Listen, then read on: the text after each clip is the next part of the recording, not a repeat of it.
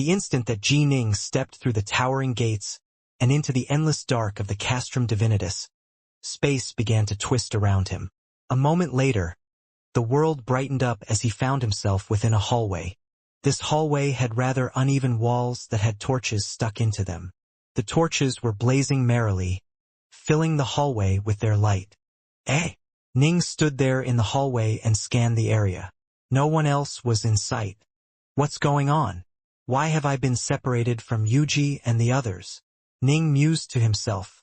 Suddenly, a faint wave of energy rippled out from up ahead. Ning hurriedly turned to look, only to see strands of fire fly out from the two torches and coalesce in the air, transforming into the form of a barefoot, gauze-clad maiden. The maiden had long, beautiful green hair. Although her body was covered by a layer of thin gauze, she was essentially nude for all intents and purposes. I am the formation spirit of the castrum divinitas. This is one of my incarnations, the maiden said. Ning was puzzled.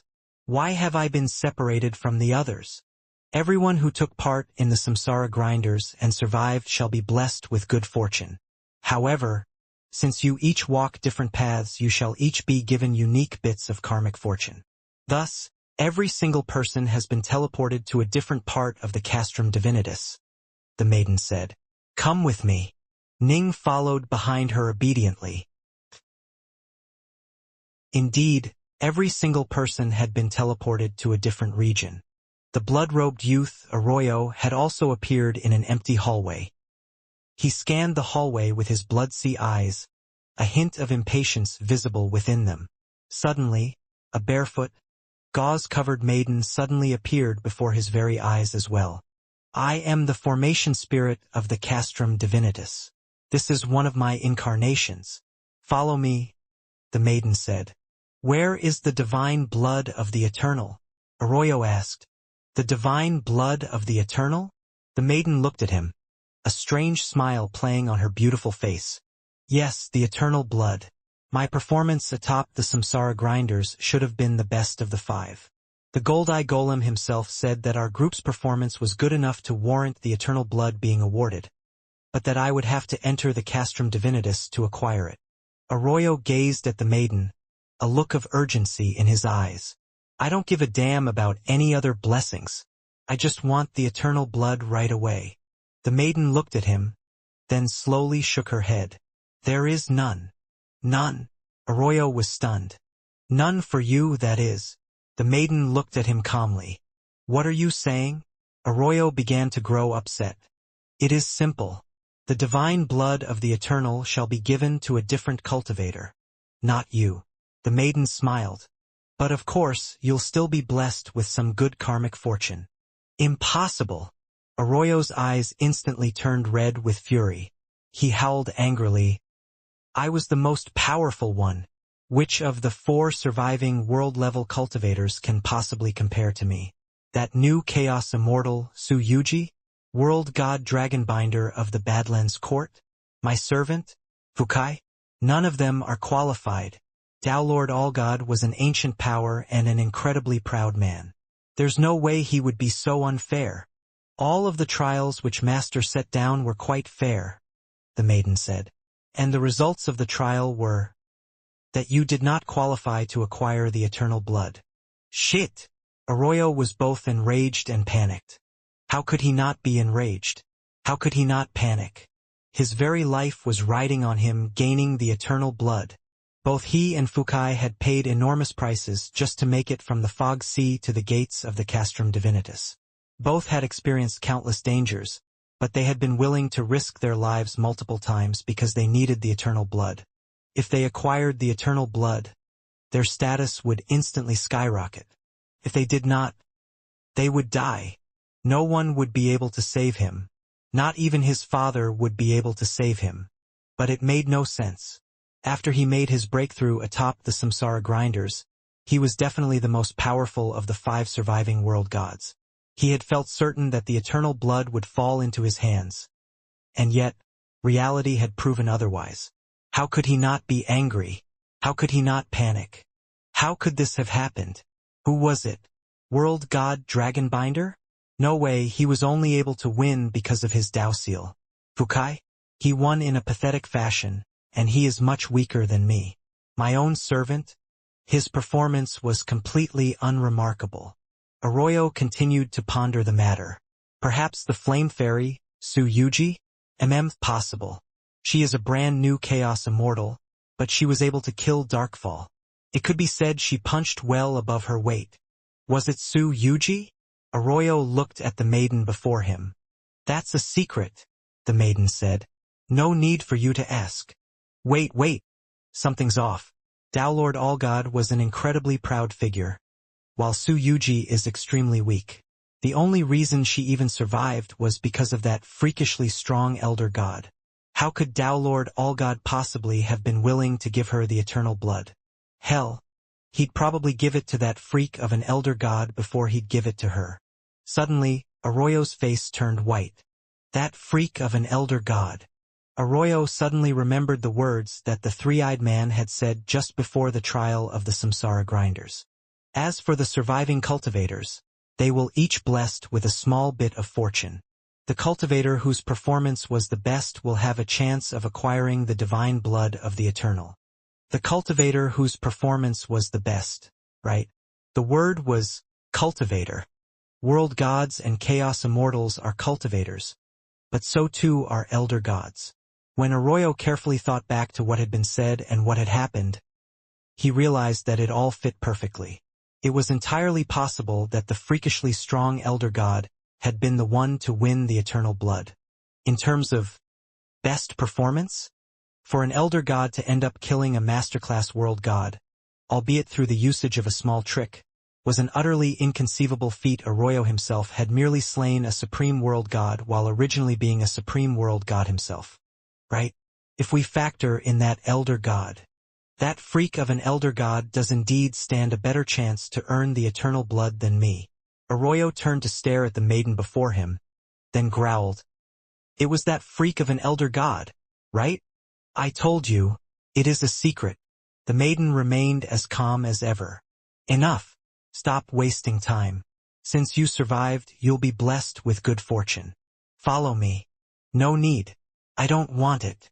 A cold light was flickering in Arroyo's eyes. You don't want it? The maiden frowned. Right? I want to leave the castrum divinitas immediately, Arroyo said. I hope you don't regret it, the maiden said. Others would beg for the chance to be blessed with such good fortune. I recommend that you at least take a look at it. You can always leave after doing so. I don't need it, Arroyo said calmly. If every single survivor was going to be blessed with a bit of karmic luck, how good could it possibly be? In addition, as far as he was concerned, no blessing mattered at all if he didn't find the eternal blood. He would still end up dying.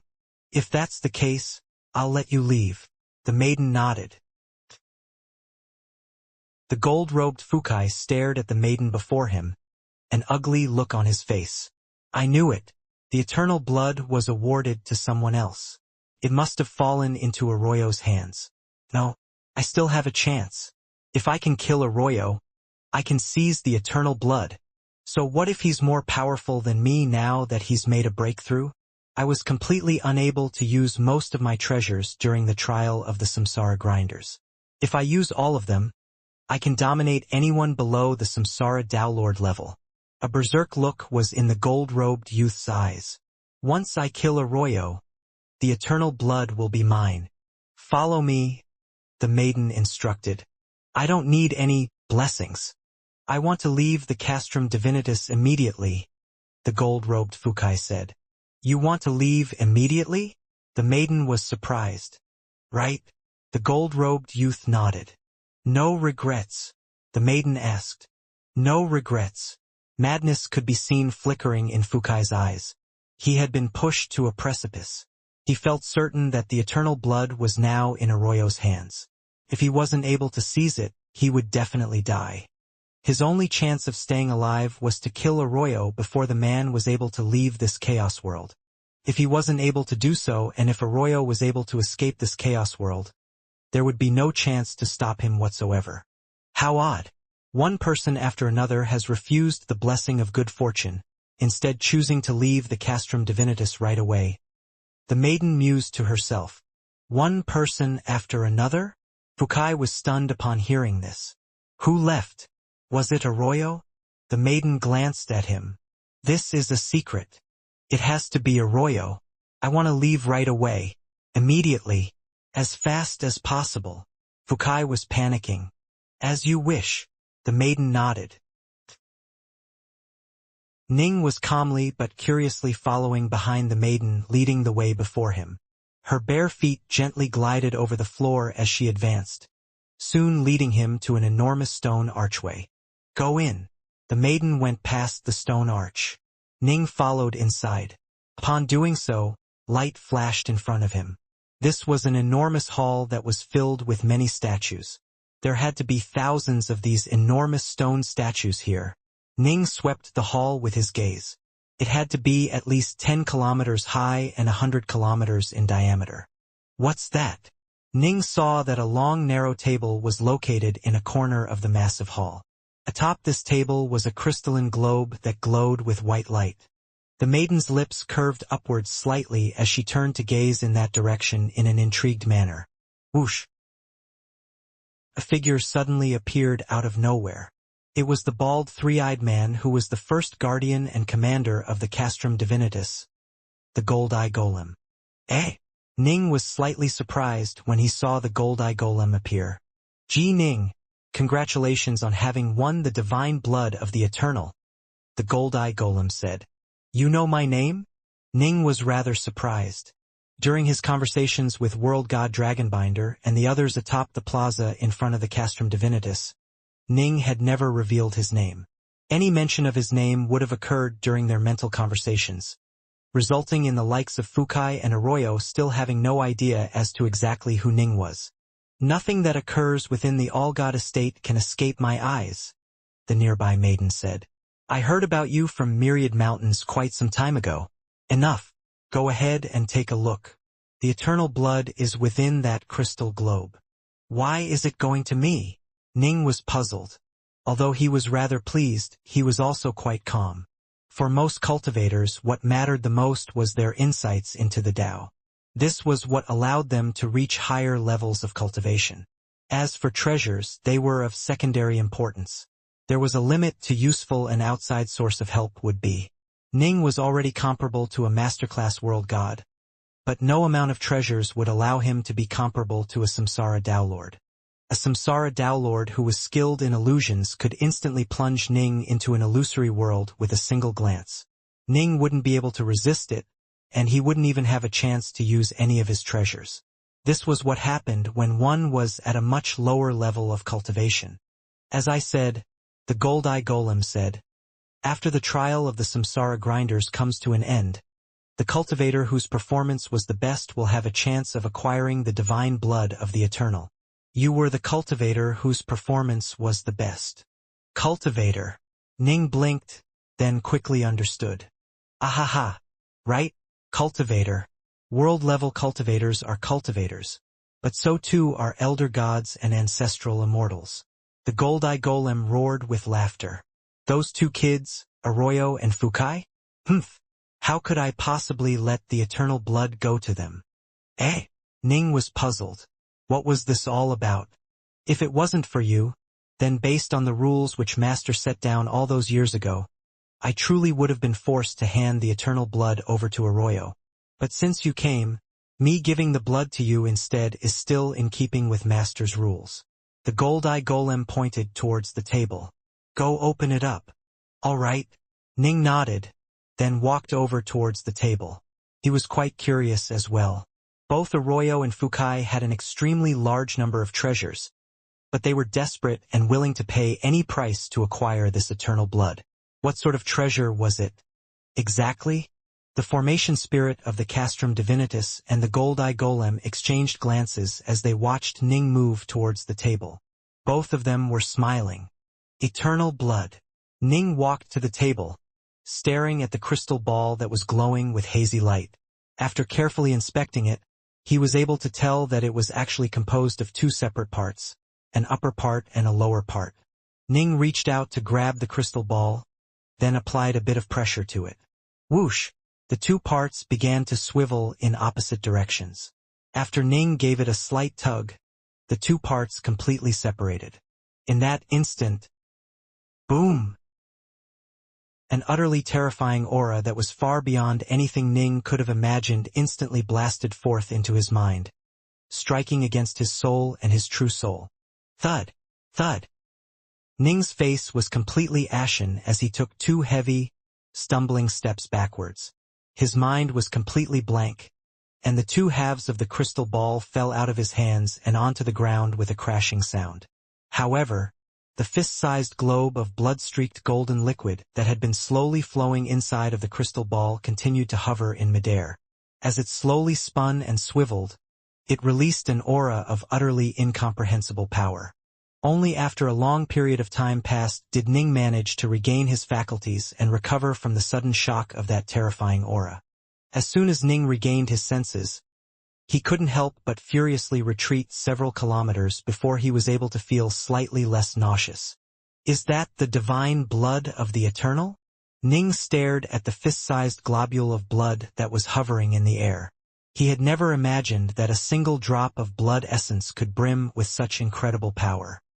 He had encountered other eternal weapons and had attuned himself to the exalted sword aura that was located within Violetual's quintessence core. But this was the first time that he was completely shaking with terror. It was his very soul that was shaking. He was utterly horrified.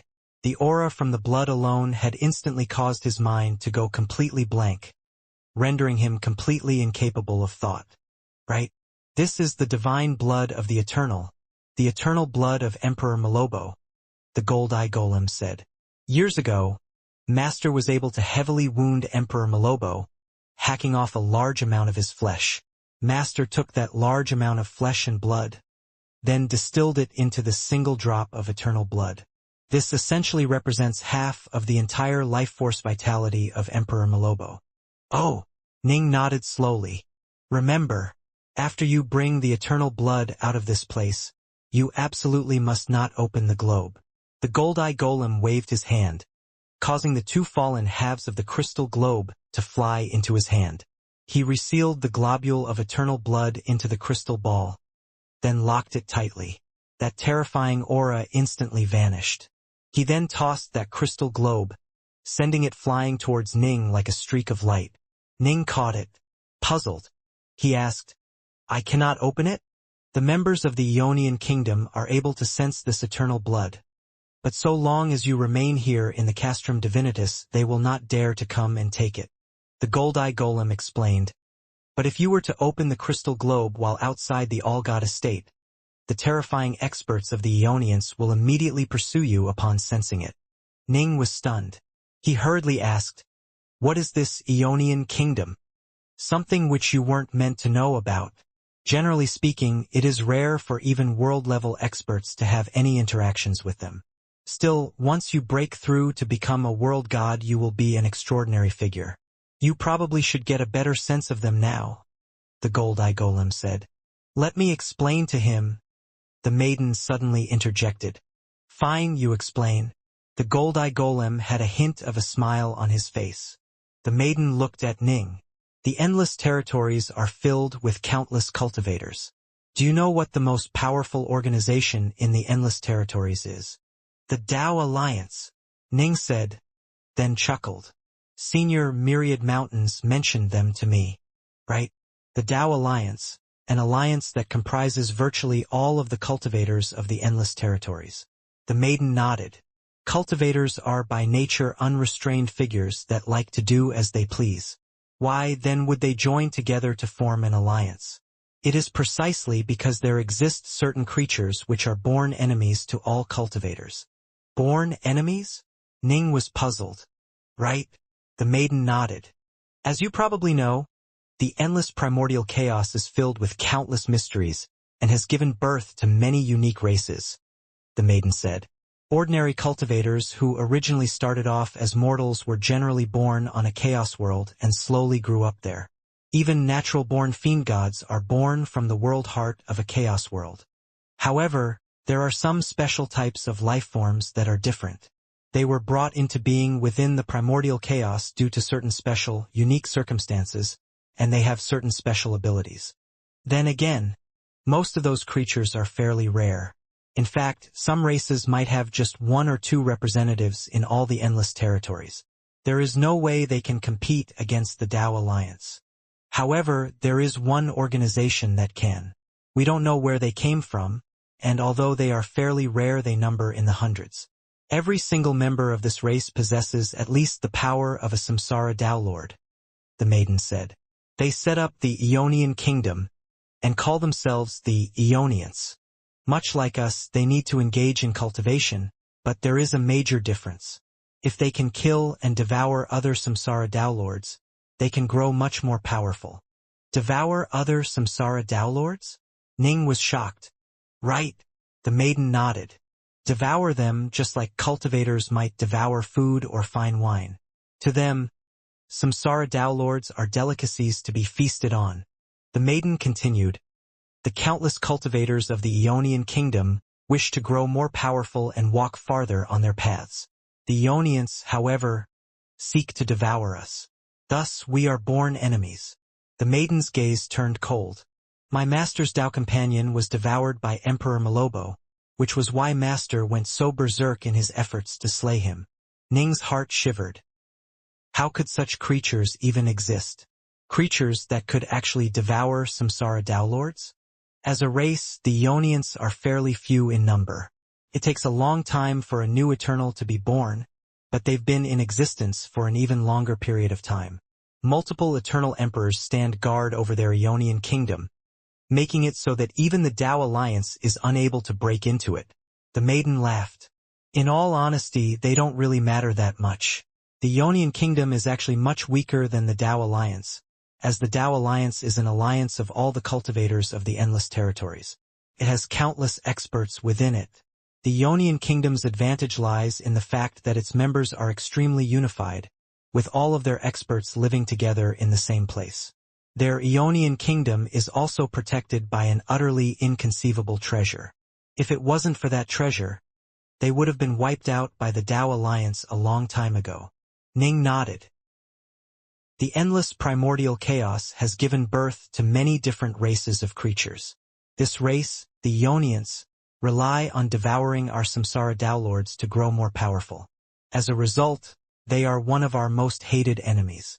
In truth, there are actually many types of life forms that are both more powerful and more numerous than the Ionians. There are also types of life forms that both rarer and more individually powerful as well. They have existed for countless years and possess simply inconceivable amounts of power, the maiden said. However, the most powerful organization shall forever remain the Tao Alliance. The Tao Alliance has far more cultivators and its ranks are all but endless. Ning chuckled. It was true. The Badlands territory was a perfect example. It was filled to the brim with cultivators. When did Ning ever see other types of life forms within it? Ning looked at the crystal globe in his hands, then asked, So, what can I do with this eternal blood? This drop of eternal blood isn't that valuable to the Tao Alliance. At most, they would use it to refine certain pills or rear certain unique bug beasts, the maiden said. However, it is incredibly important to the Ionians. This drop of eternal blood is enough to allow any member of their race to skyrocket in power. It represents nearly half the vital essence of Emperor Malobo, after all. Almost half of his blood and flesh was used in the refining of this drop of divine blood. Any member of the Ionians who knows that you are in possession of this blood will try to hunt you down and kill you, the maiden said. Ning frowned. So it wasn't of use to him, but the Ionian Kingdom would do anything to get it? Still, don't worry. The Badlands territory is one of the fairly central regions of the Tao Alliance. The Ionians would never dare to encroach upon this territory. At most, they would send some of their world-level pawns. The maiden continued. To tell you the truth, both of us suspect that Fukai and Arroyo are most likely pawns of the Ionians. Right? They want the eternal blood too much, far too much. It doesn't make sense. The Gold-Eye Golem agreed. The All-God estate has many rare treasures within it, but the only thing they care about is the eternal blood. In addition, both of them led squads of 10 world-level servants, have many treasures and have eternal weapons. The Gold-Eye Golem shook his head. They have so many treasures and such an extraordinary background. Yet they are completely fixated on the eternal blood and are willing to sacrifice anything to get it. This is more than enough to make us suspect that they are the running dogs of the Ionians. Ning nodded. Right. They had to be lackeys at the most, as true members of the Ionians were incredibly rare and were all at least at the Samsara Downlord level. But of course, I have nothing more than my suspicions, the Gold-Eye Golem said. In the end, they followed all of Master's rules as they made it through many dangerous regions to come to the gates of the Castrum Divinitas, then survived the trial of the Samsara Grinders. If it wasn't for you, I would have been forced to give this drop of eternal blood to Arroyo. Right? Ning nodded. This drop of eternal blood won't be of much use to you. Once you leave this place, hurry over to the Badlands Court, the Gold-Eye Golem said. Tell Downlord Badlands that you acquired a drop of eternal blood, and that you wish to sell it to the Dao Alliance. The nearby maiden nodded in agreement. Downlord Badlands is extraordinarily powerful. Although he has yet to reach the verge of the Downmerge, he is an impressively powerful Downlord of the Endless Territories. In numerancy, at least, he can rank as one of the top 3 Downlords in all the Endless Territories.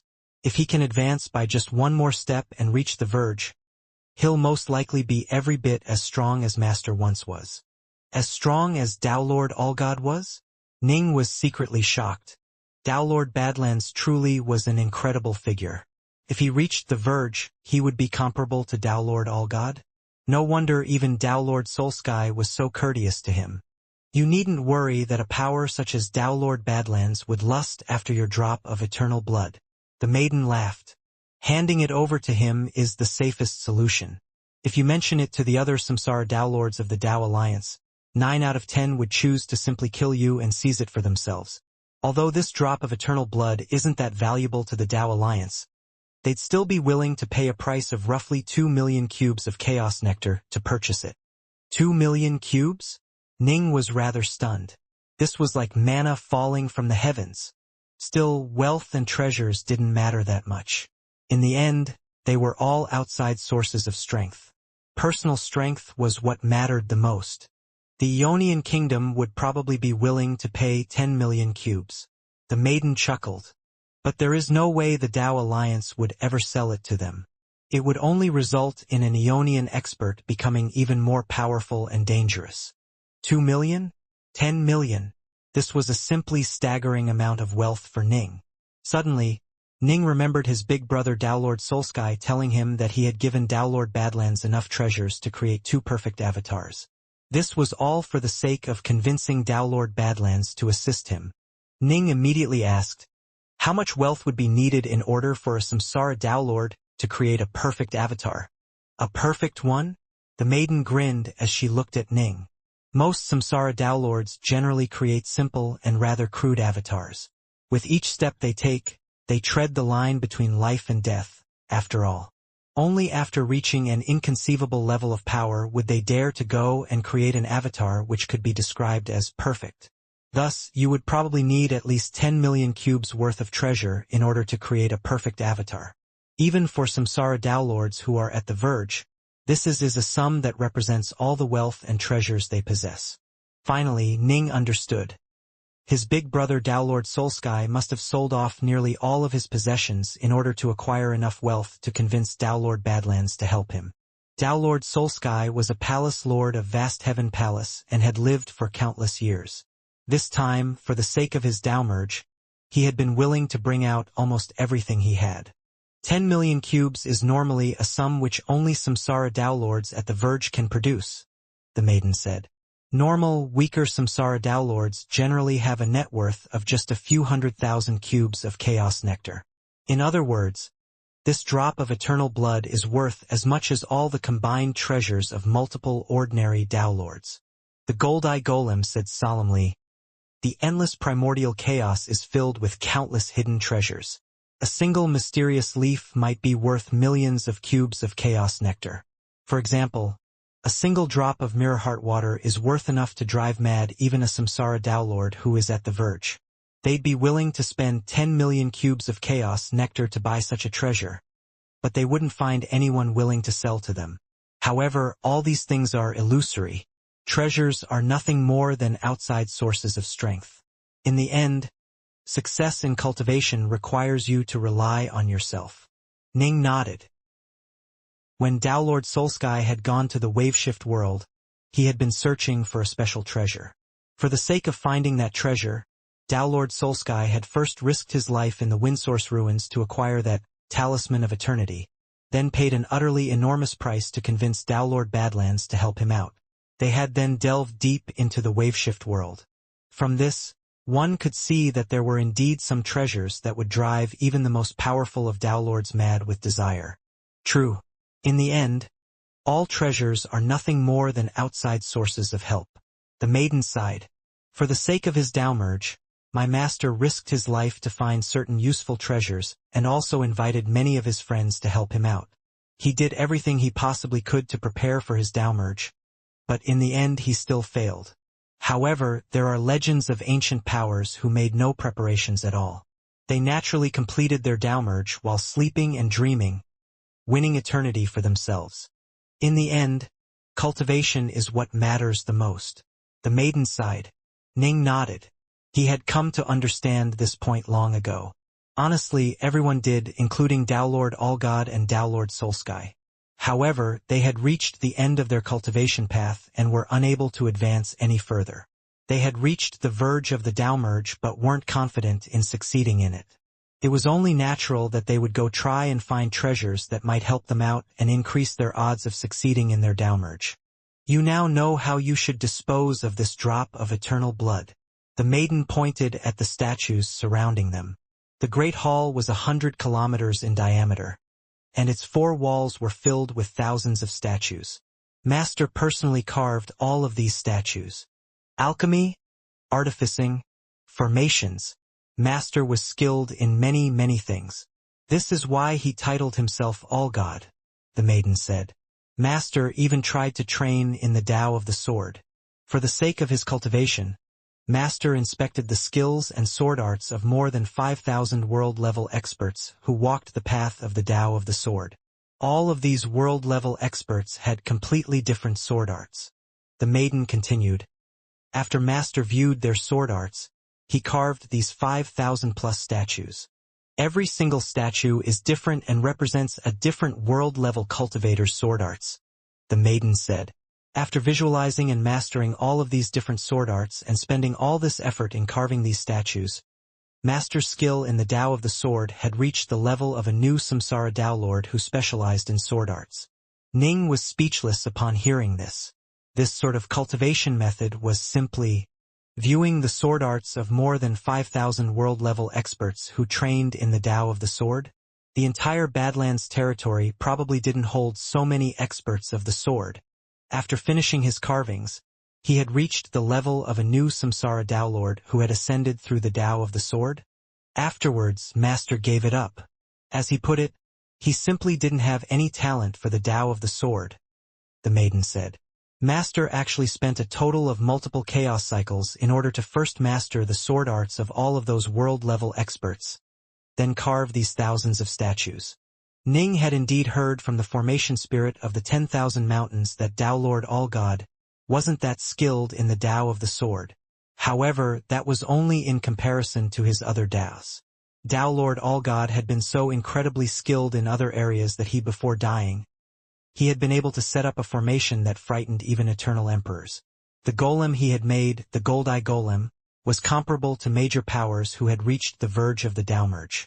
As for the Tao of the sword, he was merely comparable to new Samsara Tao Lords who specialized in this Tao. By comparison, he truly wasn't that skilled in the Tao of the sword.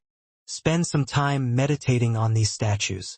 These 5,000-plus statues represent more than 5,000 different types of sword arts.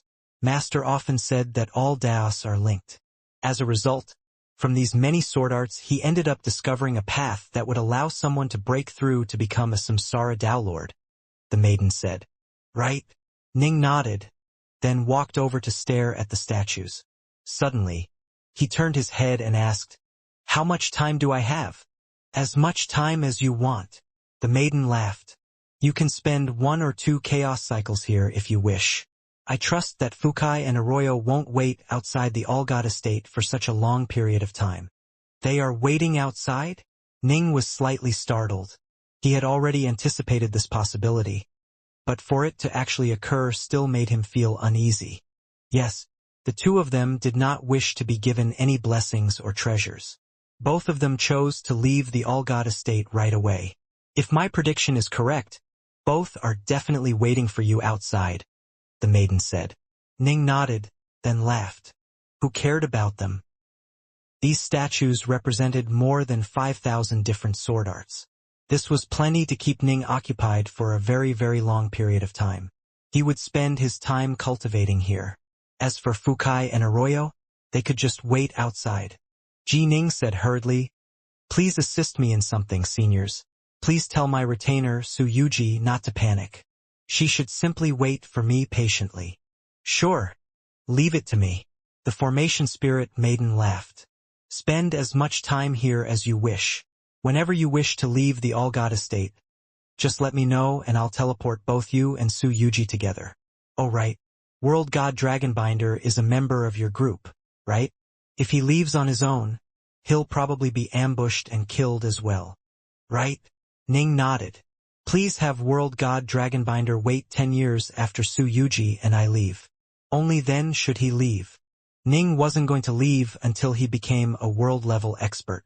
By then, even if World God Dragonbinder did join them, he wouldn't be of that much assistance. After making his requests, Ning walked towards one of the walls of this enormous hall. The walls were all filled with enormous sculptures that bore the likenesses of many different cultivators. How marvelous! Ning couldn't help but sigh in amazement as he stared at the statues. His sculpting skills were simply inconceivable. Every single sculpture had its own unique sword aura. They were all completely different. For example, the fiery idol which Ning had acquired earlier contained 8 different types of fire attribute intent, as well as an incredibly powerful technique. As for these thousands of sculptures, every single sculpture contained a unique sword intent. They didn't actually contain any specific sword arts, but for an expert of the Tao of the sword such as Ning, every single engraving and carving on those enormous statues was a sword art. Explosive and dominating. Ning stared at the sculpture before him. This sculpture had required more than 10,000 strokes of the sculptor blade in order to be created. Some of the strokes seemed rather crude and unsightly, but they slowly came together to form an increasingly marvelous whole.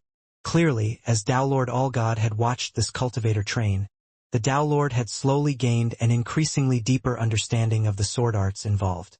This one is ice-cold, ephemeral and carefree, strange and unpredictable, dark and shadowy. Ning stared at all of the surrounding sculptures, each one giving him a completely different feeling.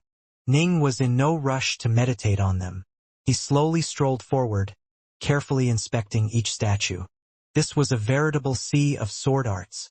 Every single statue embodied a unique type of sword art, and every single sword art was incredibly profound. Ning was quite astute in judging these sword arts.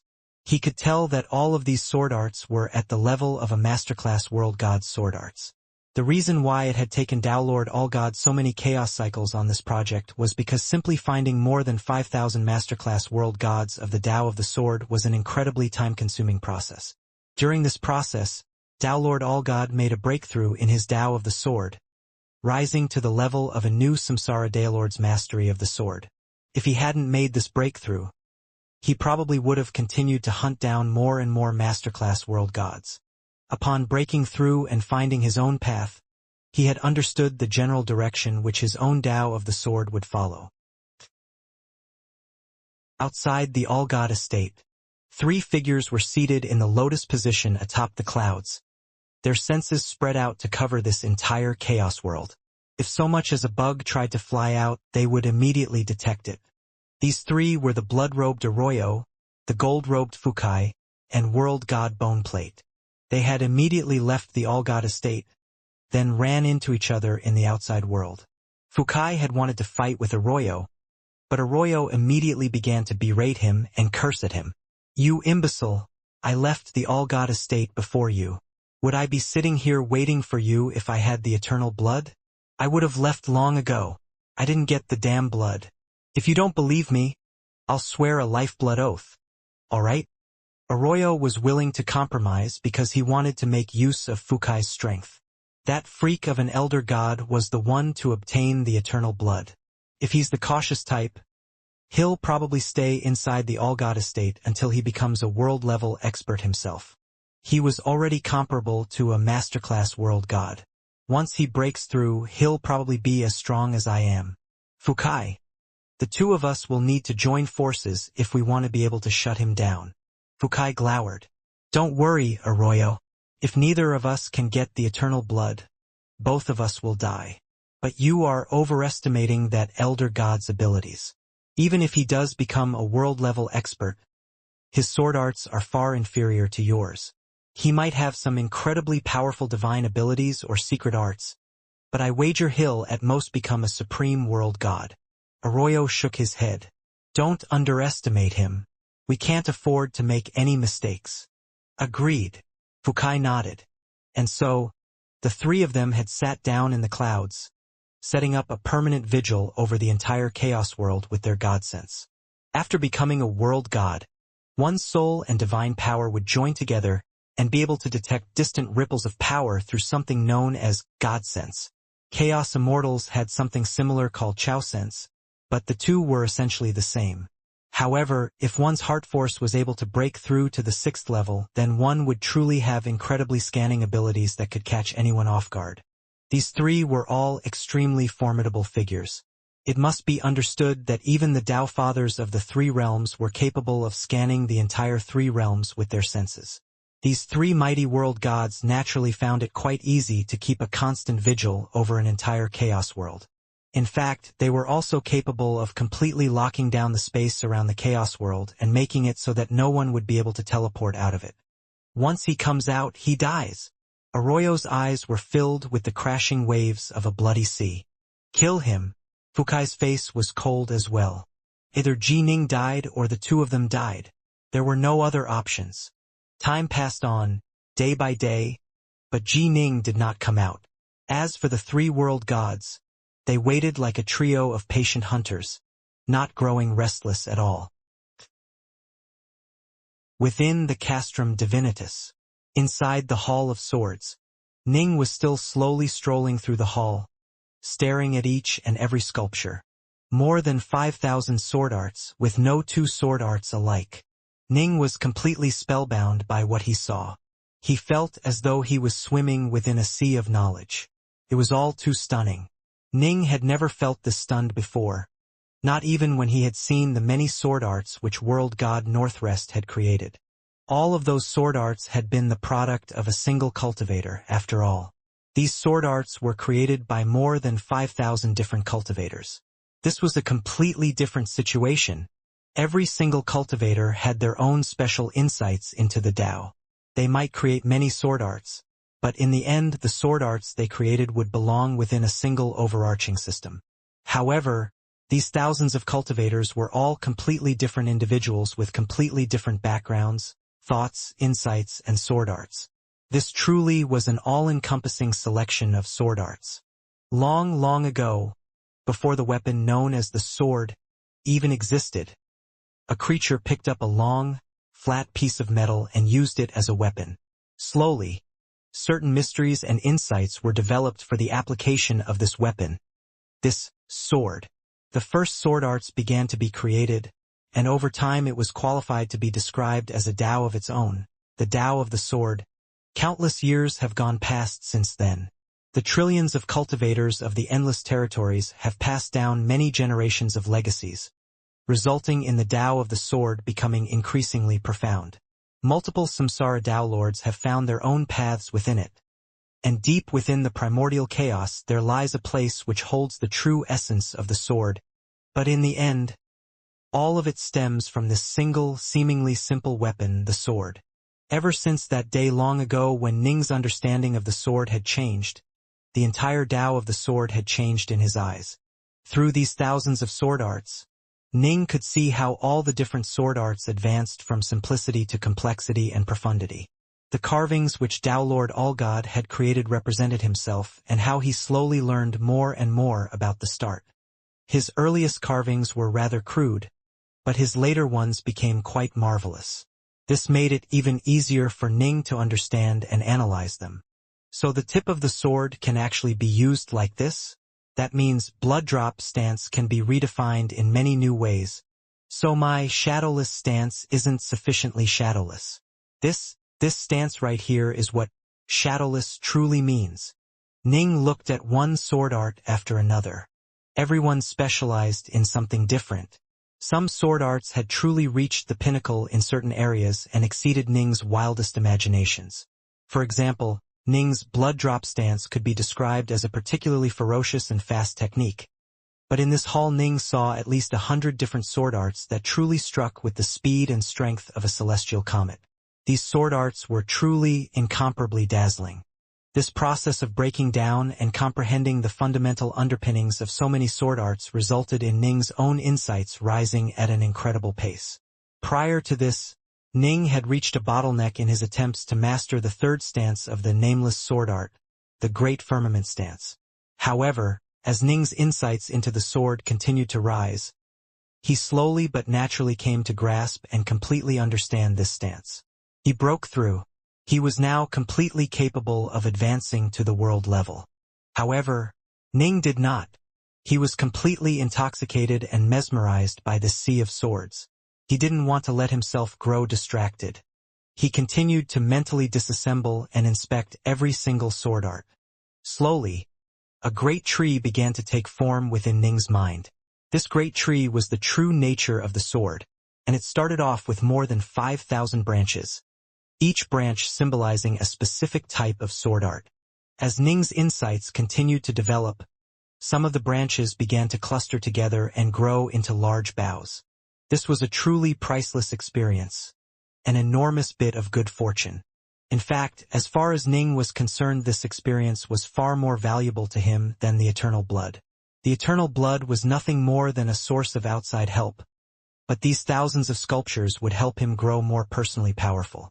The unsightly markings left atop the sculptures were especially helpful, because Tao Lord Allgod had personally left those markings as he had studied the Tao of the sword. Thus, the first ones were fairly simple and allowed Ning to dissect them in a fairly easy fashion. If everything was incredibly profound and abstruse, there would have been no way for Ning to analyze them. The great tree in Ning's mind, which represent the Tao of the sword, began to grow larger and larger. More and more of the various branches began to congregate together and merge into large boughs. The branches began to grow fewer and fewer in number, from several thousand to several hundred, then to 100, then to a few dozen. Ning's mastery of the sword was constantly rising without him even being aware of it. Time flowed on. A fiery-robed maiden was seated in the lotus position next to a bubbling river of lava.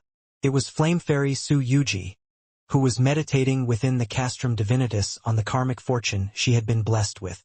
Su Yuji stared in front of her, where a lotus was slowly swiveling within the bed of lava. This place is indeed a blessed place for anyone seeking to meditate on the Tao of fire. Su Yuji frowned slightly. However, no matter how hard I try, I am unable to make any further improvements whatsoever. But, according to what the formation spirit of Castrum Divinitas said, Master is currently meditating as well. I wonder how long he will take.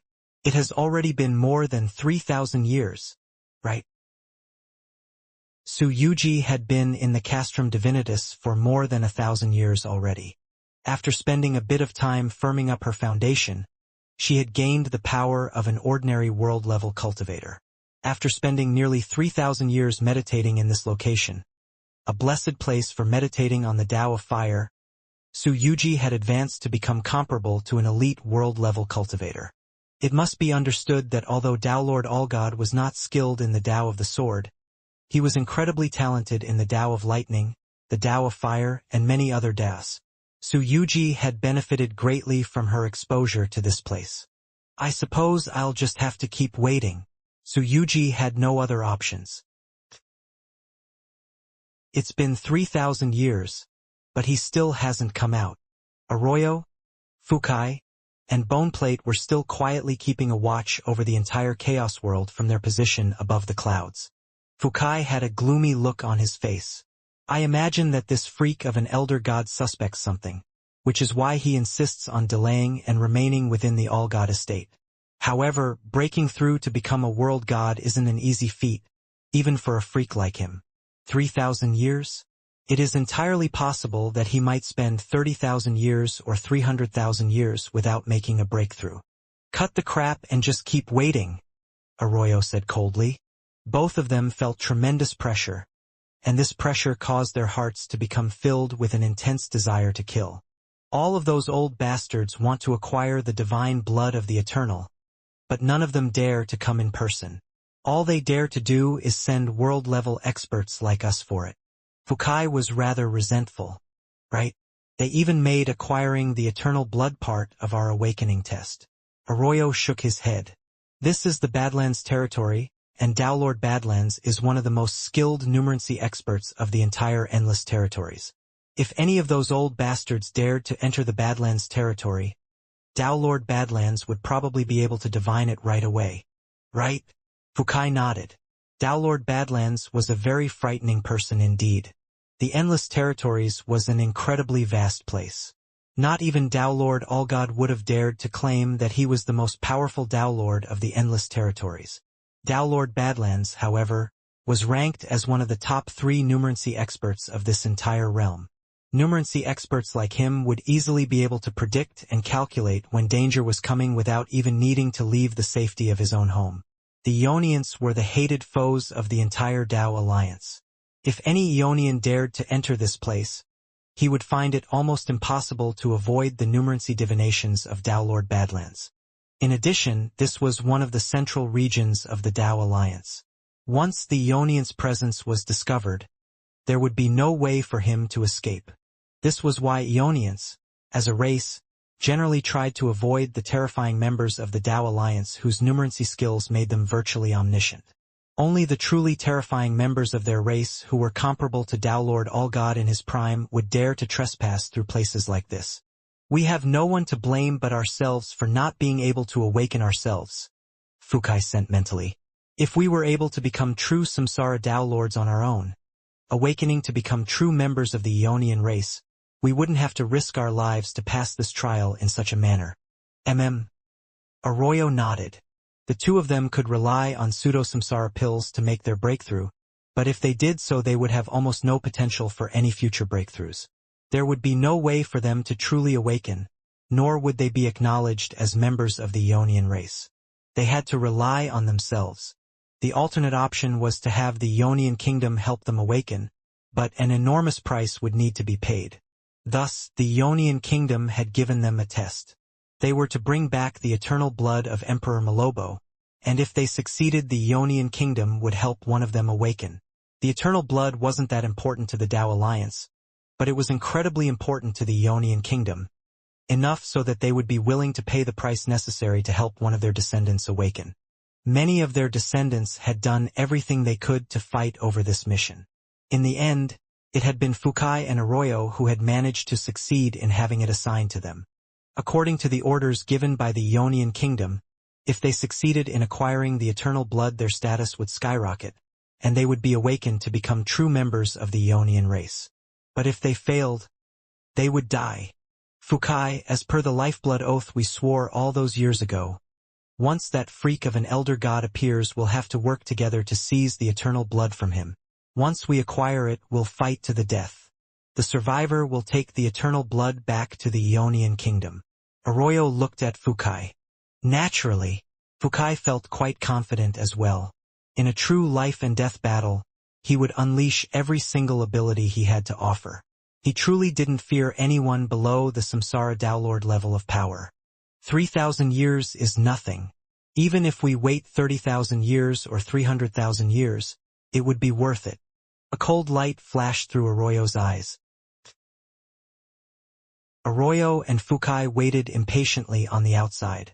From the inside, Tsuyuji was left to speculate on how long she would have to wait for her master.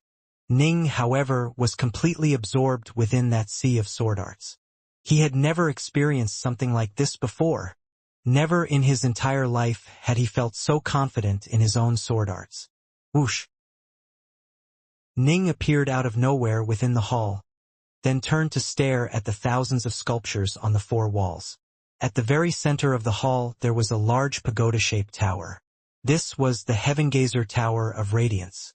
Ning had spent almost every minute of every day meditating within the Heavengazer Tower, as he knew that completely dissecting and mastering these thousands of different sword arts would require an incredibly long period of time.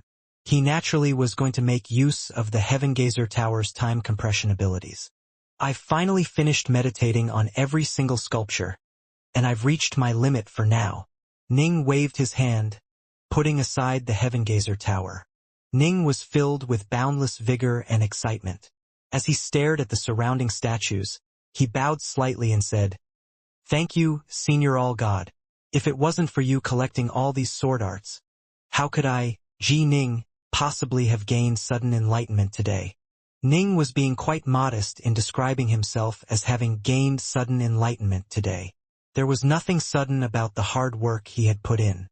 As the saying on Earth went, comparisons can be deadly. What were the strengths and weaknesses of a sword art? An amateur wouldn't be able to tell just by looking at it.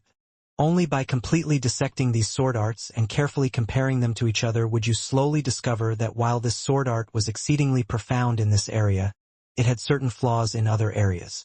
Why was it strong? Why was it weak? After dissecting all of those sword arts, Ning had gained certain yardsticks which he could use to judge the qualities of various sword arts. Slowly, he gained an increasingly deeper level insight into the Tao of the sword. In fact, Ning now had a complete, systemic view of the Tao of the sword that belonged to him and him alone.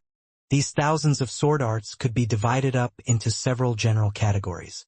In the end, Ning had divided those 5,000 plus sword arts into 12 primary categories. After ascertaining that his judgments were correct, Ning suddenly felt as though wide panorama had opened up before him. He almost felt as though no sword arts were too mysterious for him to understand, even if there were some which were so profound that he would not be able to understand them at present. If he was given enough time, he would thoroughly master it. This self-confidence came into being after he had finished visualizing these thousands of sword arts. Let me test it all out using the Nameless Sword Art and Violetual's Quintessence Core. Ning smiled slightly. In recent years, he hadn't spent any time truly focusing on the Nameless Sword Art at most. He would just turn a small part of his attention to it when he learned something that would be relevant for it. Despite that, he had still long ago mastered the third stance of the Nameless Sword Art, the Great Firmament stance. The fourth stance of the Nameless Sword Art, Horizon's End. Quite profound, really. Ning quickly began to work on dissecting this sword art, starting from the basic essence of the sword and then slowly working up to mentally executing the technique. He spent a total of 12 hours on it. So that's how it works. The creator of this sword art truly was an incredible figure. This fourth stance is far more profound than those thousands of sword arts I just finished analyzing. Ning sighed softly in amazement. Still, he knew that although those thousands of sword arts weren't particularly profound in comparison, they had still served to help broaden his horizons and let him get a deeper understanding of the true nature of the sword. It had only taken him 12 short hours for him to master the fourth stance of the Nameless Sword Art. The fifth stance, then? Ning began to meditate on the fifth stance, but a short while later he gave it up. Even world god Northrest himself was only able to master the fifth stance. During the past 3,000 years, I've been meditating in seclusion but haven't gained any practical combat experience. Violet Jewel suddenly appeared in Ning's hands. I suppose I should take a look at my sword's quintessence core. Ning carefully attuned himself to the savage, murderous, yet exalted sword intent that lay hidden within Violet Jewel's quintessence core. In the past, it was extremely hard for him to attune to it, but it was now noticeably easier. It took him a full day before he felt as though he could no longer make any further improvements or gain a better understanding of it. But the insights he did gain were more than enough. Soon, Ning began to develop a new sword stance of his own. This stance shall be the second stance of the quintessence sword intent. Since I developed it here in the All-God estate, let it be named the All-God stance. Ning murmured softly. In his heart, Ning felt a hint of gratitude. If it hadn't been for Lord Allgod spending many chaos cycles of hard work in watching masterclass world gods train in the Tao of the Sword, then laboriously carve these thousands of sculptures, how could Ning have been able to gain such tremendous enlightenment in such a short period of time? But of course, this was also because Ning's own understanding of the sword was a pure one that guided him straight to the true essence of the sword. There might be many other experts of the Tao of the sword who had more profound insights than Ning, but when they saw these statues they would probably say, "I have my own path already. These differ from my Tao of the sword. Haha, I had planned on leaving this place after becoming a world god. But I didn't expect that this place would be far more valuable to me than the drop of eternal blood." Ning let out a heartfelt laugh. Not only had he mastered the third stance of the nameless sword art, he had even mastered the fourth stance. The third stance was all that was needed to become a world god. These past 3,000 years had been a truly transformative period of time for Ning. His sword had now truly gained a soul of its own. He had established a firm foundation for becoming a peerless expert in the Tao of the sword in the future. Time to break through to the world level. Ning sat down in the lotus position, calming his heart and soul. Boom! The heavens shook and the earth quaked as the chaos energy in the area began to oscillate wildly. Swoosh! Swoosh! Two figures suddenly appeared in the plaza before the Castrum Divinitas. It was the bald, three-eyed man and the formation spirit maiden. Both raised their heads to stare deep into the castle. What a torrent of chaos energy! The maiden let out a sigh. This is causing a far greater disturbance than is usually seen when a cultivator breaks through to the world level. You can't compare Ji Ning to ordinary world-level cultivators, the three-eyed man said.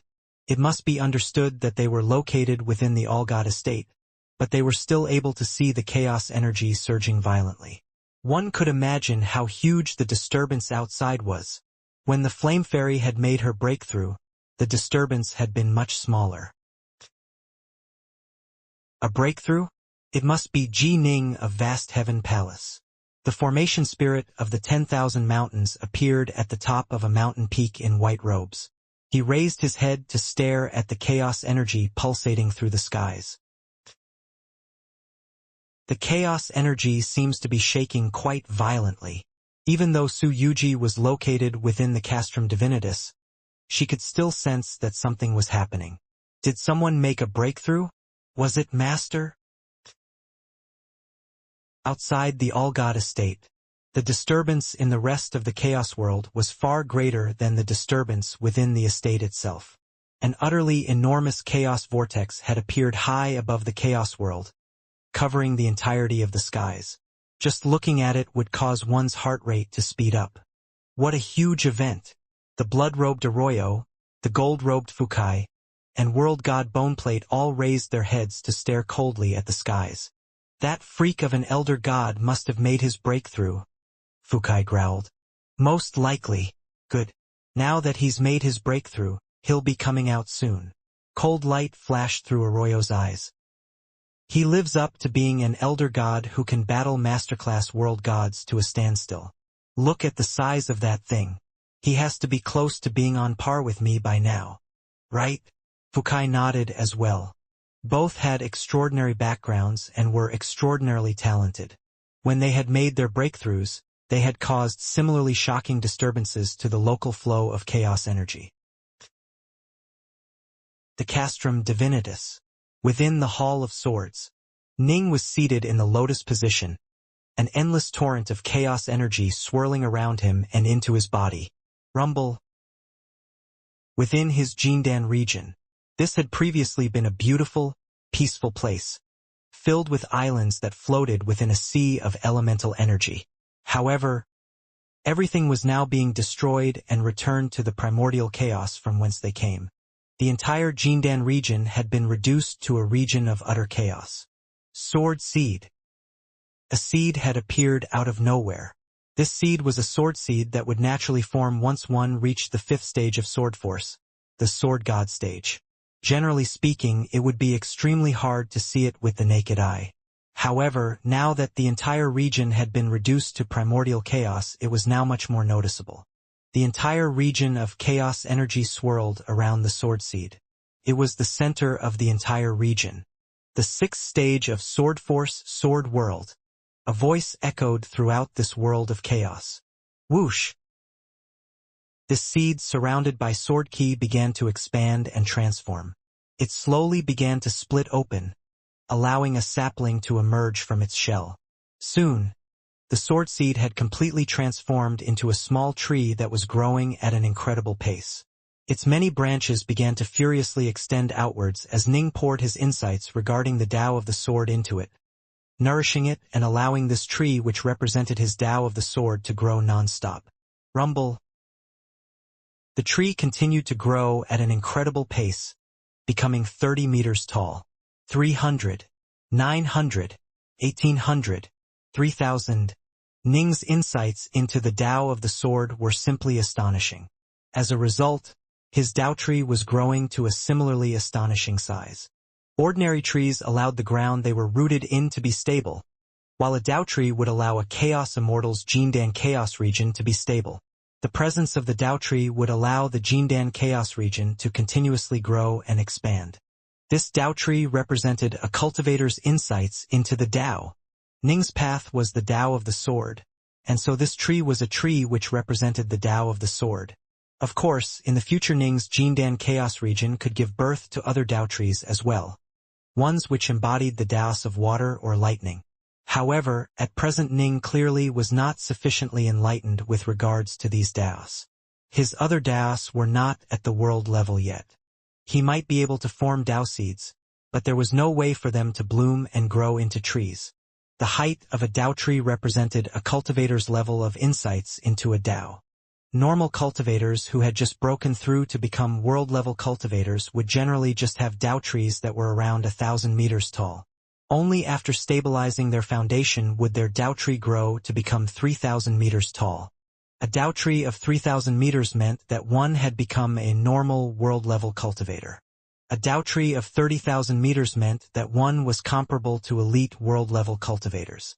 A Tao tree of 108,000 meters meant that one had reached the level of full mastery as a world-level cultivator. For world-level cultivators, Tao trees growing to 108,000 meters was the maximum possible limit. No world-level cultivator's Tao tree could ever grow any higher. Only if one found one's own Tao and underwent a fundamental transformation would this limit be breached, allowing the Tao tree to grow even taller and thicker. This was the level of the Samsara Tao Lord. Rumble. This Tao tree became an increasingly towering presence within this region of primordial chaos, sprouting more and more leaves and branches. Every single branch represented a different sword art which Ning had mastered. Because Ning had created many sword arts of his own and had mastered thousands of sword arts in the Hall of Swords, his Tao tree was filled with leafy foliage. 15,000 meters, 24,000 meters, 30,000 meters. The Tao tree continued to grow. It contained all of Ning's insights into the Tao of the sword, and it clearly had an incredible foundation. When it reached 63,000 meters, it finally came to a halt and stopped growing taller, but its leaves and branches continued to stretch out in every direction. It had 3 branches that were particularly thick. These 3 boughs represented the nameless sword art, the quintessence sword intent, and the bright moon sword art. The bough that represented the nameless sword art emanated a boundless yet calm sword intent. The bough that represented the quintessence sword intent radiated an aura of savagery and violence. As for the bough which represented the bright moon sword art, it seemed to represent the vastness of the void itself, making it impossible for others to fully comprehend it. 63,000 meters? It seems my insights into the Tao of the sword are superior to that of most elite world-level cultivators, but is still quite a distance away from the level of full mastery. Ning understood that in cultivation, the latter stages were always the hardest ones. Still, he wasn't too far away from the level of full mastery. My insights into the Tao are somewhat inferior to the insights of masterclass world gods. But no matter how profound your insights are, what really matters is your ability to apply them. It was common for two masterclass world gods to execute sword arts that were worlds apart in power. Ning had mastered the fourth stance of the nameless sword art, the Horizon's Edge, as well as the second stance of the quintessence sword intent, the All-God stance. On a technical level, he was on par with the Star-Lord of Fogstone or God Emperor Black Lotus. Those two had been roughly on par with each other in terms of technique. Black Lotus' advantage primarily came from the fact that he had an eternal weapon. Boom! Boom! Boom! The entire Chaos region began to furiously expand, devouring more and more chaos energy from the outside world. At a time like this, having a first-tier, second-tier, or third-tier Jindan no longer made any difference.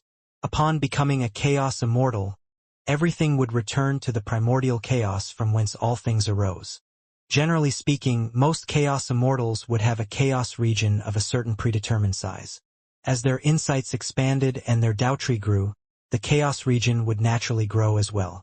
Because Ning had fused 17 clones together, his heart force and his Jindan regions were qualitatively superior to that of most cultivators, resulting in a larger chaos region. The chaos immortal energy he could draw upon would also be purer than that of most cultivators. Training in a technique that allowed one to have many different clones, then merging them together, would indeed result in one becoming a significantly more powerful cultivator. Ning had merely merged 17 clones, and so he hadn't become too ridiculously powerful. Techniques like the 1,000 Bodies Sutra allowed for the creation of 1,000 clones. Once all those clones were merged together, one would be enhanced to a ridiculous level. Those who had successfully trained in the 1,000 Bodies Sutra, then broke through to become world gods, would have bodies that were comparable to the bodies of Samsara Dao Lords. This was proof of how truly incredible this technique was. Because Ning's own body was merely formed from 17 different clones, his body was merely strengthened by a single small level. Whoosh! Ning could sense that the entirety of his Jindan region had been converted into primordial chaos. His Dao tree was more than 60,000 meters tall, and it was able to stabilize the entire region. A large amount of chaos immortal energy had taken form as well. This feels wonderful. Ning could sense his soul rapidly increasing in power thanks to it being nourished by his chaos immortal energy. I've already made my breakthrough as a key refiner. Time to break through as a Fiendgod body refiner as well. Ning was now at such an incredibly high level of insight that he was able to easily sense that every single cell in his body was filled with an urgent desire to transform and become stronger. Boom! Things had just started to calm down in the outside world, and the flow of chaos energy had finally started to stabilize. All of a sudden, the chaos energy began to pulsate wildly once more as an enormous amount of it was drawn into the all-god estate. Eh? Is that? The faces of Arroyo, Fukai, and Boneplate all tightened. It seems he simultaneously made his breakthrough as a key refiner and as a Fiendgod body refiner, Arroyo said coldly. Key refiners generally found it somewhat easier to make their breakthroughs, while Fiendgod body refiners found it a bit more difficult. Arroyo himself had first broken through to become a Chaos Immortal, then spent 10,000 more years in training before breaking through to become a world god as well. Ning simply had too high a level of insight into the Tao, which was why he was able to easily break through as both a Chaos Immortal and as a world god. So what if he did? He still has to die. Fukai's eyes were filled with a murderous look. Since Ji Ning had made his breakthrough, he was sure to come out soon. With the sword world serving as his core, Ji Ning began to remold his divine power. His divine power began to undergo a fundamental change, transforming him into a higher level of existence. Boom! Ning's entire body suddenly burst apart, then instantly solidified into a total of 100 jewels. These were jewels formed from divine power, god gems. A flood of chaos energy surrounded these jewels, causing more and more god gems to rapidly form. The Dao tree was the core of a chaos immortal. The god gems formed the core of a world god. But of course, if one was a dual refiner, one would have both types of cores. Whoosh, whoosh, whoosh. One god gem after another continued to coalesce. Every single god gem had to be infused with sufficient insights regarding the Tao of the sword, but the insights within each jewel had to be different. Thus, the more insights into the Tao of the sword you had, the more god gems you would create. Newly ascended cultivators who broke through would be able to generate a few hundred god gems. Cultivators who had stabilized their foundations would generally have 1,000 god gems and be standard world gods. Upon gaining a total of 10,000 god gems, one would be at the level of an elite world god. At 36,000 gems, one would have reached full mastery as a world god. In the end, Ning formed a total of exactly 21,192 god gems. This was quite comparable to the height of his Tao tree, and was what Ning had expected. Thanks to the fact that he had fused 17 clones together, the divine power contained within his god gems was slightly purer than the divine power ordinary world gods had. Condense. The 21,000 god gems that were scattered throughout the area instantly began to surge to a central location, joining together into a human figure that had the form of a white-robed youth. While I'm making my breakthrough, I have an unlimited amount of chaos energy at my disposal. I need to hurry up and use it to fill up my azure flower region. The azure flower seal appeared on Ning's forehead as he sent his senses into the azure flower region within his sea of consciousness. A single azure flower was fluttering within his sea of consciousness. It now looked even more dazzlingly beautiful than it had before. Within this azure flower was the vast azure flower region. As Ning poured his divine power and his immortal energy into it, both were absorbed and converted into that misty energy. The power of the mist took Ning's breath away. It was now unfathomably more powerful than it had been when he had been an elder god. A short while later, the mist condensed to form a single liquid drop. Ning could now sense a slight pressure weighing down upon his azure flower region. When he had been an elder god, he had only been able to manifest a maximum of 36 drops of this azure flower liquid. I wonder how many I'll be able to manifest now.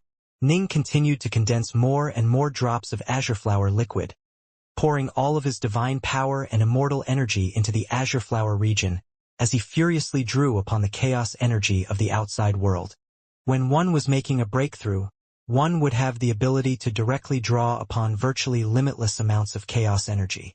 The cultivator making the breakthrough would be able to swallow as much of it as he could handle. When he could no longer absorb any more, everything would naturally come to an end. What is taking so long? How can Ji Ning be absorbing so much chaos energy?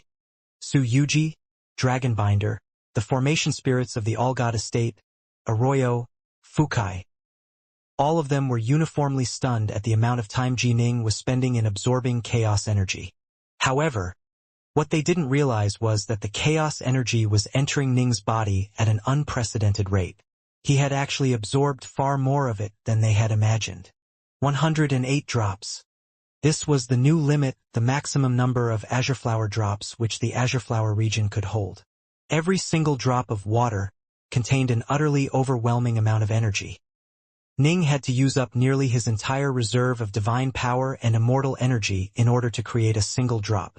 In other words, the amount of energy the azure flower region had just absorbed was 100 times as much energy Ning would have normally absorbed after breaking through to become a world-level cultivator. But of course, there were some cultivators who deliberately slowed down the energy absorption process when they made their breakthroughs, so as to get a better feeling for the overall process. Thus, while Ji Ning was furiously absorbing as much chaos energy as he could, Su Yuji and the others all merely thought that he was just taking a long time. They didn't truly understand how much chaos energy he had sucked in. This feeling. Ning stood there within the Hall of Swords, a stunned look on his face. He lightly balled his fists together. Boom!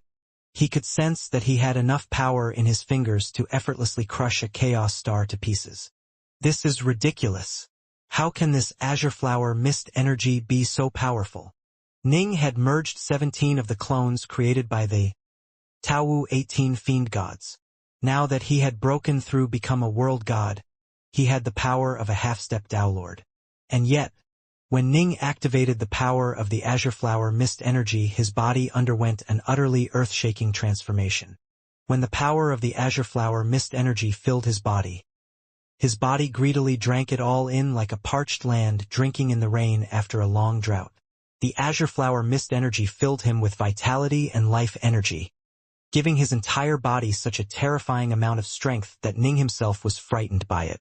With the azure flower mist energy reinforcing my body, I should be as fast as a Samsara Tao Lord, Ning mused. Where did these 9 chaos seals come from? They are ridiculously powerful. This technique was not only of great benefit to elder gods and ancestral immortals, it was of just as much benefit to world-level cultivators. This technique was simply unearthly. Someone who had mastered the Thousand Bodies Sutra would have a body comparable to a newly ascended Samsara Tao Lord. And Ning's azure flower seal was just as marvelously effective as that sutra. Taoist 3 Purities said that he found it within the primordial chaos. It seems that I should send my primal twin to wander through the primordial chaos surrounding the 3 realms. I wonder if I can find the original 9 chaos seal.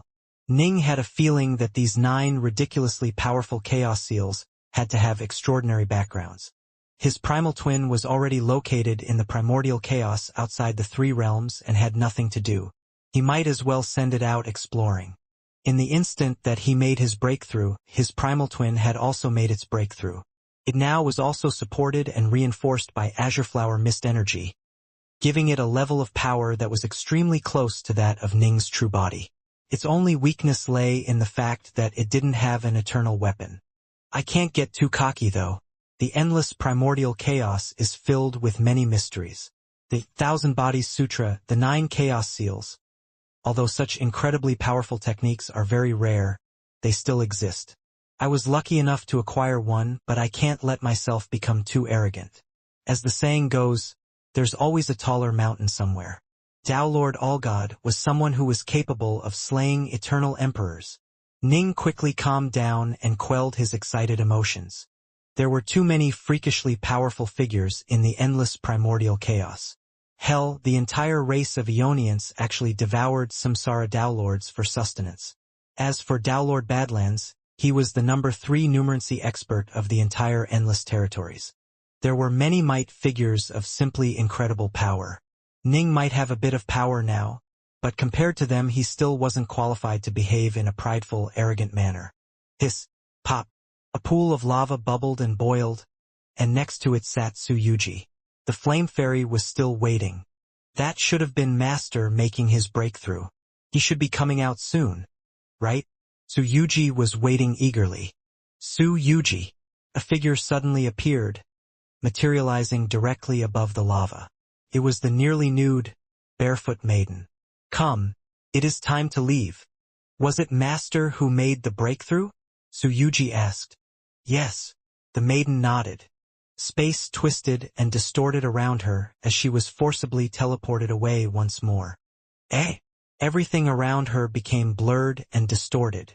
By the time it all came back into focus, Suyuji realized that she had returned to the great plaza in front of the Castrum Divinitas, the one which had held the trial of the Samsara grinders. Master! Suyuji immediately saw the white-robed youth who stood nearby. Ning was just standing there, a sword on his back and a mighty aura of tremendous power radiating from his body. This was the aura of a world god. Congratulations, Master, Suyuji said delightedly. The All-God estate truly was a blessed place for the 2 of us. We both broke through to the world level here. Yes, it truly was a blessed place. Ning couldn't help but think back to the Hall of Swords and its thousands of sword arts. That place truly had been of tremendous assistance to him. Senior. Ning looked at the nearby Formation Spirit Maiden. Although the Formation Spirit didn't have a cultivation base, it had lived for far longer than even many Samsara Tao Lords had.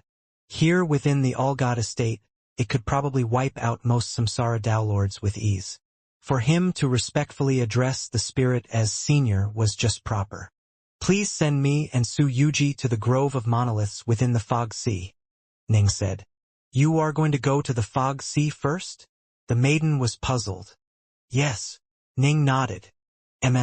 You might as well go solidify your foundation in the Fog Sea, I suppose. The maiden nodded. Go ahead. After speaking, she waved a finger and caused space to twist and distort around Ji Ning and Suyuji. It was like a whirlpool had formed around them, swallowing them up and causing them to disappear. Mist billowed everywhere. This was the Fog Sea region of the All-God estate. A series of spatial waves suddenly rippled out from a desolate patch of land, followed by Ji Ning and Su Yuji appearing out of nowhere. Ning could clearly sense the ripples generated by the nearby mirrors now painting. He couldn't help but laugh. That bug beast is still hiding within the grove of monoliths. It has been several thousand years, but he remains hidden there. The grove of monoliths was a dangerous place, but Ning no longer feared it. The main reason he had come to the All-God estate was to acquire the mirrors now painting. After all, you scared that bug beast witless, master. If it hadn't been for World God Foxblaze and his friend accosting us, the bug beast probably would have died long ago. It knows we have a method to track it, so of course it is unwilling to leave the grove, Su Yuji said. Come, let's go to the grove of monoliths. Ji Ning laughed as he began to walk towards the grove. Are we really going there, master? Su Yuji was rather worried. She had started to grow a bit nervous as soon as she had heard Ning ask the Formation Spirit Girl to teleport them straight to the Fog Sea. The grove was one of the truly dangerous parts of the Fog Sea, and even Supreme World Gods would only have a decent chance at best to escape from that place alive. Truly was a deadly place to venture into. Yes. Ning glanced at Su Yuji, then smiled. But you won't be needed for this battle. Just go into the estate world when the battle begins. If you stay by my side, I'll be distracted because I would need to protect you. Ning's words were quite simply and ordinary, but Su Yuji could sense the absolute self-confidence and the absolute dominance inherent in those words. Her master had just broken through to become a world god, yet already possessed such incredible faith in himself? Su Yuji nodded slowly. All right, I'll listen to you, master. I still hope that you'll be careful in your journey through the grove. She stared very carefully at Ning as she spoke, trying to find some clues from his aura regarding his current level of strength. Ning's aura was that of a world god's, but it didn't seem as though there had been any other major changes. One change was that Ning seemed calmer than before. Even though he was in a dangerous place, he seemed completely calm and unflappable. Master, why are you carrying that sword on your back? Su Yuji suddenly noticed the biggest difference. In the past, Ning would instantly materialize his sword when entering combat. He never kept it on his back before. I'm training, Ning said. Training? Su Yuji was puzzled. How could carrying a sword on your back be considered training? Still, she didn't ask any more questions. Ning was carrying the eternal weapon Violet Jewel on his back. By staying in contact with it at all times, he was able to better familiarize himself and attune himself to the quintessence sword intent hidden within the sword's core at all times. He was attuned to it every day and every night. It must be understood that if a mortal carried a blade with him at all times to the point of holding it when sleeping, that mortal would also be able to develop an extremely terrifying saber art. Habits such as this were quite important. Ning wanted to be attuned to the quintessence sword intent at all times, as this would allow him to comprehend it more quickly. Right now, Violet Jewel was the strongest weapon which Ning had. The fourth stance of the nameless sword art, Horizon's Edge, was on the same level as the second stance of the quintessence sword intent, the All-God stance. If Ning used a different sword to execute these two stances, they would be on par with each other in power. However, because the All-God stance was developed based on the quintessence sword intent within Violet Jewel, it would be much stronger when Ning actually used Violet Jewel and its quintessence core. When Ning used Violet Jewel to execute the two stances, the difference was actually quite great, with the All-God stance capable of unleashing several times as much power. You have to be able to protect yourself on your path of cultivation. Otherwise, you'll die an early death. I've now gained insight into both the nameless sword art and the quintessence sword intent. For now, I should favor the quintessence sword intent. It will let me unleash greater power in battle for now. Although Ning was able to estimate how strong he had become, he didn't know exactly how strong that was. Only through battle would he be able to truly ascertain how strong he had grown. The Grove of Monoliths. Ning stared towards a distant, fog-shrouded monolith that had been planted into the ground. Stay prepared. Have Black Sun and Wild Dog do the same. All three of you should be ready to be summoned by me at a moment's notice, Ning said. Yes, Master. Be careful, Master. Su Yuji had a worried look on her face. Ning chuckled, then waved his hand and collected her into his estate world. He then turned and headed off by himself towards the grove of monoliths, a small smile playing on his lips. Enormous monoliths were planted throughout the grove of monoliths, with 10,000 of them having been planted in total. Quite a few of them had powerful bug beasts coiling atop them. As for Ning, he strolled into the grove as though he was entering his own private garden. An avian beast with bright red claws was currently coiled around the top of a giant monolith that was a few hundred kilometers away from Ning. The creature's eyes were shut in slumber, and every so often a few streams of fire would flick out from its nostrils as it exhaled, with the streams of fire swirling around an area of 100 meters. As Ning moved towards the creature, he could sense it open its eyes. Its two eyes were filled with a cold, murderous look in them as it stared at the human cultivator who had trespassed on its territory. An outsider. The flying beast let out a low growl. Die! Its black wings suddenly spread out as it shot forth like a dazzling streak of electric light, moving far faster than the limits of the heavenly Daos. This avian creature was actually quite formidable, far more so than the crocodilian creature Ning had fought and pursued for the sword key painting. This creature had the power of an elite world god, giving it tremendous confidence in its abilities to deal with most outsiders. Even if it encountered someone stronger than it felt that it would at most be slightly suppressed. Once the battle went on for an extended period of time, other bug beasts would soon begin to arrive. By then, the outsider cultivator would have to choose between fleeing or dying. KRE. An ugly screeching sound rang out from the winged creature's mouth as its enormous bright red claws ripped towards Ning. As for its black wings, it swept them towards Ning's head. Ning continued to walk forward in a very calm manner. Why wouldn't he be calm? Even when he was an elder god, he wouldn't have feared a bug beast like this, much less now. Whoosh! Whoosh! Whoosh! Spatial ripples spread out from those giant claws as they tore through the air and struck with power comparable to that of Rockies. Finally, Ning moved. Slash!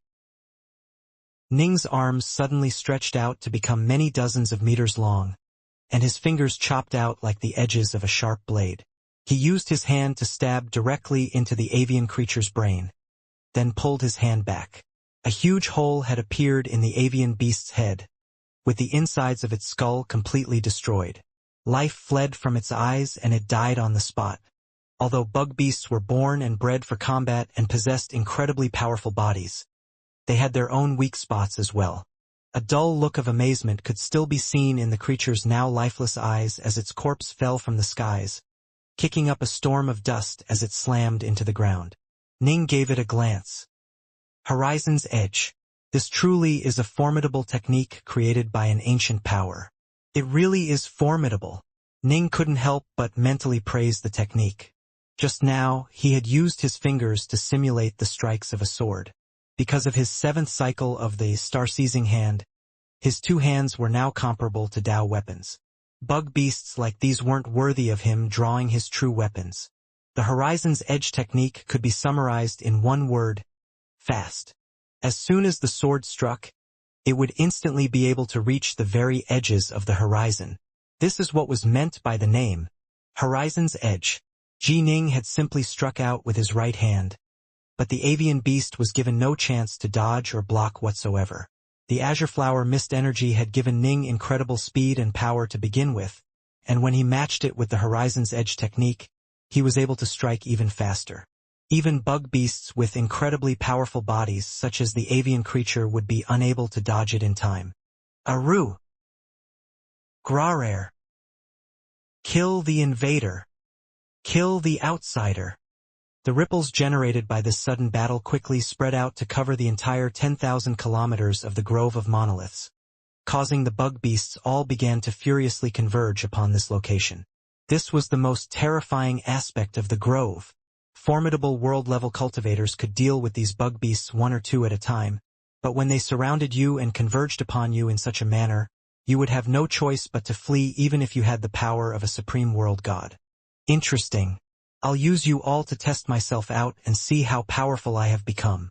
Ning continued to stroll forwards, moving towards the direction of the crocodilian beast. More and more bug beasts began to appear within his field of vision. Some had enormous scaled wings, some crawled through the ground like centipedes. Some were plant-type creatures with green leaves, while some looked almost humanoid and jogged across the land. All of them had auras of incredible power, but none of them were in a rush to immediately charge towards Ning. Instead, they continued to gather in number in the area around him. 10 of them, 20 of them, 30 of them. They circled around Ning but didn't attack. How crafty! Even though bug beasts are stupid creatures, the ones who can survive to reach the world level are all quite crafty. Ning chuckled as he glanced at the 30-plus bug beasts who had already arrived. All of these powerful creatures were staring intently at Ning, who remained as placid as a calm pool of water. Kill! Kill him! Finally, they moved. A total of 39 bug beasts had arrived by now, and one of them was a towering humanoid bug beast whose entire body was covered with sharp spikes. As it let out a furious howl, the other 38 bug beasts instantly began to charge straight for Ning. Ning just stood there without moving, allowing these 39 bug beasts to attack him en masse. Whoosh! Suddenly, Ning stretched his hand out. His palms transformed in size, looking almost like utterly enormous palm leaf fans that were filled with enough power to easily crush any chaos world to bits. When he struck out with these titanic palms, the very skies themselves seemed to grow dim. At Ning's current level of mastery, every single strike was filled with inconceivably profound mysteries and insights. He sent a palm smashing towards the head of the first creature to arrive, a fast-moving four-legged unicorn-like beast. Boom! The four-legged unicorn's head caved in so deep that it was pressed down through the neck into its chest. It died on the spot. The many bug beasts began to swarm around Ji Ning. Some blasted streaks of energy from their mouths, while the bug beast that was covered with green leaves suddenly sprouted many branches as it charged into close combat range. It must be understood that during the trial of the Samsara grinders, only masterclass world gods were capable of successfully fighting those many weak, but berserk, world-level golden warriors to a standstill. These bug beasts, however, were far stronger than those golden warriors had been, with a small number actually being comparable to masterclass world gods themselves. One bad strike could knock you to the ground, and you would instantly be entangled by vines, branches, tails, and other flexible weapons. After that happened, you would be dead. Swish! A cruel shadow suddenly streaked out. Ning's fingers had pierced straight through the skull of a centipede-like bug beast. The strike was simply too fast. As soon as Ning's fingers had moved, they had gone straight through the enemy's defenses. Boom! Ning's palms suddenly expanded to become enormous in size, and he furiously chopped down with the edge of his palm like a hatchet. The power of his blow smashed an airborne winged bug beast directly into the ground, its body shattering apart into countless pieces. Swish! Ning's hands looked almost crystalline as they transformed into streaks of blade light that lashed out, chopping straight through the head of the savage, humanoid-shaped creature that was completely covered with spikes. It was a massacre. Ning's two hands were weapons of mass destruction, and the more he killed, the more excited he became. He suddenly manifested the 3 heads, 6 arms technique and began to slaughter any bug beasts who dared to move close to him. I've been having a wonderful nap for the past chaos cycle. Why has it taken all of you so long to deal with this invader? Why is he still not dead? A turtle-shaped bug beast slowly flew towards Ning from afar, but moments later it came to a sudden halt as its beady little eyes widened. You could see that there were now more than 80 bug beasts gathered in the area. The area was littered with shattered corpses. Normally, bug beasts loved to devour the corpses of other bug beasts, but right now no one was even thinking of doing such a thing. All of them had been terrified by the slaughter. More than 50 bug beasts had been slain, and that white-robed, sword-bearing youth continued to hold the complete upper hand in the battle as he continued to slay even more. Run away! Finally, the first bug beast broke ranks and began to flee. Instantly, the teetering morale of the remaining bug beasts shattered. They had only dared to continue the fight because of so many others being present. But they now lost all their courage and began to flee in every which way. He's freaking terrifying. He killed more than half of them. The turtle was so frightened that he immediately turned tail and fled. Ah ha ha ha. Ning suddenly transformed into a shadowy blur, his speed reaching incredible heights as his 6 arms savagely struck out in every direction. In the blink of an eye, more than 10 more bug beasts fell to the ground, dead. In the end, only 8 of the bug beasts that had surrounded Ning were lucky enough to escape with their lives. Ning let out a laugh. That had felt good. He had utterly dominated them and massacred them, in the process getting a better understanding of his current level of power. During the trial of the Samsara grinders, he had been able to easily defeat those golden-armored warriors, and he was now able to slaughter these bug beasts with a similar degree of ease, including those masterclass ones.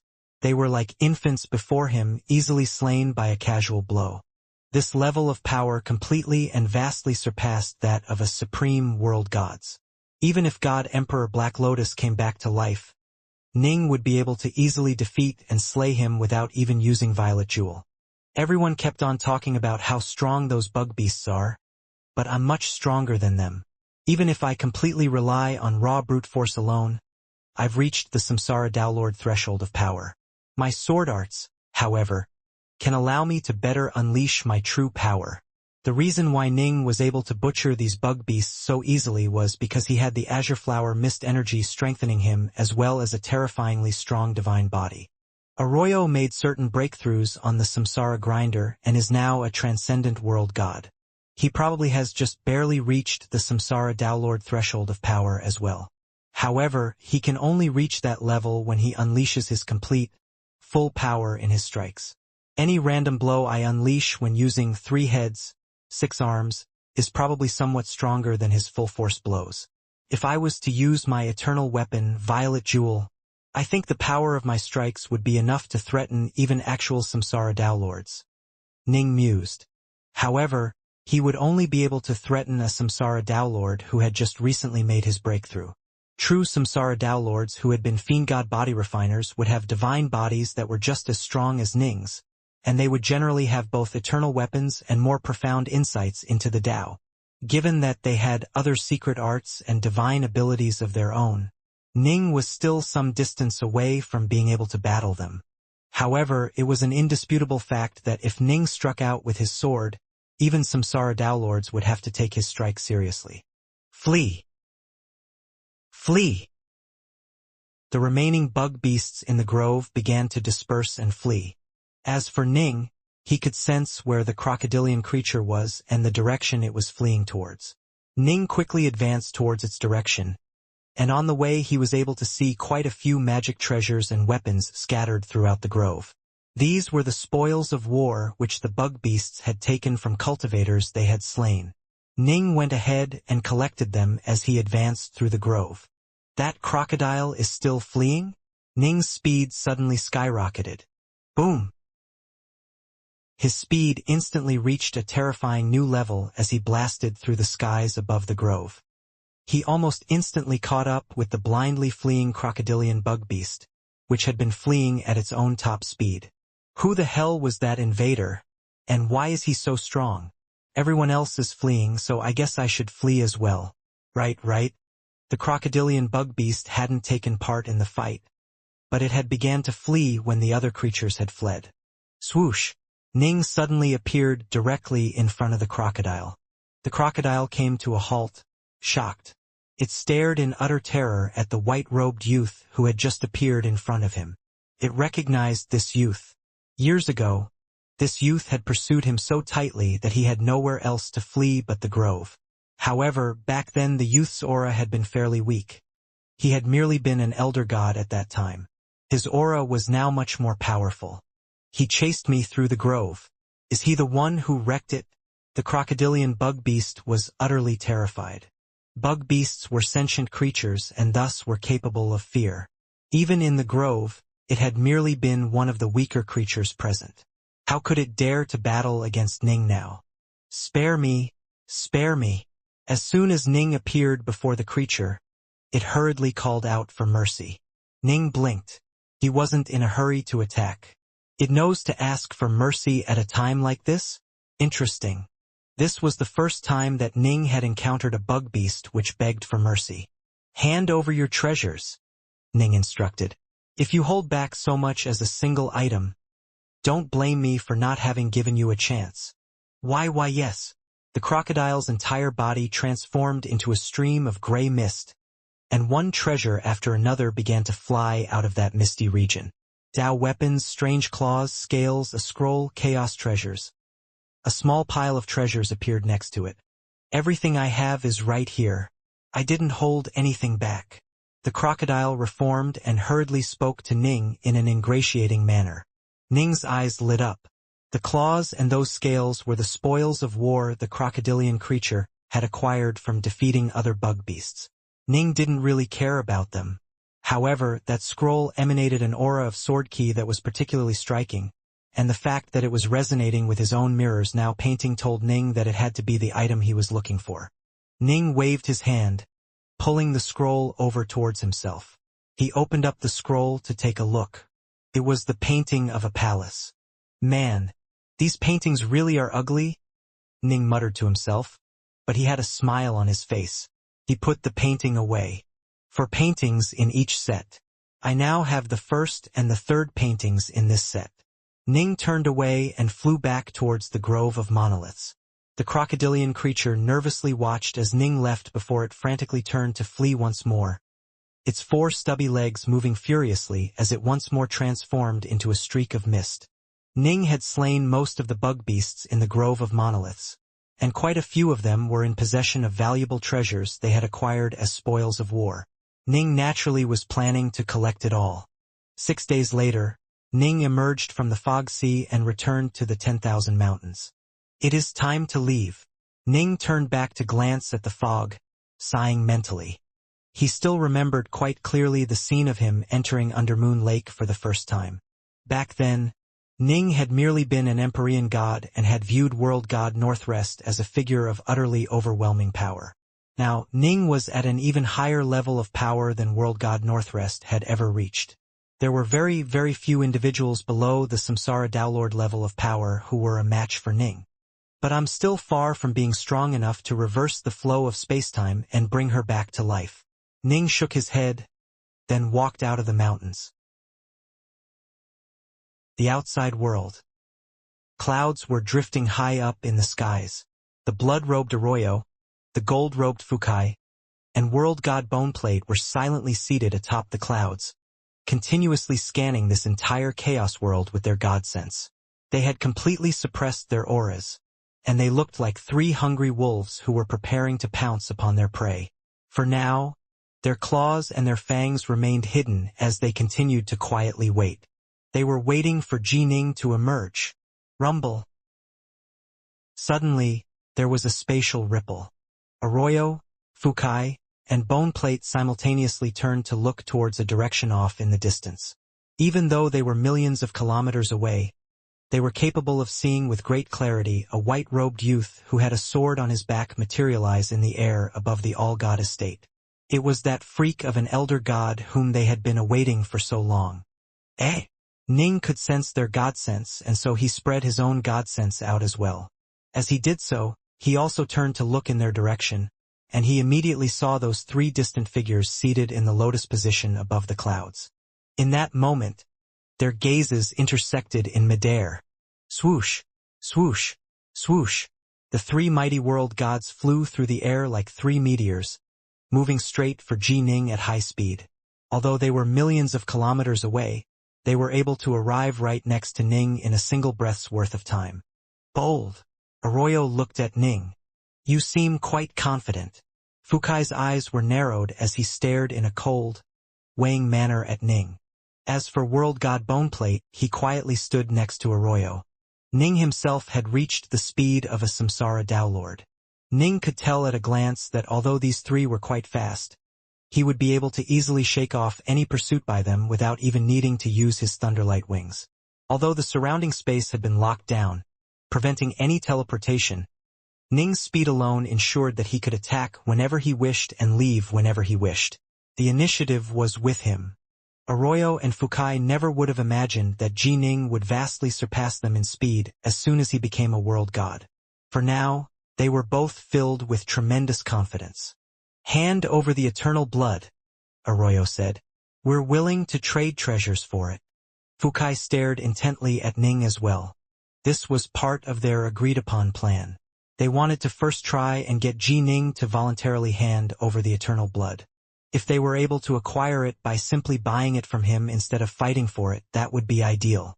They had many treasures and they didn't fear anyone below the Samsara Downlord level. But they weren't completely confident that they would be able to slay Ji Ning. If Ji Ning completely focused on escaping, Arroyo and Fukai weren't certain if they would be able to catch him and bar his path.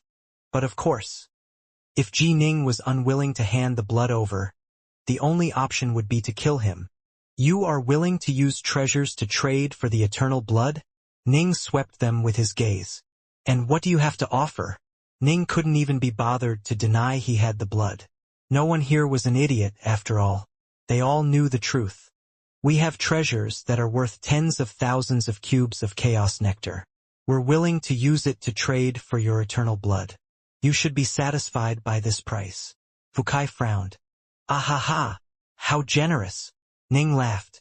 "You are forcing us to fight." The killing intent within Arroyo's eyes began to strengthen. In the end, they were still just world-level cultivators. Although they had many treasures, for them to be able to produce tens of thousands of cubes worth was already quite impressive. What were they supposed to hand over their eternal weapons as well? Only a fool would be willing to hand over his trump card treasures. "Cut the crap, you running dogs of the Aeonians." Ning's face turned cold as he snapped at them. The faces of both Fukai and Arroyo tightened. "You are the running dog of the Aeonians." Arroyo immediately snapped back. "What, we're members of the Aeonians just because we want the eternal blood?" Fukai laughed coldly.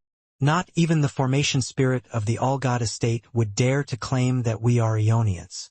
You, however, are quite audacious. How dare you sully us with such wild rumors?" Neither of them would admit it, not even if it cost them their lives.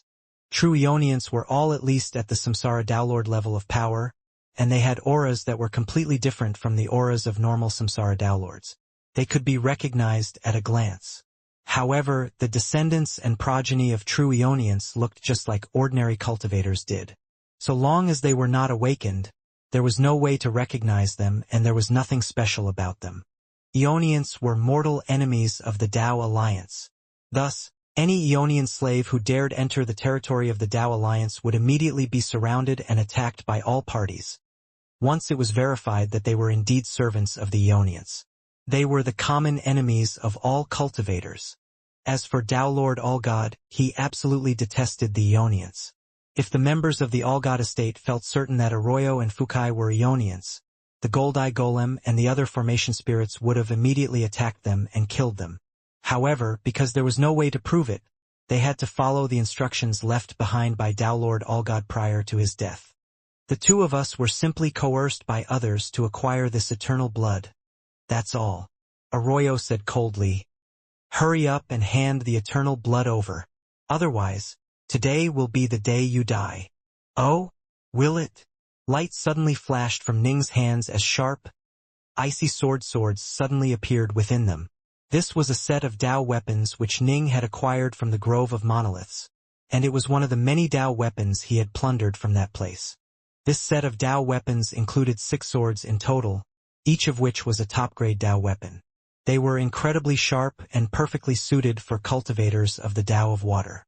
These swords all seemed to be created from freezing cold ice, and thus Ning had decided to simply name them the Frost Ice Swords. Ning believed that the 6 Frost Ice Swords were most likely weapons that had belonged to world-level cultivators. Of the Tao weapons Ning had found within the grove, these 6 swords were the treasures which Ning liked the most. Not just anyone would be worthy of forcing Ning to use his eternal weapon, after all.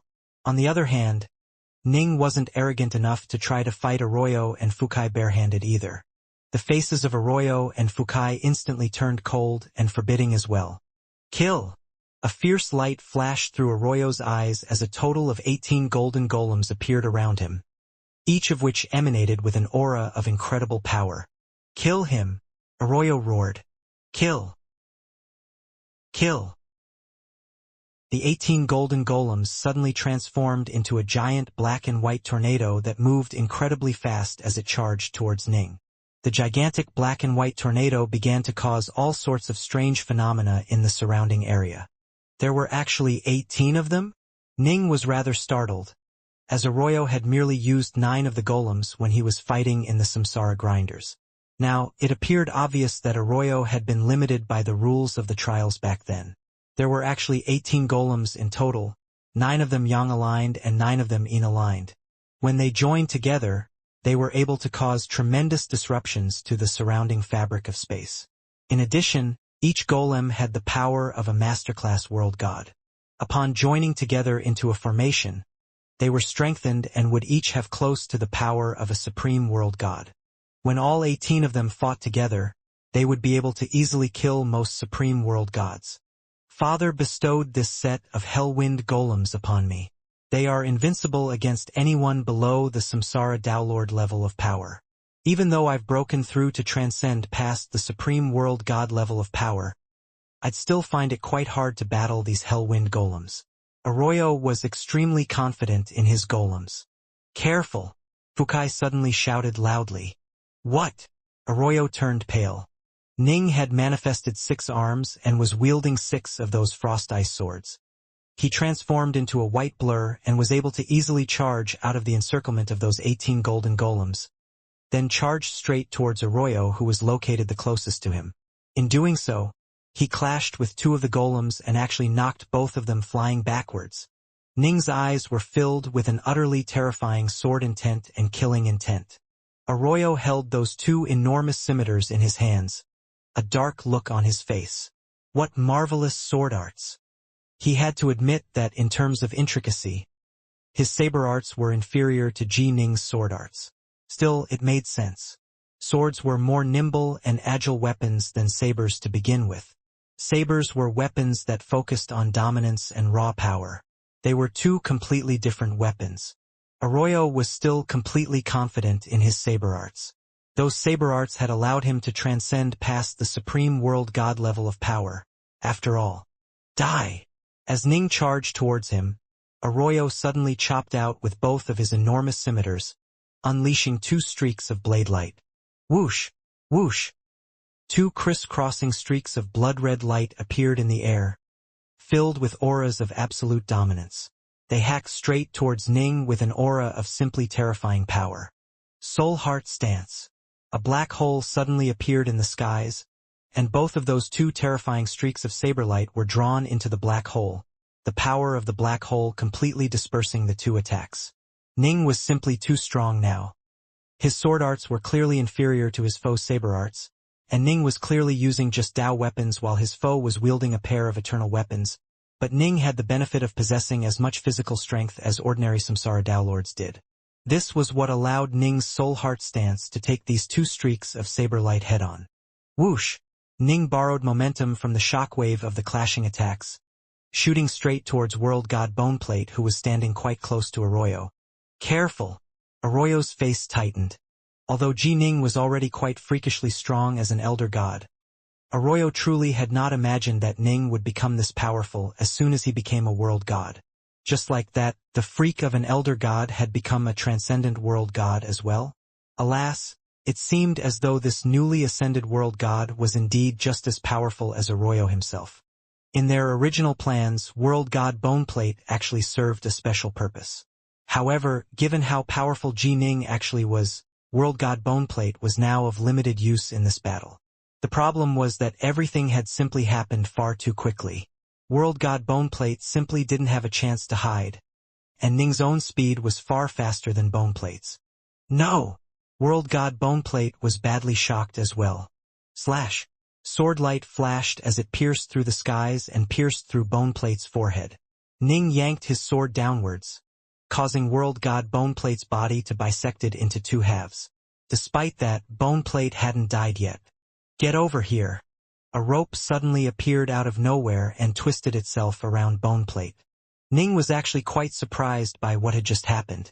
He mused silently to himself. He didn't even have a suit of Dao armor? His protective divine ability was quite weak as well. Ning actually hadn't expected his strike to go straight through the man's body. If the man had been wearing a suit of Dao armor or had learned a half-decent protective divine ability, not even someone as strong as Ning wouldn't been able to slice through his body with such ease. Alas, Arroyo had quite a few servant and Boneplate was one of the weaker ones. Thus, he wasn't given access to many decent treasures. Shit! A look of fury could be seen on Arroyo's face. Although Boneplate was originally one of his weaker slaves, right now he was his only remaining slave. Arroyo was enraged, but Fukai was shocked. Arroyo was quite powerful.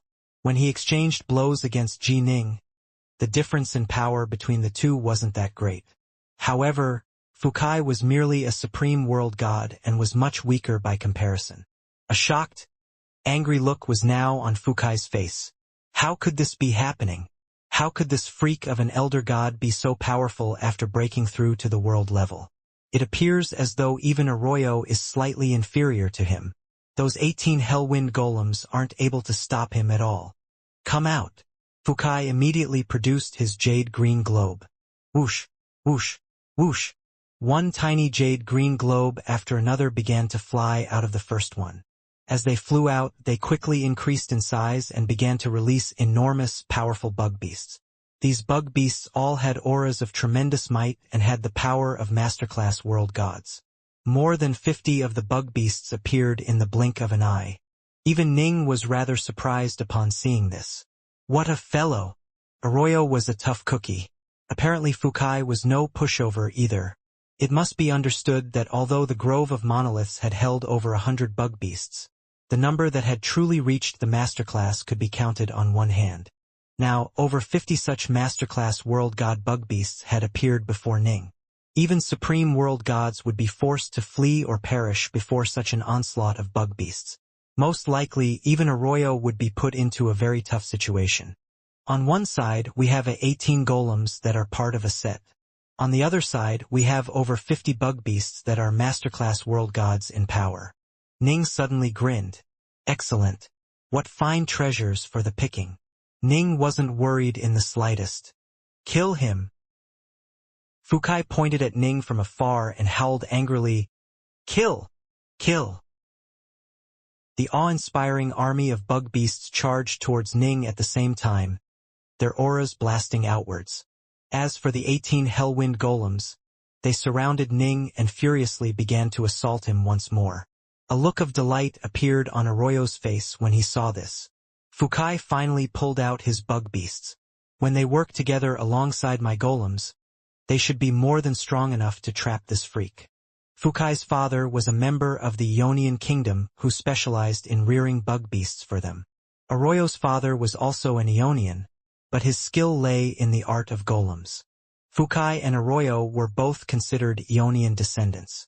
In fact, both were two of the most outstanding descendants of the Ionian race. It must be understood, however, that the price to forcibly awaken any descendant of the Ionian race was a staggeringly high one, so high that not even the Ionian kingdom could pay it with impunity. This was why they repeatedly sent their descendants to take on these danger-filled challenges. Both sets' parents would do everything they could to ensure that their progeny would win the chance to be awakened, and thus they had each prepared special killer weapons as well. Fukai's killer weapon was his horde of bug beasts. Arroyo's killer weapon was his powerful formation of Hellwind golems. That really is a lot of bug beasts. A pair of wings suddenly appeared on Ning's back, flashing with electric light. It was the Thunder Light wings. Ning's insights into the Tao of Lightning were now higher than before, with his insights into the Tao of the Sword having improved even more dramatically. As soon as he activated his wings, they allowed him to stab through the air like a sharp sword, moving much faster than before. Swoosh! Ning was already quite fast to begin with. Now, he was being assisted by the Thunderlight wings. He left behind a beautiful, solitary streak of light in the skies as he easily evaded both the 55 bug beasts as well as the nearby hellwind golems. And then, he charged straight towards Fukai. What? Fukai's face turned pale. How is he this fast? The smile froze on Arroyo's face as he saw this. Jining was too fast. Far faster than the two had imagined. It must be understood that although these bug beasts had the power of masterclass world gods, they were quite lacking in terms of technique. They had incredibly powerful bodies, and a number of incredibly fast avian bug beasts were amongst their ranks, but Jining was even faster. This was because Ning's raw speed and strength were both comparable to that of newly ascended Samsara Dowlords. This was a completely different level of power. Now that he had activated the Thunderlight Wings, the Hellwind Golems and the Bug Beasts were only able to stare in a daze. If they couldn't keep up with him, there was nothing they could do to him. Careful, Fukai! Arroyo sent frantically. Although they had started out as rivals, Jining was simply too formidable a foe. If Fukai died, his bug beasts would lose their master. In fact, it was entirely possible that both they and the Jade Green Globe would fall into Jining's hands. Go! Fukai willed it. Swoosh! Swoosh! Swoosh! 3 more bug beasts appeared. These 3 bug beasts were all incredibly muscular and covered with golden fur. Fukai then produced a metallic plate that was covered with many golden runes. He poured his immortal energy into this Dao seal, activating it. Rumble! A globe of golden light that was 30 meters long suddenly appeared, covering Fukai within it. Stop him! Fukai ordered his 3 bug beasts, then turned tail and began to flee. Boom! Boom! Boom! The 3 bug beasts were almost instantly knocked flying as a streak of lightning snaked past them towards the fleeing Fukai. Prior to this, Ning had actively dodged past the many bug beasts and golems. However, since there were now just 3 bug beasts, Ning didn't even want to bother avoiding them. In fact, if he wanted to, he could have quickly killed all 3 of them. As Ning saw it, however, if he could kill Fukai and seize the Jade Green Globe, then all of these bug beasts would fall under his control. I'll be owning these bug beasts shortly. I can't bear to kill them. Ning was clearly filled with confidence. He's too fast. Although Fukai was fleeing in terror towards Arroyo's direction, Ning was quickly able to catch up to him. Fukai turned his head to look back at Ning, a horrified look on his face. Break! A streak of sword light came hammering down upon him. Quintessence Sword Intent, Second Stance, All God Stance. The All God Stance and the Horizon's End were attacks of equal power when Ning was using other weapons. Only when Ning used Violet Jewel was there a significant difference in power between the two. The Horizon's Edge technique focused on speed. As for the All God Stance, it focused on explosive and furious power. It was as though an enraged dreadworm had appeared in the skies, slamming down with tremendous, earth-rending force towards the golden globe of light around Fukai. The golden globe of light shuddered and turned slightly dimmer, but Fukai was able to borrow from the momentum of the strike to flee even more quickly. I wasn't able to break through? Ning frowned slightly when he saw this. What? He was able to consume 20% of the power of my Dao Seal with just one blow. Fukai shuddered in his heart. My Dao Seal is capable of withstanding a full-strength blow from a Samsara Dowlord, yet a newly ascended world god was actually able to destroy 20% of its energy with one strike. As Fukai was fleeing in terror, Arroyo was flying straight towards him. Leave him to me. Use your bug beasts to help me tie this freak down. All right. Fukai understood that they had to work together in perfect unison if they wanted to kill this terrifying freak.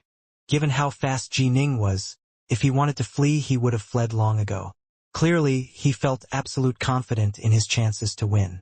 Ning watched as the many bug beasts and golems surged towards him. As for Arroyo, he charged straight towards Ning with both giant scimitars held at the ready. That all you have? Ning manifested 3 heads, 6 arms, wielding a sword in each of his 6 arms. Kill! Every streak of sword light that shot out was filled with terrifying levels of power and moved at incredible speed. Arroyo was immediately driven to the defensive. He did his best to block the attacks with his 2 scimitars, but he still forced into a rather ungainly position.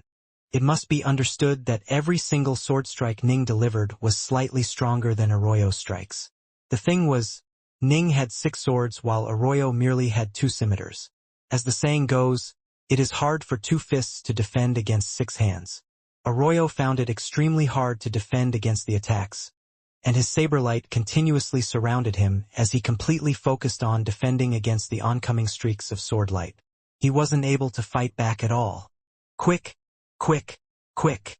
Arroyo frantically ordered his Hellwind golems to hurry up. Move faster, Fukai! Arroyo was yelling at Fukai as well. He truly had begun to panic. As the saying went, if you focused exclusively on defense you would eventually lose. He felt as though he was walking on a tightrope, treading the fine line between life and death. Ning's swords were simply too fast, and Arroyo felt as though he might slip up and fail at any moment. Slash! Just before the Hellwind golems and the bug beasts arrived, Ning finally managed to land a streak of sword light against Arroyo's waist. Arroyo instantly turned pale as he was knocked backwards by the force of that blow. Boom! Boom! Boom! As the saying went, when he's ill, go for the kill.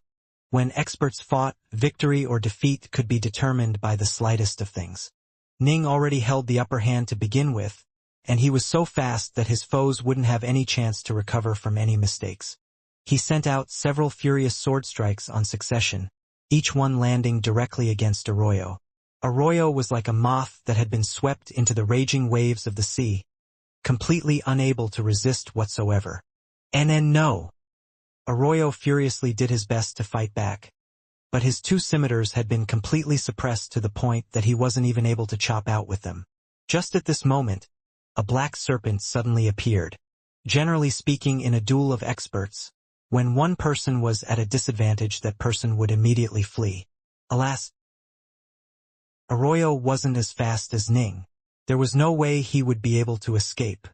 The black rope quickly slithered forward like a viper, wrapping itself around Arroyo's body. It quickly bound Arroyo up tightly, causing a look of despair to appear on his face. He was finished. As the ropes tightened around Arroyo's body, he couldn't help but think back to his life within that cold, grim, ancient clan of his. His father had been a remote and exalted figure. All of his father's descendants had to work hard to cultivate and fight for everything they wanted. Arroyo himself had started off as just one of many weak descendants, but he had carved out a path all his own through the corpses of the others and eventually became a masterclass world god. He became his father's most cherished child. But even in his dreams, Arroyo's truest desire was to become a real member of the Ionian race. I lost. Arroyo stared forwards. The white-robed youth was standing in the air in front of him, his main sword still slung over his back. The youth produced a small golden gourd. Whoosh! A powerful sucking force was applied to Arroyo's body, and he wasn't able to fight back against it at all, due to the ropes that were binding him. Swoosh! He was sucked straight into the gourd. Once he entered the gourd, the ropes automatically released him and flew back out. No! No! I can't accept this. I can't. Arroyo stared at his surroundings. There were a pair of spinning maelstrom within this gourd, one of black energy and the other of golden energy. As soon as Arroyo appeared, both maelstrom instantly exploded with terrifying levels of power as both began to grind towards him. Grind, grind, grind. The terrifying grinding power filled every inch of the entire gourd. There was no place to run or hide at all. Arroyo's only option was to rely on his divine power and his body to resist, but once his divine power ran dry he would be ground into dust. Right? I still have my Hellwind golems. Arroyo could suddenly sense those 18 ripples of power that were linked to him from outside the gourd. Those were his golems, all of which were completely loyal to him. He wasn't dead yet, which meant they were still in his service. Join forces with Fukai to kill that freak. Kill him. Arroyo sent a mental order to his 18 Hellwind golems. Kill him, seize his golden gourd, then release me. Yes, master. The 18 golems responded with complete devotion. However, Arroyo himself knew that this was all just wishful thinking. From his battle against Jining, he knew exactly how fast Jining was. Would his 18 Hellwind golems really be able to succeed in killing that freak of a cultivator? Even if they worked in harmony with all those bug beasts? Even if they were lucky enough to actually kill Jining, Jining's corpse would probably fall into Fukai's hands. It would be incredibly difficult for the 18 Hellwind golems to snatch Jining's corpse, find the gourd, then manage to release him. Still, in principle, Arroyo still had a shot to stay alive. All he could do was try his best to seize it. Golden gourd in hand, Jining stared at the 18 Hellwind golems charging towards him. He actually felt quite relieved upon seeing this. Thank goodness these golems didn't self-destruct. As Ning saw it, these golems would soon be part of his property. For them to self-destruct would be a terrible waste. During the First Great War of the Three Realms, when the Lord of all things had died, his envoys had all self-destructed. However, this was primarily because the Lord of all things himself was very skilled in the art of constructs. He had personally created those envoys and had naturally left behind certain self-destruct seals within them. By contrast, Ning had no way of causing any of the golems he had purchased during the treasure auction to self-destruct. Arroyo had received these 18 golems from his own father and similarly had no way to make them self-destruct. The creation of each golem required an enormous amount of blood, sweat, and precious materials. If one of them self-destructed, it would make all that work go to waste and render the golem useless. At most, it could be melted down to have its 5 elements essence extracted from it. Thus, golems that were available for sale would rarely have self-destruct mechanisms built into them. Generally speaking, only golems that were created for personal use by their users would possibly have self-destruct mechanisms built into them. What should I do? What should I do? Fukai was completely stunned. Arroyo was actually captured. Should I flee? Fukai wanted to run. But if I can't acquire the eternal blood, I'll still end up dying. They had all sworn lifeblood oaths upon accepting this mission from the Ionian kingdom. To flee was to die. Then, the only answer was to fight. Those 18 Hellwind golems haven't given up yet. Good. Fukai's eyes turned bloodshot as he pointed towards Ning and roared furiously. Kill him! Kill him for me! Aru! Grarer! There was an awe-inspiring army of 58 bug beasts flying through the air, and they charged straight towards Ning alongside the 18 Hellwind golems. Alas, the thunderlight wings on Ning's back simply flapped gently, allowing him to transform into an arced line that easily moved past the attacking golems and bug beasts. When Fukai saw this, he was filled with despair, which only strengthened when Ning charged straight towards him. Shit, come on then. You think you can kill me? Fukai began to go berserk and flew straight towards his bug beasts and the golems. If he could ensure that they were by his side, then Ning would have to go through them in order to get to him. Oh? Still struggling?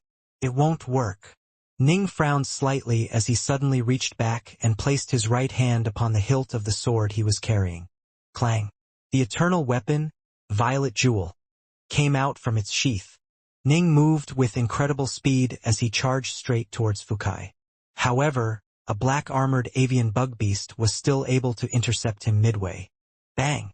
Ning casually struck out with the palm of his left hand, almost as if he was swatting away a mosquito. His massive palm had been transformed to become roughly the same size as the bug beast, and when it landed against the bug beast's body, it sent the bug beast tumbling backwards. Let's do this! When Fukai saw Ning pressing near, a look of delight appeared in his eyes as more and more bug beasts and golems were gathering around him. This Dao seal of mine is enough to block several of his full-force attacks. If he lands a hit on me, I'll borrow the momentum of the strike to flee far away from him, but he'll remain trapped and surrounded by all these bug beasts and golems. He's such an idiot. How dare he actually charge straight inside? Fukai was wildly excited upon seeing this. Previously, Ning had relied on his speed in order to avoid the bug beasts and golems. He had never actually engaged them in battle, and this was his first time actually putting himself at risk. Fukai felt the first stirrings of hope. Whoosh! Ning charged down from above. Boom! His mighty body smashed into a golem, sending it stumbling backwards as Ning swept straight past it. Finally, Ning struck out with his eternal sword, Violet Jewel. Violet Jewel instantly transformed into an enormous streak of bloody light, carrying an aura of terrifying sharpness as it chopped straight towards Fukai. Quintessence Sword Intent, Second Stance, All God Stance. BB Butt. Fukai's face suddenly turned pale. When Ning chopped downwards with that terrifying sword, the bloody, baleful aura emanating from it instantly pervaded Fukai's mind, causing even him to be filled with a feeling of uncontrollable fear. This was different. This was completely different from last time. Last time, Ji Ning's sword had merely been able to consume more than 20% of the energy of Fukai's Dao Seal. The stance looked the same, but the aura was far more powerful this time. Fukai's very true soul was shuddering in horror. Boom! The aura of golden light surrounding him trembled, then broke apart. When the sword light slammed against Fukai's body, Fukai couldn't help but vomit out a mouthful of blood. He stared ashen-faced at Ning, a look of despair in his eyes. How is this possible? How could this have happened? My Dao Seal still had 80% of its power remaining. How could it have been shattered by one strike, with that strike still carrying enough excess power to wound me? I have a Dao armor and a protective divine ability. Can it be that his sword is as powerful as the sword of a Samsara Dao Lord? A mocking look suddenly appeared in Fukai's eyes. Kill! Kill! All bug beasts, begin killing your peers.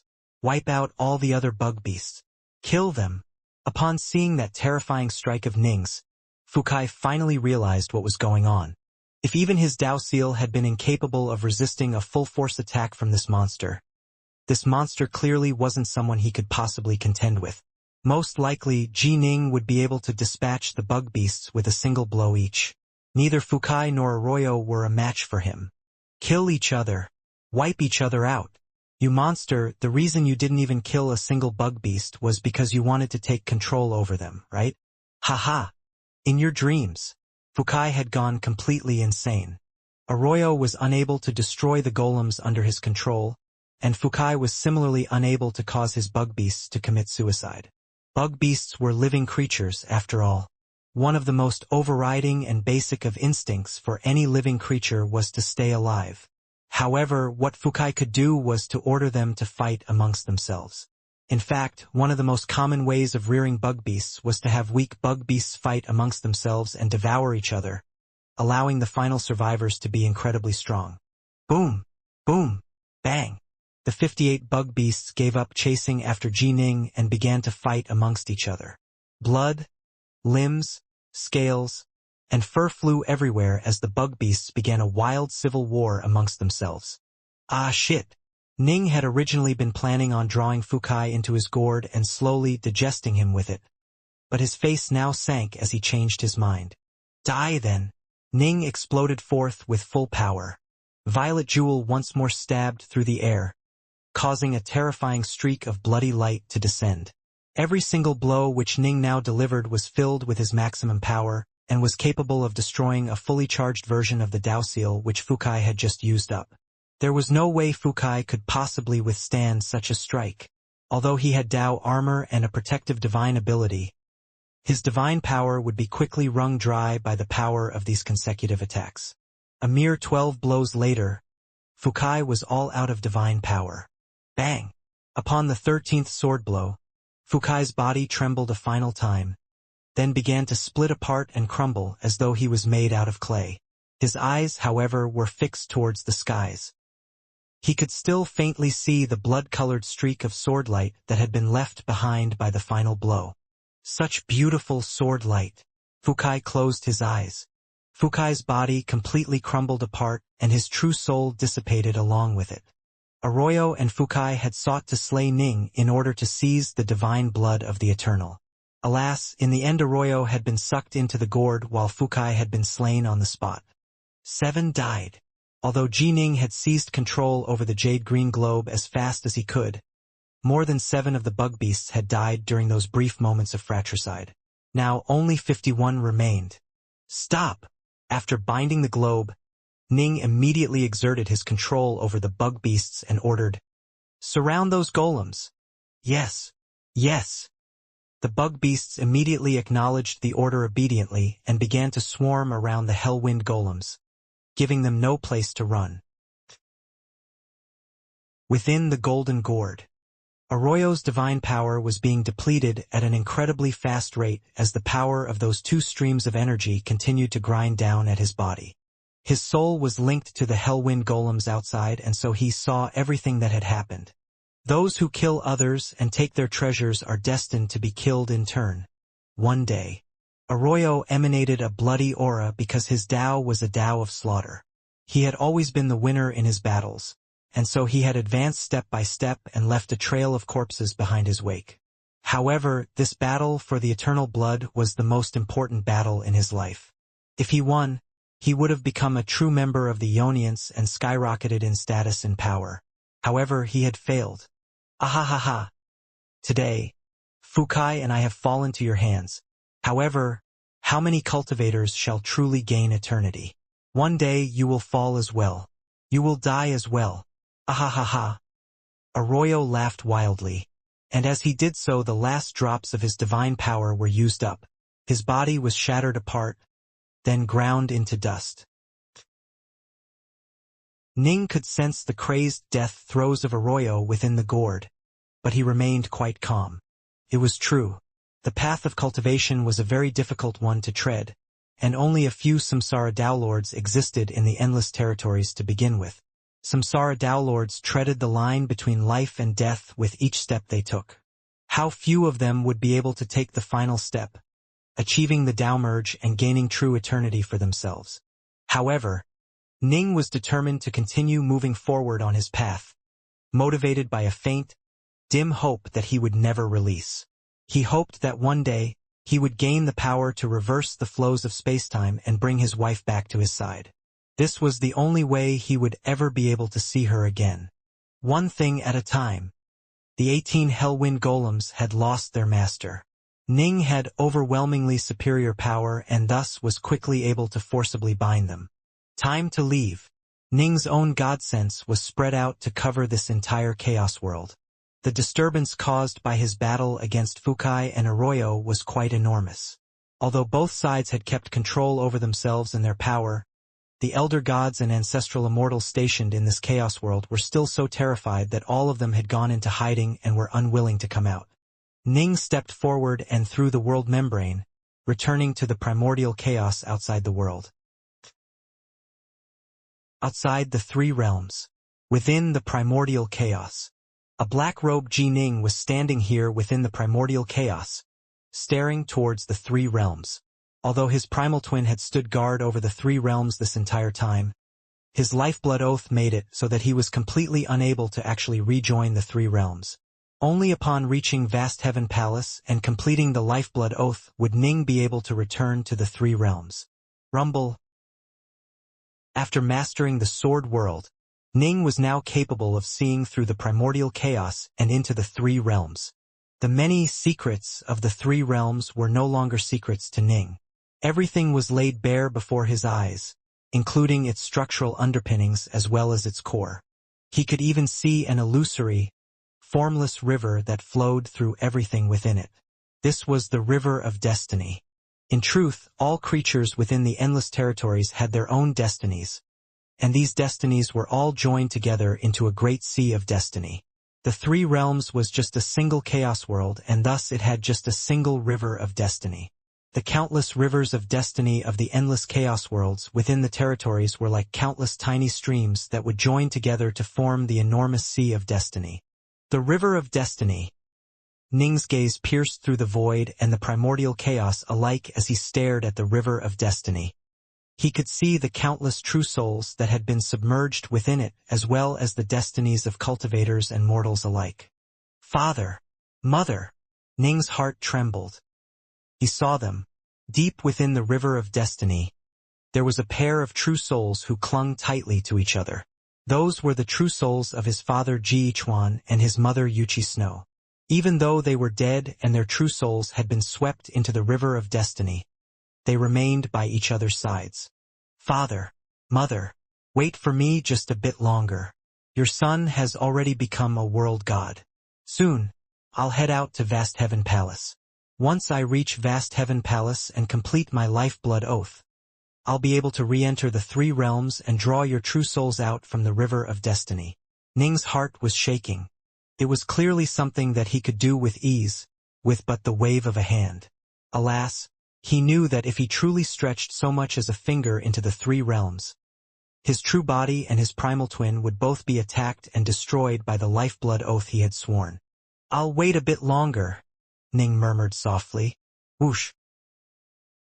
A figure suddenly appeared off in the distance. It was a white-haired, white-bearded old man dressed in Taoist robes. "Master!" Ning looked at him. "Ji Ning." Subhuti smiled. Just now, he had gone to Ning's estate within the primordial chaos but had been unable to find Ning. He knew that his disciple had to have come to this place, as this was where his disciple would often go to stare at the three realms. Alas, he could see everything happening within it but couldn't take so much as a single step within it. "You?"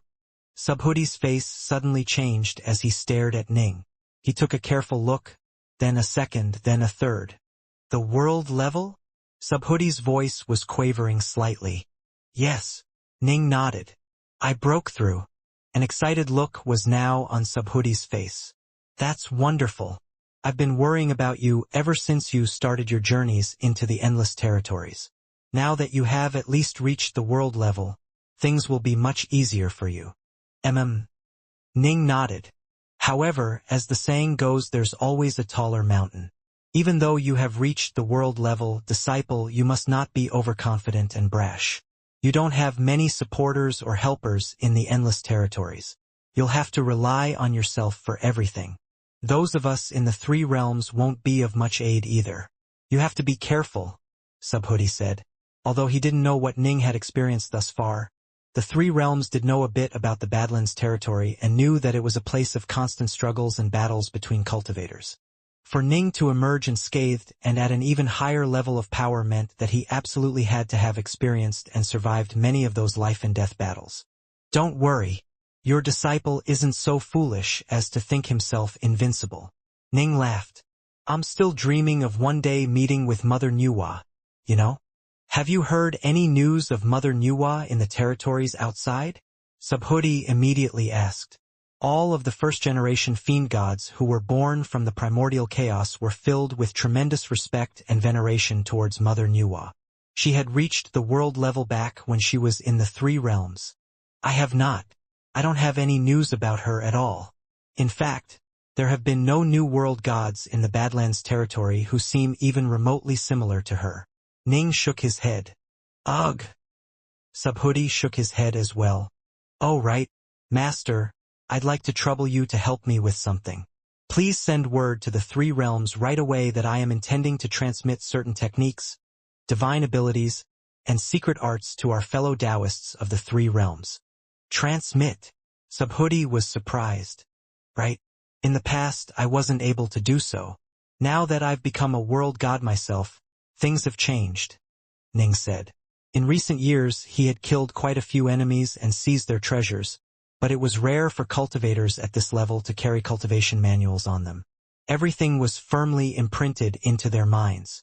The only reason World God Northrest had left behind so many manuals was because he was planning to bring up a successor in the future. Ning was now far more powerful than World God Northrest had been, but he simply hadn't spent enough time cultivating and adventuring. The number of transmittable techniques he had acquired during his adventures could be counted on one hand.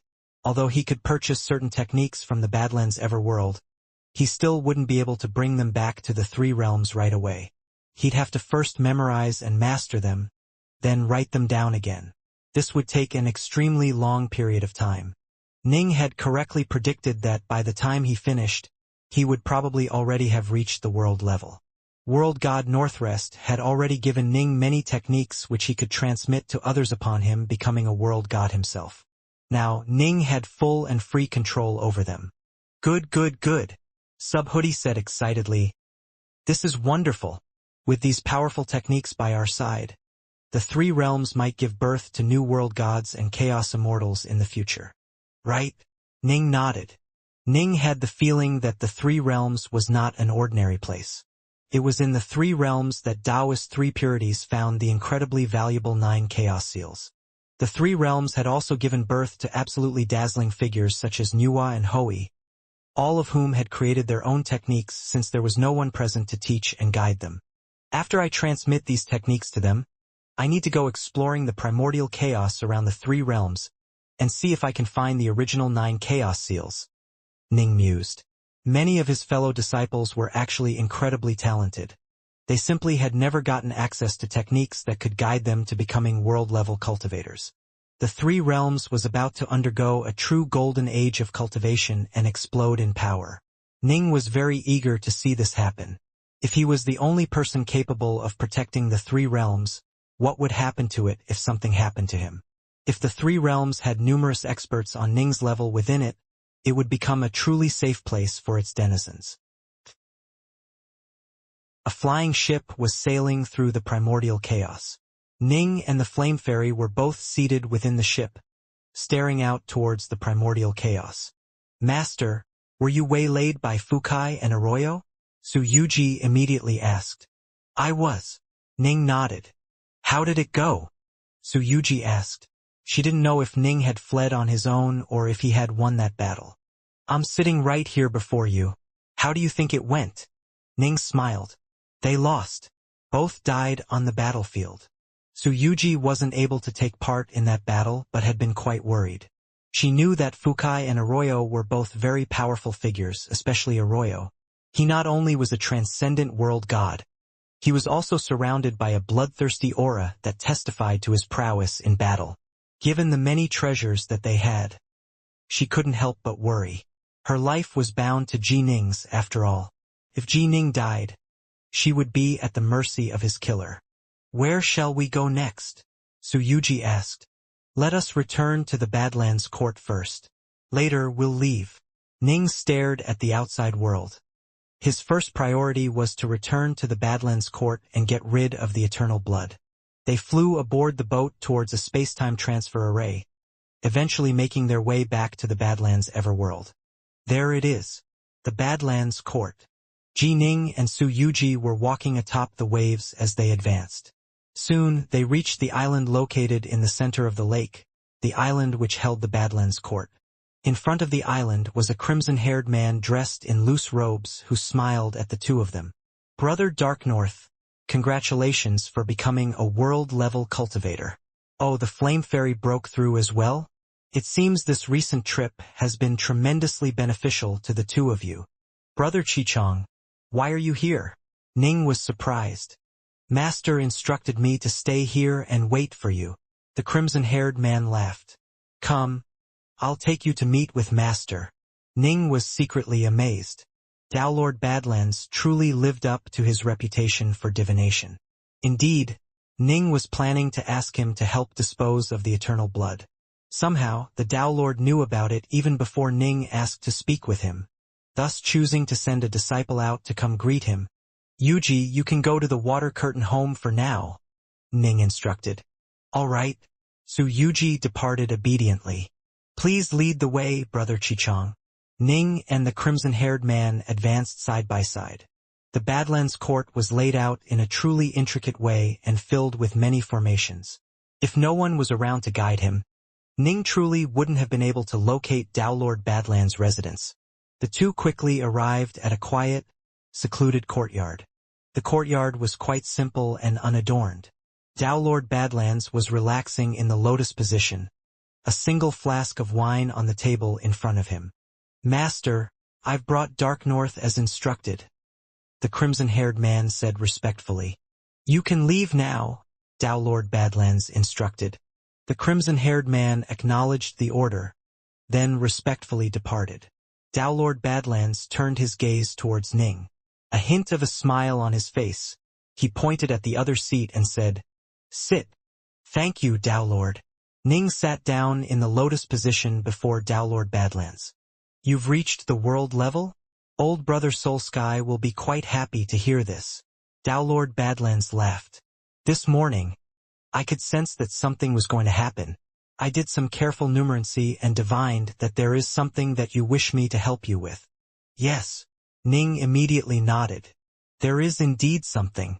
This junior was fortunate enough to acquire a treasure within the all-god estate, known as the divine blood of the Eternal. The Eternal blood? A shocked look appeared on Downlord Badlands' face.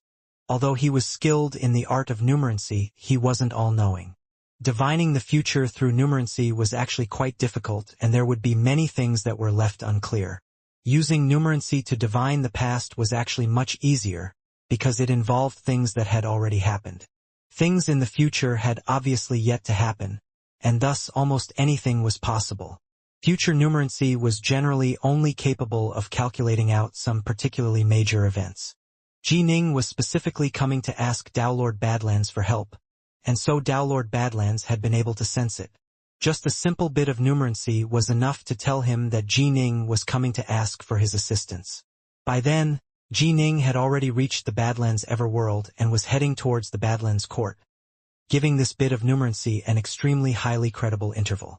Is it the eternal blood of Emperor Malobo? Downlord Badlands asked. Yes. Ning nodded. I hear that the Ionians would do anything to get their hands on this eternal blood. Of course they would.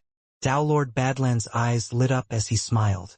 That drop of eternal blood represents half of the life energy and vitality of Emperor Malobo. Took him forever to recover from that loss. That drop of eternal blood is incalculably valuable to them, and it's something which will never appear on the open market. It is more valuable and alluring to the Ionians than you could ever imagine. Ning said, I heard the spirits of the all-god estate say the same, which is why I'm worrying about the proper way to dispose of this eternal blood. That's why I came to ask you for help, right? The simplest solution is to offer it to the Dao Alliance. Downlord Badlands chuckled. But I have another idea if you are interested. Pray tell, Downlord. Ning looked at him. Sell your drop of eternal blood to me, Downlord Badlands said. Oh, Ning was slightly startled. If you offer it to the Dao Alliance, they'll probably give you 2 million cubes of chaos nectar, as well as grant you immediate entrance into the Alliance. If you sell it to me, although I won't be able to bring you into the Dao Alliance, I'd be willing to give you 3 million cubes. What's more, given how strong you are, you'll definitely be granted entry into the Dao Alliance in the future. Downlord Badlands continued. If there are any techniques or treasures that you want, just tell me, and we can deduct it from that balance. Downlord Badlands truly wished to take possession of that drop of eternal blood. The Dao Alliance itself wouldn't have much use for it, but it was still an incredibly rare and valuable item. Whenever a drop of concentrated eternal blood appeared in the Dao Alliance, it would immediately be purchased by its most powerful Samsara Downlords or Eternal Emperors. Someone like Downlord Badlands wouldn't even have a chance. Once those powerful Samsara Downlords acquired the blood, they would analyze it and research it to gain insights from it. It must be understood that this drop of eternal blood was the concentrated blood essence distilled from more than half the blood and flesh of a mighty Eternal Emperor of the Ionian race. This had represented an enormous drop in Emperor Malobo's power. No Eternal Emperor would be willing to make such a sacrifice, and the number of Ionian emperors could be counted on one hand to begin with. Thus, the set price of 2 million cubes which the Dao Alliance was willing to pay was an incredibly low price. Downlord Badlands naturally grew desirous of this drop of blood. Downlord Badlands was actually a dazzling talented Downlord as well. As the Gold-Eye Golem had put it, if he was able to reach the verge of the Downmerge, then he would become a terrifyingly powerful figure who would be as strong as Downlord Allgod had been. Dazzling talents such as him naturally were filled with tremendous ambitions. In the past, he didn't have that much wealth. Even if you placed that drop of eternal blood in front of him, he wouldn't pay it much attention. But in order to get his assistance, Downlord Soulsky had prepared a gift of tremendous value for him. Downlord Soulsky was a palace lord of Vast Heaven Palace and had been alive for an extremely long period of time, accumulating enormous amounts of wealth. He had offered roughly 20 million cubes of chaos nectar for Downlord Badlands' assistance. Some of those treasures were meant for Downlord Badlands to rebuild his avatar. As for the other treasures, Downlord Badlands actually had numerous plans for them. But now that Ji Ning had brought a drop of eternal blood to his doorstep, he suddenly changed his plans. Perhaps some of my children will be able to draw out the power of the Aeonians from within that drop. Tao Lord Badlands mused to himself. My divinations indicate that there is a better than 20% chance of them succeeding in this endeavor. First, Tao Lord Soulsky came bearing fabulous gifts. Now, my young friend Ji Ning is asking me to help him deal with this eternal blood. This is a karmic blessing which destiny has bestowed upon me. I have to seize it. What do you think? Tao Lord Badlands looked at Ning. I'm in no rush to join the Tao Alliance. All I want to do is get rid of this eternal blood as soon as I can, Ning said with a laugh. Selling it to the Tao Alliance, selling it to you? It's all the same to me. Good. Tao Lord Badlands laughed. 3 million cubes of chaos nectar. The average net worth of most powerful Tao Lords is roughly in this range. My young friend Ji Ning, you must make sure not to waste this tremendous blessing. Tell me, which treasures, techniques, and divine abilities do you desire? I'll help you find them and buy them. But of course, if all you want is chaos nectar, then I can provide that as well. What would be the point of acquiring that much chaos nectar? Was he supposed to eat it like food? The best solution was for Ning to use it to help himself grow more powerful as soon as possible. I want to acquire the final part of a divine ability, Ning said. This divine ability is known as the Golden Idol. The protective divine ability, Golden Idol? Tao Lord Badlands nodded. That won't be too hard. I can buy it for you from the Tao Alliance. Do you want it for yourself, or do you wish to be able to teach it to others? If you wish to be able to teach it to others, the price will be dozens of times higher. I'll use it for myself. Ning wasn't going to waste his money like that. This divine ability is quite powerful. Can make your body as tough as a top-grade Tao weapon. Abilities on this level are fairly rare. I'll help you buy it, but it'll take 200,000 cubes of chaos nectar. Ning was secretly speechless. This was even more valuable than a pseudo-samsara pill. If it cost that much just for him to train in, then wouldn't that mean a version he could transmit to others would cost several million cubes? No wonder that not even Vast Heaven Palace had access to such a wonderful technique. Large clans and sects all had many expenses they had to pay. World God Northrest switched to training in the Golden Idol after acquiring it, but he had only gained access to the upper portion and the middle portion. Generally speaking, only Samsara Tao Lords need to have bodies that are as tough as top-grade Tao weapons, Tao Lord Badlands said. Honestly, I don't know why you are in such a rush to buy it. Still, you now are worth more than 3 million cubes of chaos nectar. Buying it won't cause you much trouble. Ning smiled. He might not be a Tao Lord, but he did have a body that was comparable to a Tao Lord's body. What else do you need? Tao Lord Badlands asked. I've heard of an eternal treasure known as the Elementum Waterflame Gourd, Ning said. I wish to buy it. Right. That is indeed a good treasure. It is fairly cheap, but extremely useful for world-level experts. Tao Lord Badlands immediately nodded. This gourd will require roughly 500,000 cubes.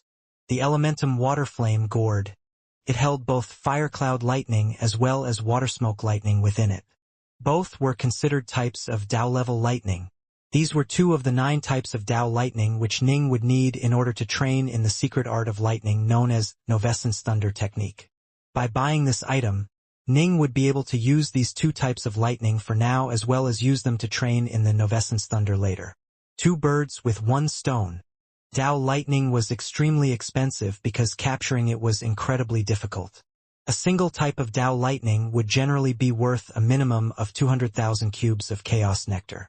Firecloud lightning and Watersmoke lightning were 2 fairly common types of Tao lightning. There were certain rare types of Tao lightning that simply couldn't be found on the market at all. Even Tao Lord Allgod had only found 9 types of lightning that were suitable for his usage. Ji Ning had long ago decided that he was going to train in the Novescence Thunder secret art. Alas, while he was in the Allgod estate he didn't even have access to 9 types of chaos lightning, and so he was in no rush to start learning the technique just yet. After mastering 9 types of chaos lightning, he would then test out mastering the 9 types of Tao lightning with this technique. However, according to the secret arts descriptions, only world-level cultivators could train in chaos lightning while only Samsara Tao Lords could train in Tao lightning. Thus, for now Ning simply purchased 2 of the relevant types of Dao Lightning. In all honesty, he probably couldn't afford purchasing all 9 types. Even Daolord Allgod was only able to get 9. The lower portion of the Golden Idol and the Elementum Waterflame Gourd. That's not even 1,000,000 cubes. Daolord Badlands looked at Ning. Need any other treasures? The Mirrors Now paintings. I need the 2nd and the 4th paintings. Would I be able to buy these too? Ning asked. Daolord Badlands glanced at Ning, then chuckled. It seems this trip to the Allgod estate truly was a lucky one for you. The Mirrors Now paintings hold the legacy of Emperor Mirrors Now within them. Although he had released a total of 40 of these paintings into the Endless Territories, there's simply far too many cultivators. How about this? I'll ask the Dao Alliance and see if anyone is willing to sell those 2 paintings. However, I can't guarantee they'll be available. If we can get it, let's give it a shot. Ning didn't try to force it. Anything else? Daolord Badlands asked. Daolord, please take a look at this. Ning drew Violet Jewel from its sheath on his back. Given that the 2 were discussing a business deal worth 3,000,000 cubes of Chaos Nectar, a single eternal weapon truly didn't mean much. Some eternal weapons were worth as little as 10,000 cubes, while valuable ones were still generally worth just a few 100,000 cubes. Eternal weapons worth over 1,000,000 cubes were very rare. This sword has been by my side for an extended period of time. Its previous owner was Big Brother Northrest, who named it Violet Jewel. Ning continued. I wish to understand where it came from, and want to see if I can get 5 more matching sets of this eternal sword. Just so. Since he had 3,000,000 cubes of Chaos Nectar to use up, Ning wanted to ensure that he'd be able to wield 6 eternal weapons in any future battles. This would allow his attack power to increase dramatically, and he'd feel confident in battling even an enemy Daolord. This was all because Ning's nameless sword art was a technique that allowed for an airtight defense. If Ning used all 6 swords to focus on defense, then so long as the opponent wasn't overwhelmingly more powerful, Ning would still be able to survive. Oh, Violet Jewel? Daolord Badlands accepted the sword, then gently stroked its blade. As he did so, Ning released his control over the sword intent hidden within Violet Jewel's quintessence core, letting its savage, bloodthirsty aura surge outwards. Just so. It truly is Violet Jewel. Daolord Badlands nodded. It truly is? Ning was puzzled. This would be considered a middle-grade eternal weapon. Daolord Badlands laughed. Once you become a Dao Lord of the first step, you'll be able to unleash the full power of this eternal weapon. For now, it'll be more than enough for you to wield while you remain within the world level. Ning nodded. In truth, low-grade, middle-grade, high-grade, and top-grade eternal weapons were all the same to Ning. If the sword intent contained within an eternal weapon's quintessence core was too powerful, Ning wouldn't be able to make much use of it. Just as Daolord Badlands said, Ning would probably only be able to fully unleash the power of Violet Jewel when he became a Dao Lord of the first step.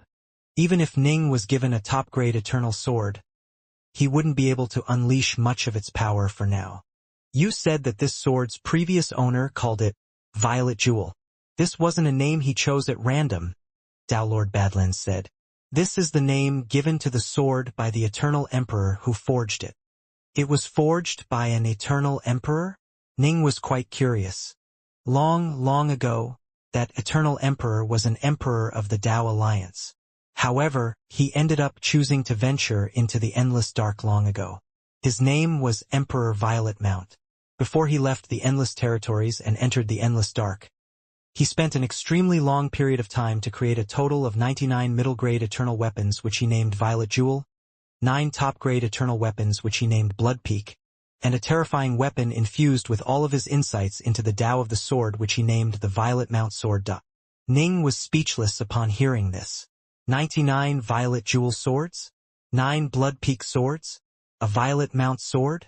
This was all done by Emperor Violet Mount? So you wish to procure 5 more Violet Jewels? Daolord Badlands asked. Yes, I would ideally like to buy 5 of them. Ning nodded. Daolord Badlands nodded.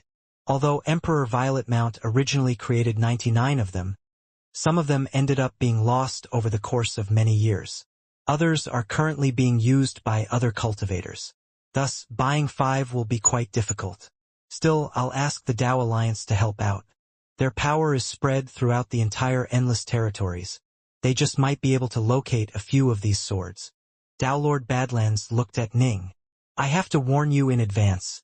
This situation is completely different from the situation we saw in the treasure auction. Treasures in that auction all start at a very low reserve price, and even the final price for each item won't be particularly high. Since you are actively seeking out these specific items, they will definitely cost you much more. Ning understood this quite well. The treasure auctions were all fairly cheap. Buying treasures at the normal listed price in the outside world would generally cost significantly more. As for someone like Ning who was actively looking for very specific items, the price would definitely be even higher. How high would it be? Ning asked. A single violet jewel sword generally goes for just 100,000 cubes or so. However, since you are actively seeking out this specific sword, it'll probably take 150,000, maybe even 200,000, Dao Lord Badlands said. Any price below 200,000 is acceptable, Ning said. He was no fool. If the price was too high, it really wouldn't be worth it. It must be understood that middle-grade eternal weapons would generally go for anywhere from 30,000 to 60,000 cubes of chaos nectar in the treasure auctions. The normal list price, however, would be around 100,000 cubes. Since Ning was actively seeking out these specific swords, the price could rise to as much as 200,000 cubes. In all honesty, this was quite a high price. 200,000 cubes would be enough to easily buy a high-grade eternal weapon during a treasure auction. If you were lucky, you might even be able to snag a cheap top-grade eternal weapon. Anything else? Dao Lord Badlands asked. Oh, that's plenty. I don't need anything else for now, Ning said. Good. How about this? Give me a bit of time, roughly half a year or so, and I'll give you 1,000,000 cubes of chaos nectar for you to use it as you see fit, Dao Lord Badlands said. As for the treasures you are seeking, since I'll need to ask the Dao Alliance to help out, it'll probably take a good deal longer. If we are lucky, it might take just 4 or 5 years. If we are unlucky, it might take a few decades. If there are any leftover cubes of chaos nectar, I'll hand that over to you as well. Thank you, Dao Lord, Ning said. There were 2 reasons Ning had chosen to ask Dao Lord Badlands for help. The first was that Dao Lord Badlands was on extremely good terms with Dao Lord Soulsky. The second was that the formation spirits of the All-God estate had suggested that Ning go seek him out. Dao Lord Badlands was a dazzlingly talented figure who had an extremely resolute Dao heart. Even if he lost all of his treasures, he wouldn't throw away his own principles or his own path. Dao Lord Badlands was extremely skilled in numeracy divination, which meant that it was actually quite rare for him to go out adventuring. His style of cultivation was quite different from that of most other Samsara Dao Lords. This was why he didn't have that much treasure. In truth, it was all thanks to Dao Lord Salisky's gift of 20 million cubes worth of treasure that he had become so wealthy. Even so, he didn't have much actual chaos nectar. What he had was a large collection of random treasures and materials, which was why he told Ning he would need half a year for the first 1,000,000 cubes of chaos nectar. Whoosh! Ning walked back to the water curtain home, his heart filled with emotions. Eternal weapons are considered incomparably valuable to world-level cultivators, but they are nothing special to Samsara Dao Lords. I never would have thought that there would be 99 copies of Violet Jewel. Once I get those treasures, I'll be much more powerful than I am right now. Ning always felt as though he should do his best to convert his chaos nectar into treasures as soon as possible. Even if he eventually outgrew them in the future, he could still convert them back into chaos nectar by selling them. Master! Su Yuji had returned to the water curtain home earlier. She now came running out towards Ning. Yuji, today we shall rest.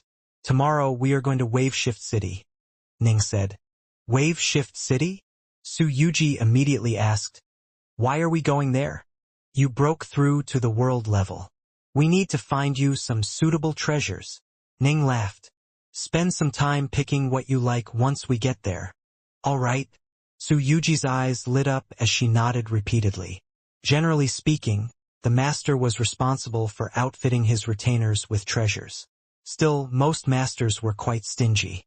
Ning, however, wasn't stingy. And yet, he simply wouldn't be able to afford giving Su Yuji a set of eternal weapons. Su Yuji was a Chaos Immortal, and Chaos Immortals generally relied on sets of many powerful weapons. If every weapon in a set was an eternal weapon, the cost of the set would be utterly astronomical. Wave Shift City. Another reason why Ning was heading to Wave Shift City was because he needed to buy those 9 types of Chaos Lightning. That way, he'd be able to start with the Novescence Thunder secret art. The very next day, Ning and Su Yuji set off for Wave Shift City and went on a huge shopping spree. Fukai and Arroyo had both left behind quite a bit of Chaos Nectar and many treasures, giving Ning quite a bit of spare cash. Soon, the two had purchased everything they wanted, including the 9 types of Chaos Lightning which Ning had been searching for. Within the estate world, Ji Ning was seated in the lotus position atop the sandy beaches of an oceanic island. Next to him was a black gourd and 4 other gourds. The black gourd was the pentabolt gourd, while the other 4 gourds were ordinary gourds that each held a different type of Chaos Lightning. The 5 types of Chaos Lightning within the pentabolt gourd are 5 types that I can use. I have all 9 types of Chaos Lightning and am ready to start. Ning began to mentally prepare the Novescence Thunder secret art. Ning began to activate his immortal energy, sending it into one of the gourds. This gourd was filled with a streak of black lightning that radiated an aura of both insidious coldness and extraordinary ruthlessness. Ning's immortal energy was guided by the Novescence Thunder technique to form a very unique web of energy that began to envelop the Chaos Lightning. Chaos Lightning generally wasn't capable of defeating even weak world-level cultivators. They were only capable of dominating cultivators below that level. Given how pure Ning's immortal energy was thanks to his body being formed by the merging of 17 clones, he was able to easily seize control over that streak of Chaos Lightning. Come here. The web of immortal energy completely surrounded that streak of insidious black lightning. No matter how much it struggled or how it flared its power, the web of immortal energy merely expanded and contracted alongside it. The web was extremely tough and tenacious, giving the black lightning no place to run at all. Long ago, I risked my life and lost multiple clones in order to tame the 9-horn lightning serpent. But now, compared to this technique of Tao Lord Algods, that technique was unfathomably weak and meaningless. Ning couldn't help but sigh. Tao Lord Algod's technique was like an incredibly wise fisherman, with the lightning being his fish. No matter how the lightning struggled or writhed, it was completely unable to escape the control of the technique. However, merely seizing control over the lightning was just the simplest starting point for this secret art. Whoosh! The web of immortal energy squeezed around the streak of black lightning as it dragged it into Ning's body. Soon, it was pulled into the realm of chaos which now existed inside of Ning. The Jindan Chaos region was a blurry, hazy region. At its very center stood a luxuriously flourishing Dao tree, which stood more than 60,000 meters tall. Essence of lightning, take form. Immortal energy began to ripple through the chaos mud that existed in a corner of this chaos region, taking shape and transforming into an enormous formation. A streak of black lightning thundered down angrily upon the formation. Boom! The formation was instantly filled with immortal energy that fed hungrily upon the power of the black lightning. Rumble! Countless streaks of black lightning began to flicker throughout the rune patterns that covered the entire massive formation. One of the lightning essences has been contained, for now at least. Ning nodded to himself. Establishing an essence of lightning was actually quite simple. The hardest part would be actually merging them to manifest the Novescence Thunder secret art. He would have to merge all 9 types of Chaos Lightning in a manner similar to merging many ingredients into the production of a pill. Only then would the complicated secret art become usable. This would be thousands of times more difficult than simply forming the lightning essence was. Ning himself was secretly nervous about this. Would he be able to succeed? Tao Lord Algod was a master of alchemy and artificing, a truly peerless expert in these areas. Ning, however, wasn't skilled in either regard. Next, Ning once again reached out, seizing control over another one of the 8 types of Chaos Lightning after another. His vast Jindan Chaos region quickly became filled with 8 more types of lightning essence. Boom! Boom, boom, boom, boom, boom, boom.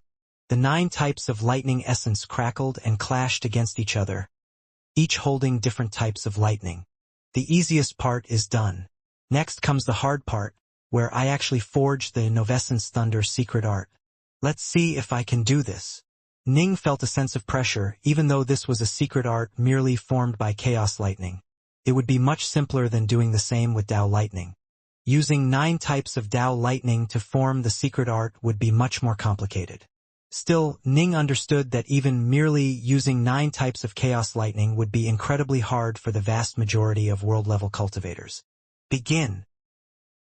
Ning's pure immortal energy poured into the 9 types of lightning essence. The process of converting the chaos lightning into lightning essence had already caused the explosive, raging power of the lightning to be tamed by the formation. This method was far superior to the technique Ning had used to tame the 9-horn lightning serpent long ago. Crackle, hiss, pop. The 9 streaks of lightning began to fly into the air under the control of Ning's immortal energy.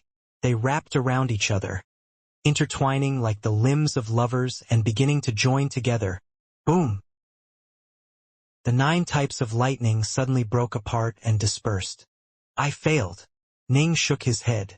According to the instructions, I have to be able to merge all 9 types of lightning into one in order to form the seed of this secret art. Afterwards, with the passage of time, I'll be able to use the 9 types of chaos lightning through this seed in unleashing this secret art. Ning felt a headache coming.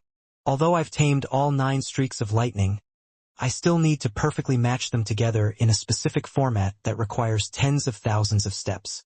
The lightning is simply too explosive and violent.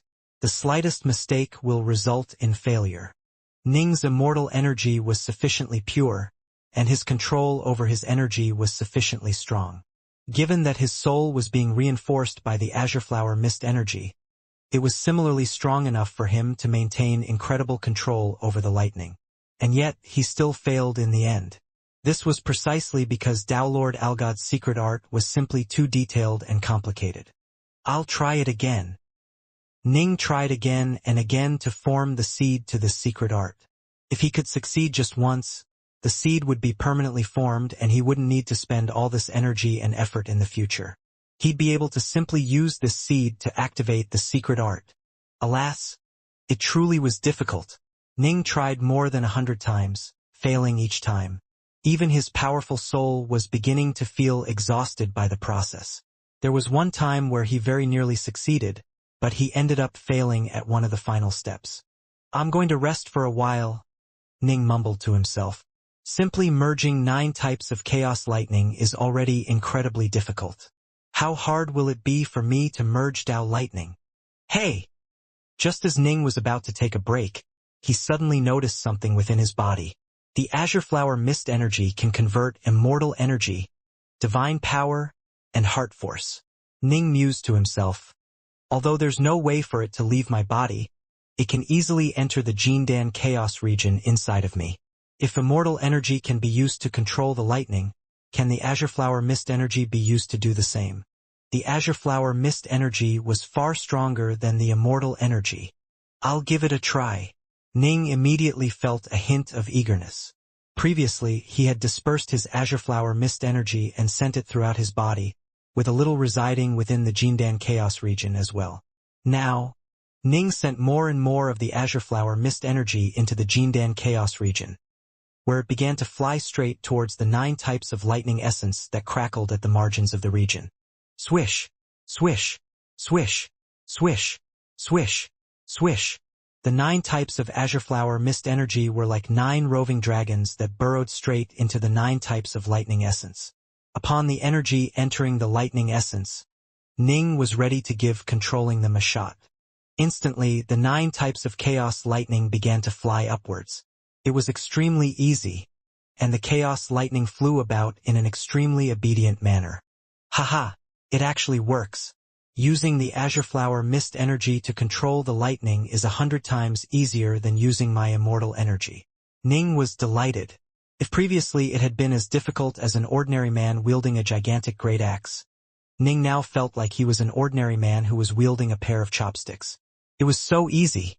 The 9 streaks of lightning coiled around in the air, mixing together in a perfect manner and transforming to become something else. Slowly, the 9 streaks of lightning merged into 8 streaks, then 7. In the end, only 1 streak of lightning was left. It was a streak of crimson gold lightning that radiated an aura of power that was so great that Ning trembled in fear. It vastly surpassed any other type of chaos lightning in power, and Ning felt certain that most likely even Tao lightning wouldn't be much stronger than it. Boom!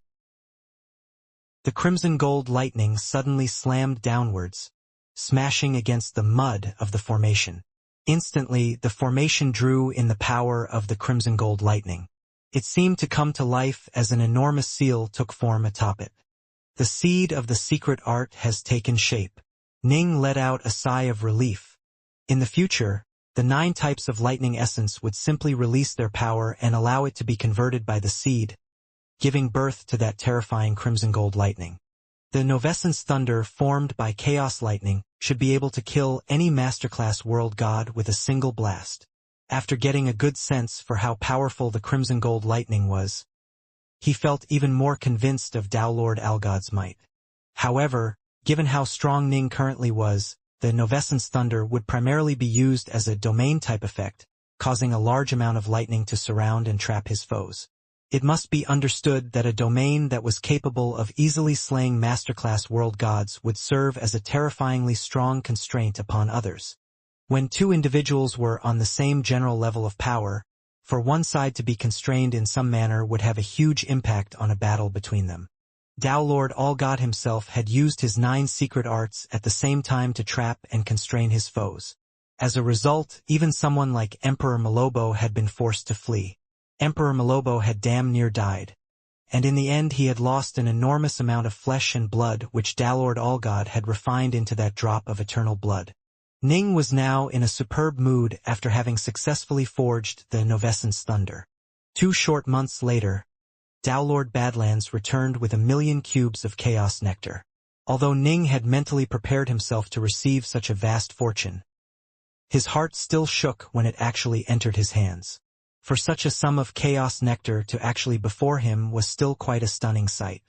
For most elder gods and ancestral immortals, a mere 100 bottles was already an incredible fortune. For world-level cultivators, 100 cubes was a shocking sum. 1,000,000 cubes was enough to cause even Samsara Tao Lords turn green-eyed with envy. I really have never seen so much of it before. Ning was located within a miniature estate world which held a small pond within it.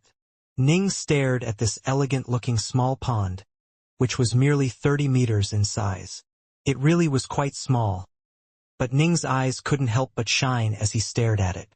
This entire pool was formed from chaos nectar. After feeling stunned for a while, Ning regained his normal composure. In the end, outside sources of power were extraneous. The path of cultivation was a path where one would have to rely on oneself. Time to go test out the Mirrors Now paintings, Ning murmured to himself. The Mirrors Now paintings could only be entered once one reached the world level, and only world-level cultivators were granted entry. Samsara Tao Lords were unable to go inside. I wonder what sort of trials Emperor Mirrors Now left behind? Time to take a look. More than 2 months had passed since he had returned from the Badlands court. It had only taken him a single day to form the Novescence thunder technique. The rest of his time had been spent ruminating over the Tao of the sword. Ning had gained quite a few insights since his battle against Arroyo.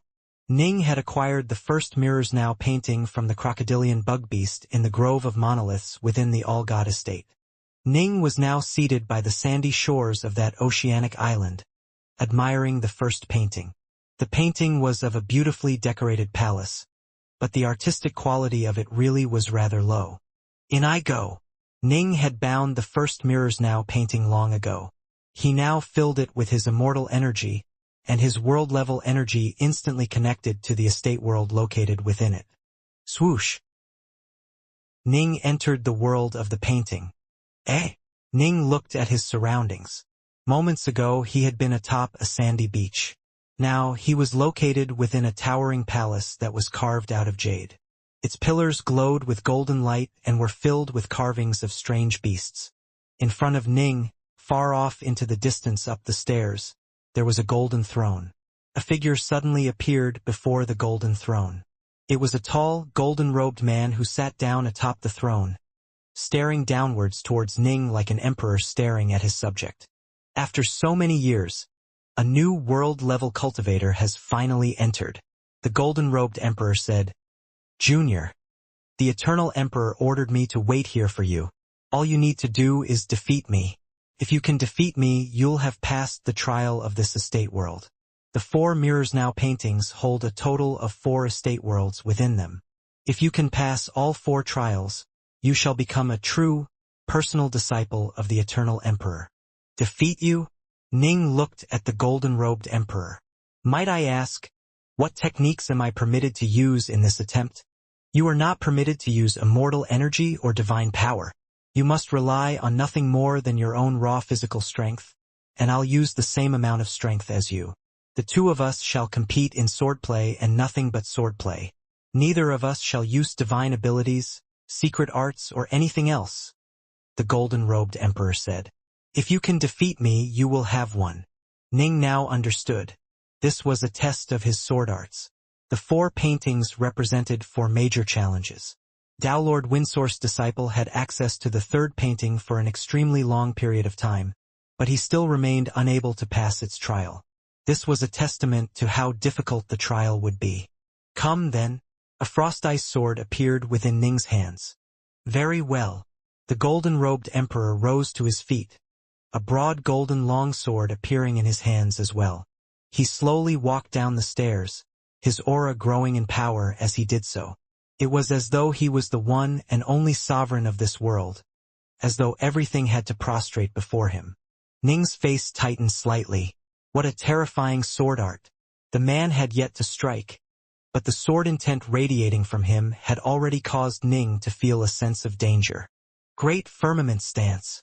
Ning made his move. The frost ice sword in his hand struck out, causing the entire palace to become submerged within an endless mist of sword light which blanketed everything.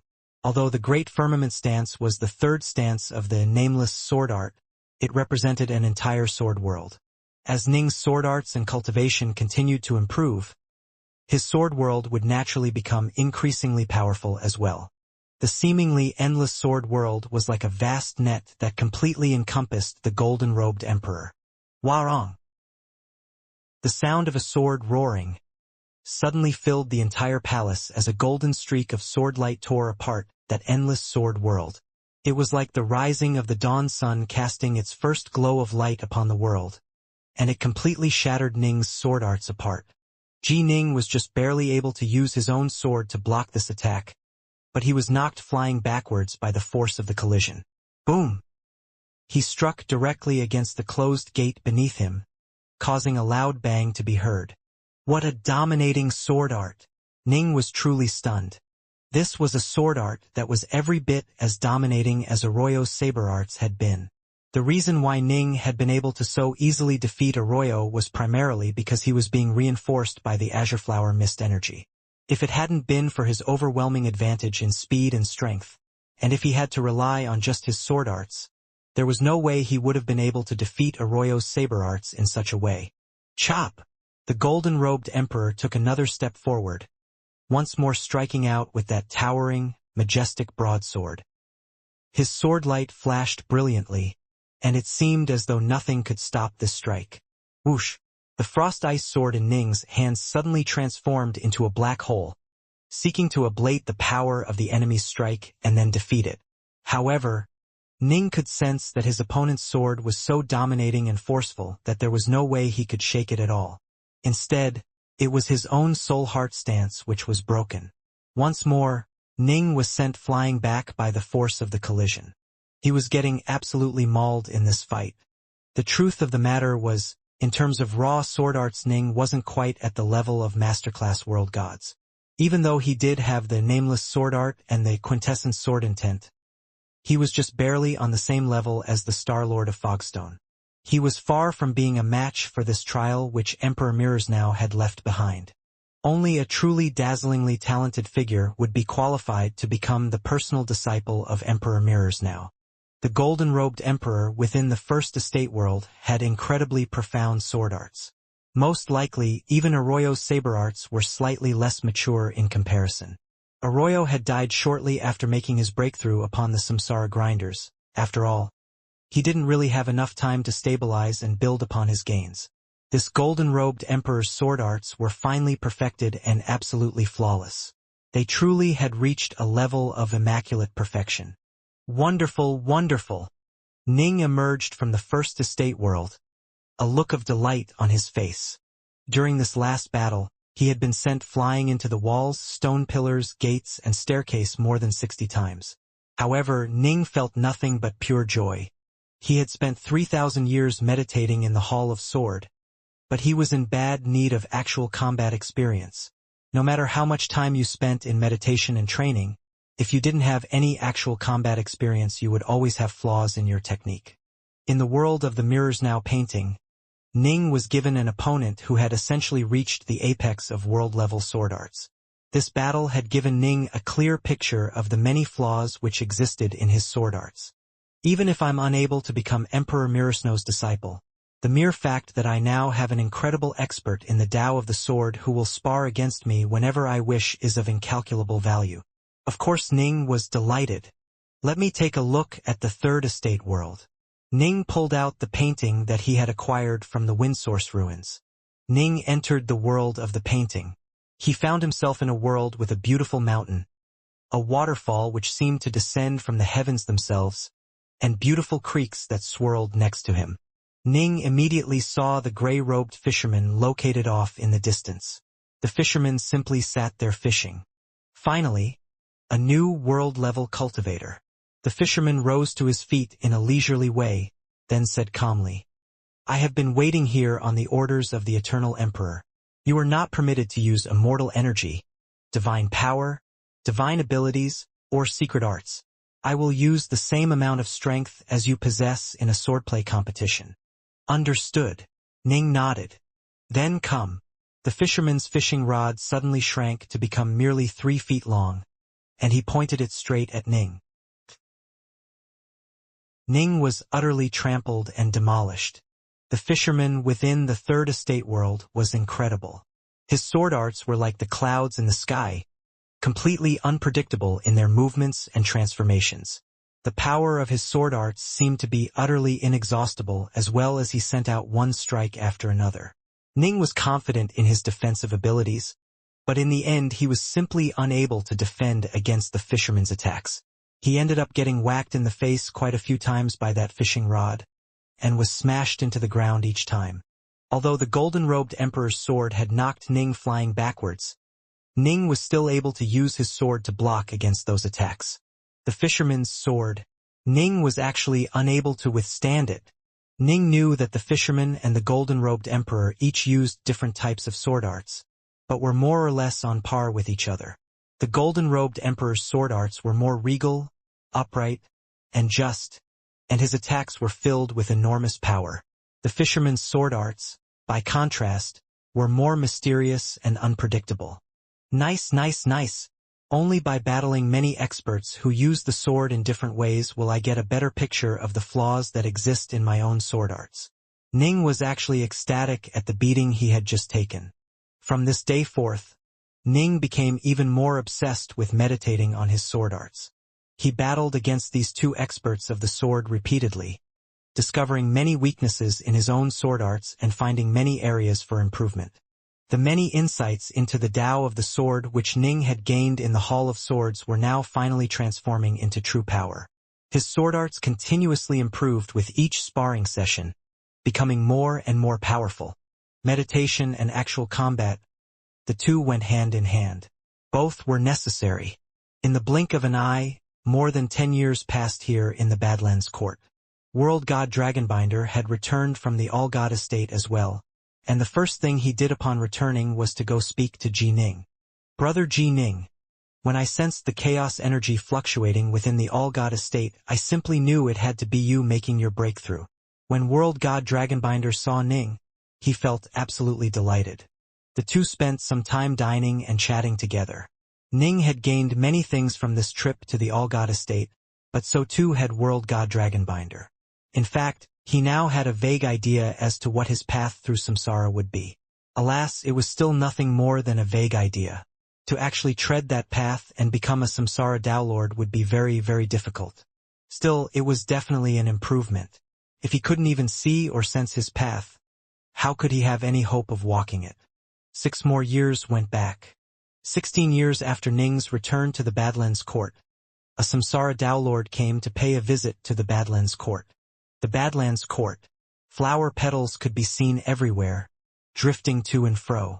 Downlord Badlands and his wife were seated opposite a cyclopean man with a single horn on his head. I didn't expect that you would be assigned to personally escort this mission, Big Brother Fusu. Downlord Badlands smiled as he spoke. I was planning to visit the Triclopean Thundersea anyhow, which was why the Dao Alliance asked me to help escort these treasures. Downlord Fusu smiled. The treasures you requested included the Golden Idol Divine Ability, a few eternal weapons that are merely middle grade, and the Mirror's Now painting. I imagine you must be purchasing them for one of your disciples, yes? You really should make them go out and seek their fortunes. No matter how much you favor a disciple, you can't spoil him to this extent. Big Brother Fusu, you think too highly of me. How could I possibly be willing to spend this much money just to help one disciple?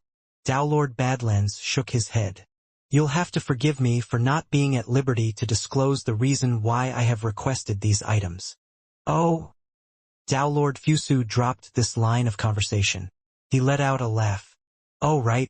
I heard that old man Solsky of Vast Heaven Palace has begun to furiously scour the realms for important treasures.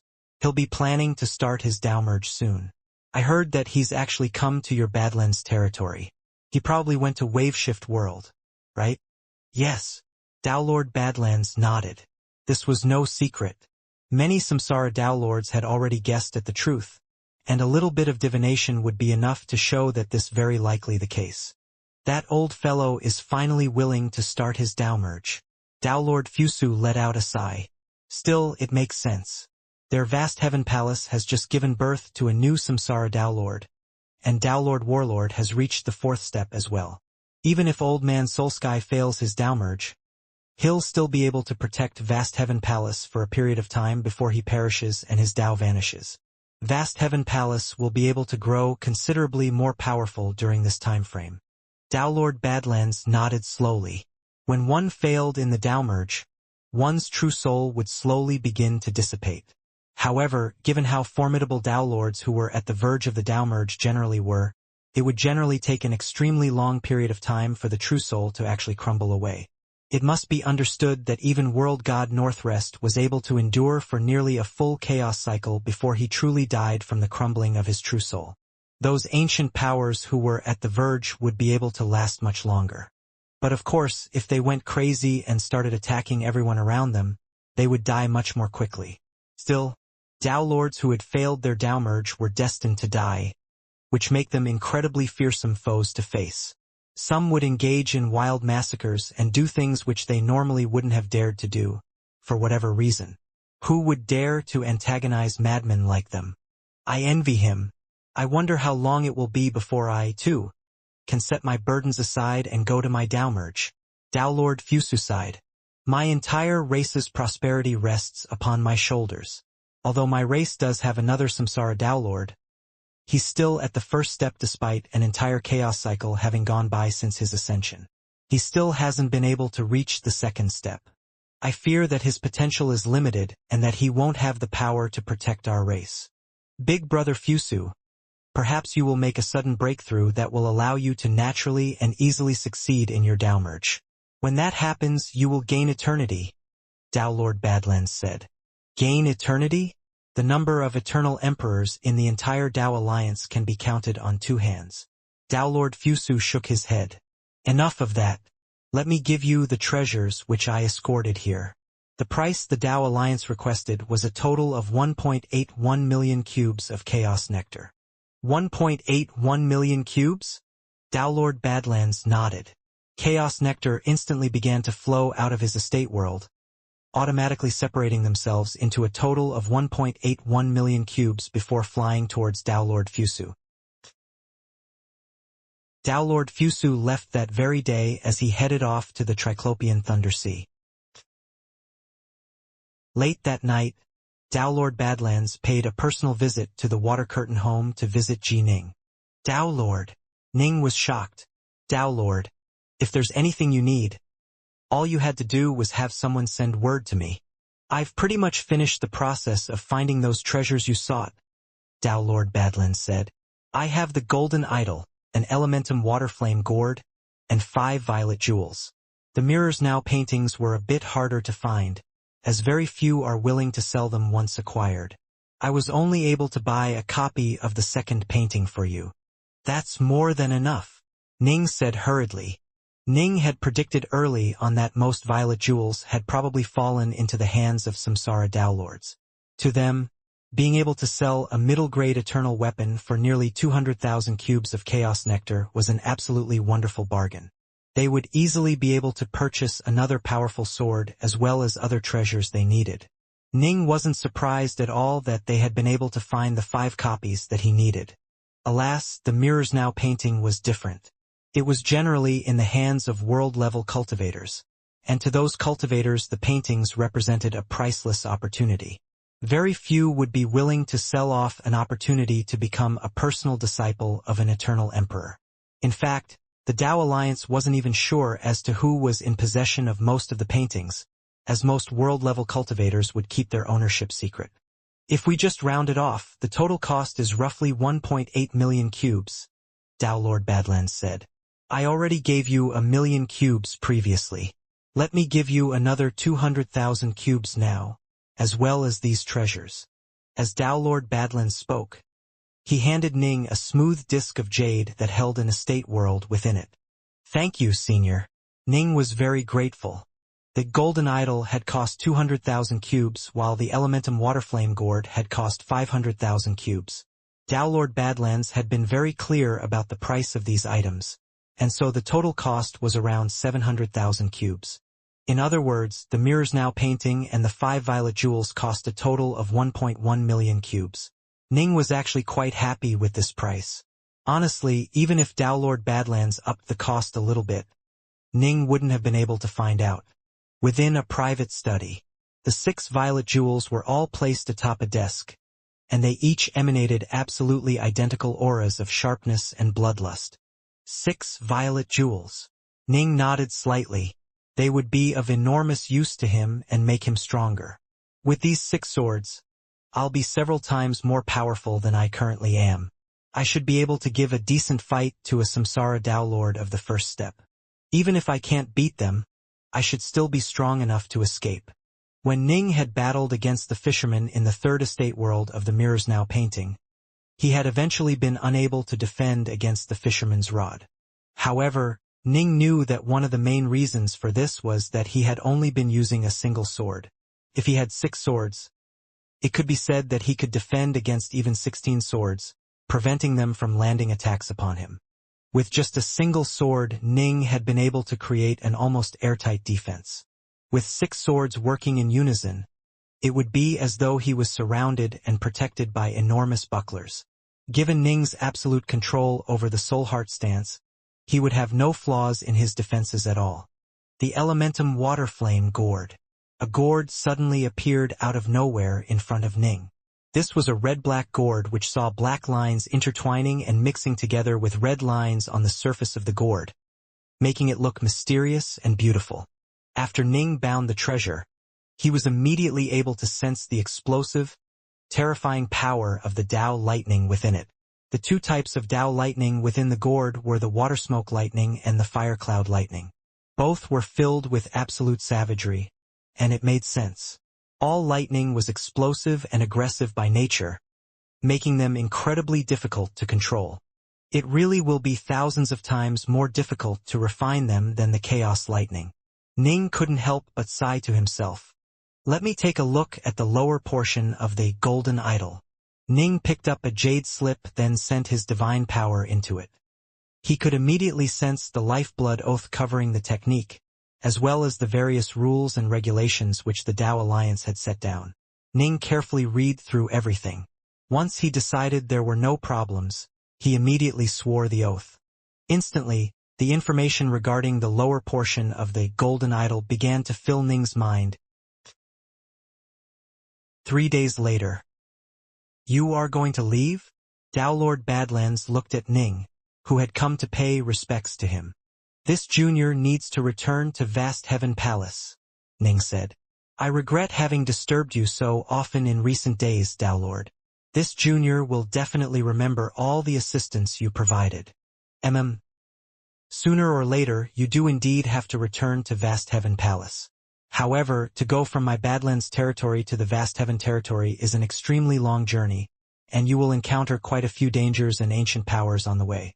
It is difficult for me to divine exactly what you shall encounter on this journey.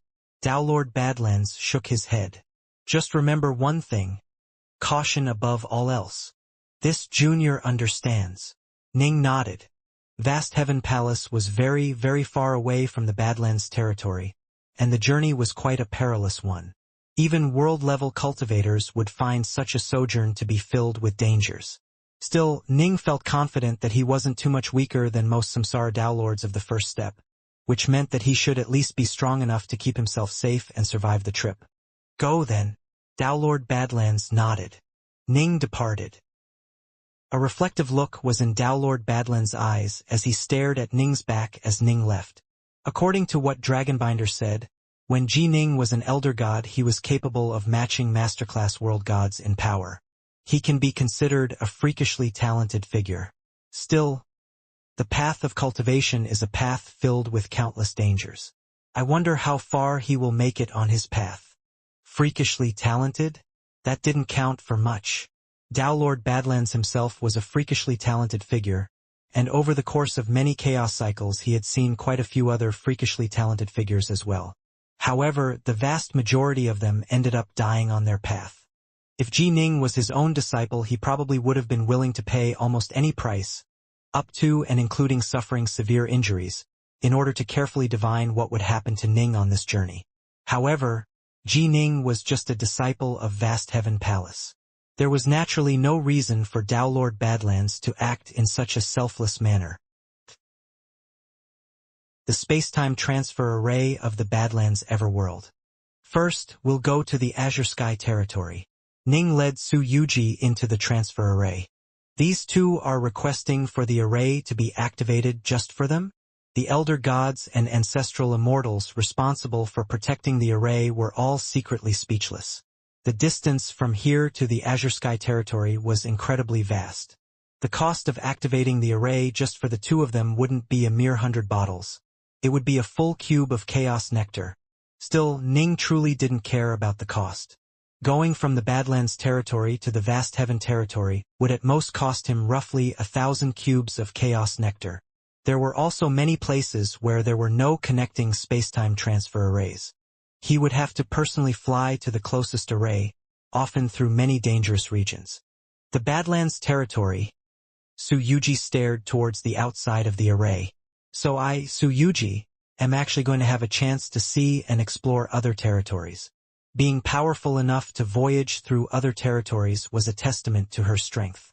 The Badlands territory. Ning stared at the skies far above them. This was the place where he had gotten his first start after departing from the three realms. Rumble. Space-time began to twist and distort. The entire array began to shine with blinding light as it tore through the fabric of space and time, teleporting the two of them to a distant place in the space-time continuum. When the light faded away, the two figures had vanished from within the array. More than 92 years went by in the blink of an eye. The Chenyun territory was a place that was incredibly far away from the Badlands territory. Trifount was one of the planets located within this territory, and it was one of the core planets that were part of a local space-time transfer array. The space-time transfer array was gleaming with light as it twisted and distorted space-time. Moments later, two figures suddenly appeared within it. The first figure was a white-robed youth who was carrying a sword on his back. The second was a fiery-robed woman. The two were Ji Ning and Su Yuji, who had traveled here all the way from the Badlands territory. Trifount. Ning and Su Yuji both emerged from the formation and stared off into the distance. Rumble. A massive geyser of water could be seen off in the distance, blasting a fountain of water 30,000 meters into the air. The stars glittered in the skies above them, causing the water to sparkle with rainbow light. This planet was constructed in a strange way, resulting in 3 enormous geysers that blasted mountain-sized fountains of water high up into the air. This was the reason why the planet was known as Trifount. We finally reached Trifount. Su Yuji had a rather solemn look on her face. Master, our next destination will be the most dangerous place in our journey. The Sea of Darkness. Yes, once we pass the Sea of Darkness, we won't be too far away from Vast Heaven Palace. Ning nodded as well. 92 years. Ning and Su Yuji had traveled through many different territories, some of which they had to fly through or teleport their way through. This was why it had taken them so long. They had encountered a number of dangerous situations along the way, including some deadly environments as well as cultivators who had sought to waylay and kill them. However, none of these situations had truly been troublesome for the two of them. They dared to ambush Jining. They truly had been courting death. The most dangerous part of the journey from the Badlands territory to the Vast Heaven territory is the passage through the Sea of Darkness. Ning and Su Yuji were standing alongside each other atop a tall mountain, staring off towards the distant void of space. Ning said, "Given how fast we travel, I expect it will take us 8 centuries to go through the entire Sea of Darkness." Whoosh, whoosh, whoosh. Suddenly, 3 streaks of light flew towards them from afar. They soon arrived before Ning and Su Yuji, the streaks of light transforming into 3 cultivators who emanated auras of tremendous power. There were 2 men and 1 woman, but all 3 had world-level auras. Fellow Taoists. The leader of the 3, a fairly muscular man, walked over with a smile on his face. "Have you come to Trifount for the sake of passing through the Sea of Darkness?" "Yes." Ning nodded, not denying it. The muscular man smiled. "My name is Xianxia. He is World God Windgrace while she is Chaos Immortal Waterswell." The handsome, violet-robed man next to him nodded towards Ning and Su Yuji. "Windgrace greets you, fellow Taoists. Waterswell greets you, fellow Taoists." The female Chaos Immortal was just as attractive as Windgrace, and her aura was even more charming than Su Yuji's. Su Yuji could be described as flickering flame, filled with alluring magnetism. This Chaos Immortal named Waterswell, however, was like a pool of gentle, soft water. "I am Dark North. She is the Flame Fairy." Ning introduced their side as well. "Fellow Taoist Dark North. Fellow Taoist Flame Fairy." The muscular man said, "We saw you 2 appear within the space-time transfer array from afar. When we noticed how you 2 decided to stay here, we had a suspicion that you might be planning to travel through the Sea of Darkness. I imagine both of you know exactly how dangerous the Sea of Darkness is, and the journey is an extremely long one as well. Given how long and how dangerous the journey is, for a small group of just 4 or 5 world-level cultivators to try to pass through it by themselves is an extremely risky and difficult endeavor." Ning and Su Yuji both nodded. It was true. It would indeed be very dangerous. There were many dangers on the path from the Badlands territory to the Vast Heaven territory, but the Sea of Darkness was the most dangerous place of them all. Even someone as powerful as Ji Ning wouldn't dare to claim 100% confidence in navigating the place successfully. That is why those of us who wish to traverse the Sea of Darkness will generally join together into a group before venturing forth. The muscular man laughed. "Our current plan is to wait until we have a total of 99 world-level fellow Taoists, so that we can join together into a formation if necessary. Once we have enough people, we will head into the Sea of Darkness. We already have more than 80 fellow Taoists, and the 3 of us have come to ask the 2 of you to join us." 99. Ning and Su Yuji exchanged glances. "Don't worry. When we have enough people, all of us will swear a simple lifeblood oath that we are absolutely not permitted to attack any of our fellow travelers," the muscular man said. "With 99 of us working together, we will have a better than 90% chance of traversing the Sea of Darkness." Ning agreed with this assessment. 99. Given how many world-level cultivators would be gathered here, some would most likely be supreme world gods. Once they all joined together into a formation and were able to support each other, those supreme world gods would be comparable to Arroyo in strength. The others wouldn't be too weak either. Once they all fought together, it was likely that even Samsara Downlords of the first step would have to stay away from them. Fine. Ning nodded and smiled. Just now, the two of us were worrying about how we were going to safely traverse the Sea of Darkness. It would indeed be much safer for us if we can work together alongside so many fellow Taoists. Immortal Waters, well, please lead these two fellow Taoists to the others, the muscular man instructed. He then looked at Ning. Brother Windgrace and I will have to stay here and keep an eye out for any other world-level cultivators who we can invite to join us. Sorry for being unable to send you off personally. No need. Ning and Su Yuji followed Chaos Immortal Waters well and flew off into the distance. Our many fellow Taoists are all located close to this place. After flying for just a short period of time, they reached a flat grassland. There were quite a few world-level cultivators here clustered into small groups of 2 or 3 people. A total of 83 cultivators were located on this plains. The two of you can rest here for now. We'll head out once we reach a total of 99 cultivators. I'm going to go back now and wait alongside Big Brother Xianglu. Although quite a few world-level cultivators had been gathered here, only 20 or 30% of them belonged to the Chenyun territory. The others were all from nearby territories, with very few being from places as far away as the Badlands territory. Most of the people here didn't know each other, nor did they need to know each other. After passing through the Sea of Darkness, they would all go their separate ways. Thus, they all stayed clustered in small groups of 2 or 3, not really fraternizing with the others. Let's just wait, then. Ning and Su Yuji sat down in the lotus position, waiting silently while drinking some immortal nectar. While waiting, Ning continuously sent out a small amount of his divine power to create incarnations which he sent into the mirrors now painting. He repeatedly challenged the expert swordsman within the Third Estate world using his incarnation. The golden-robed emperor, the fisherman, the assassin. When dueling, these 3 would use the exact same amount of power as Ning. It was merely a contest of swordplay, and so Ning could simply use incarnations of divine power to carry out the sparring. As for Ning's true body, Ning spent his attention on training in the Golden Idol. Initially, Ning immediately used 300 cubes worth of Chaos Jewels to upgrade his body to the Dao weapon level. After that, he began to simply train slowly in the technique, using just a small amount of Chaos Jewels as he did so. To upgrade his body and make it comparable to top-grade Dao weapons would require an extremely long period of time. Ning was in no rush. It was fine to take it slow. Fortunately, they only had to wait 11 years at Trifount before the total number of world-level cultivators reached 99. My fellow Taoists. World God Xianglu smiled as he looked at the 90-plus cultivators on the plains. We've already gathered a total of 99 world-level cultivators. It is time for us to head off into the Sea of the Darkness. Here are the formation discs.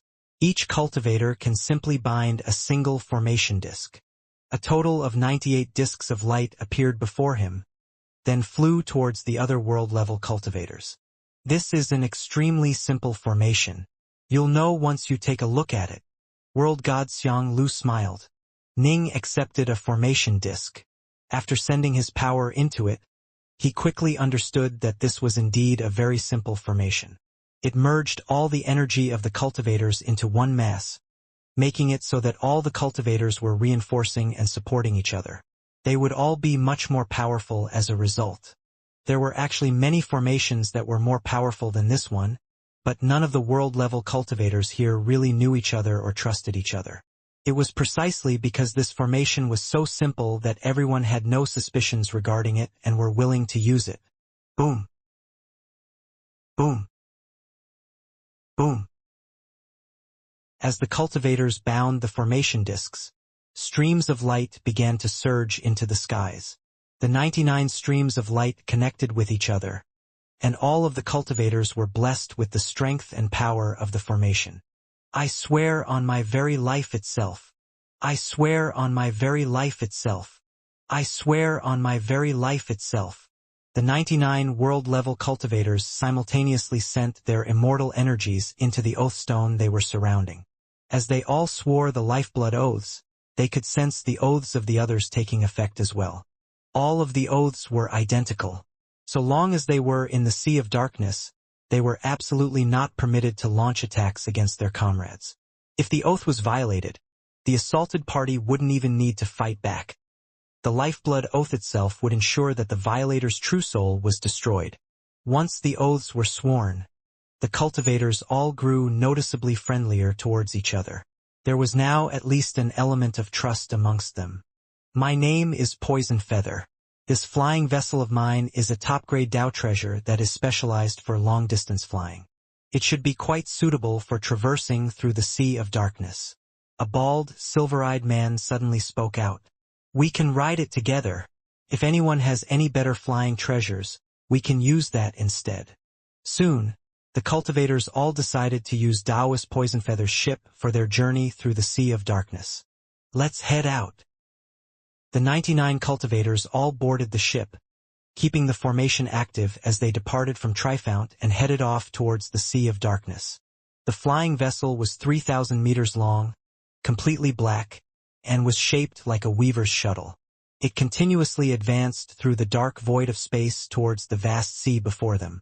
If Ji Ning wished to reach Vast Heaven Palace, he absolutely had to pass through the Sea of Darkness. If he went around it, it would result in an incredibly long detour. What's more, the map which Downlord Soulsky had given Ning didn't even specify the details to any such detour, instead simply telling him to go straight through the sea. This was because this was actually the safest option. The other options were even more dangerous. Although this was safer by comparison, it was still a rather dangerous trip for world-level cultivators. If they weren't careful, they would easily die in this place. This was one of the reasons why very few world-level cultivators would embark on such long journeys. When Ning had been in the Badlands territory, he had queried the Star-Lord of Fogstone regarding the location of Vast Heaven Palace, but neither the Star-Lord nor his subordinates had even heard of it. This was because the distance between the two territories was utterly enormous. Even the Badlands Court, the most powerful organization within the Badlands territory, only held a few cultivators who were aware of Vast Heaven Palace. We'll reach the Sea of Darkness soon, Ning sent mentally. I recommend you go into the golem now. Don't stray too far from my side. I know my own limits, Master. Suyuji was quite excited. The legendary Sea of Darkness. Actually, I've never even heard of it before this. To think that I'm going to be going into it just a short while from now. Wow. This trip from the Badlands territory to the Vast Heaven territory will give me something to brag about for many, many years to come. Ning chuckled, then closed his eyes and focused on attuning to the sword intent of his violet jewels. He was attuned to its sword intent at all times as he continuously meditated on the Tao of the sword. Whoosh! The flying vessel continuously teleported through the emptiness of space. Roughly a day later, they finally arrived at the borders of the Sea of Darkness. The entire vessel was completely silent as all 99 cultivators stared at the distant sea of spatial chaos. Even here, at the mere borders of the sea, they could sense the spatial waves crashing against their flying vessel. Everyone, World God Xiang Lu spoke out. The other cultivators turned their gazes from the sea to him. According to what fellow Taoist Poisonfeather said, although this vessel is fast, it'll still take over 600 years to go through the Sea of Darkness. During these 600 years, we'll be in a state of constant danger. Thus, if anything happens, I would like to ask that the more powerful experts among us to hold back. Please help out our weaker fellow Taoists. Once one of us dies, the formation will be dramatically weakened as well. The more of us die, the weaker the formation will be, making it even more difficult for us to safely traverse the Sea of Darkness, World God Xiang Lu said. Naturally. Since we are all on the same ship, we should all support and help each other. Fellow Taoists, I hope all of us will be able to make it safely through this Sea of Darkness. The cultivators aboard the vessel were all quite nervous. This was the Sea of Darkness, after all. Most likely, few to none of them would dare to traverse this place all by themselves. As for Ning, he watched quite calmly from his little corner. His original plan had been to venture into the Sea of Darkness alongside Su Yuji, but that would have indeed been rather dangerous. Now that 99 world-level cultivators had joined forces, if nothing went awry they would stand at least a 90+% chance of successfully traversing the sea. If you factored in Ning's true level of power, it could be said that they were virtually guaranteed to succeed. Boom! The pitch-black vessel flew forward at high speed, smashing straight into the Sea of Darkness. It continuously sped up as it flew forward, quickly breaking past the limits of the heavenly Daos and continuing to skyrocket in speed. Soon, it reached a level of speed that was roughly double the speed of light. This was the vessel's limit, and it began to cruise forward at this speed. Whoosh! Whoosh! Whoosh! Dark, turbulent waves of distorted chaos and space repeatedly crashed the sides of the vessel. As for the 99 cultivators, they all stared intently at their surroundings. Even Ning elected to draw a violet jewel from its sheath on his back. What a nervous feeling!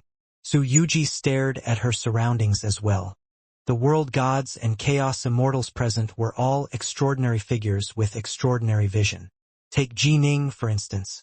Even when he merely relied on his eyes, his current visual acuity far surpassed the level he was at back when he was an Empyrean god who used the Torch Dragon's Eye. No need to be so worried, everyone. I've been through the Sea of Darkness before. A pudgy, fat-faced, chubby-eared youth next to Ning let out a merry chuckle.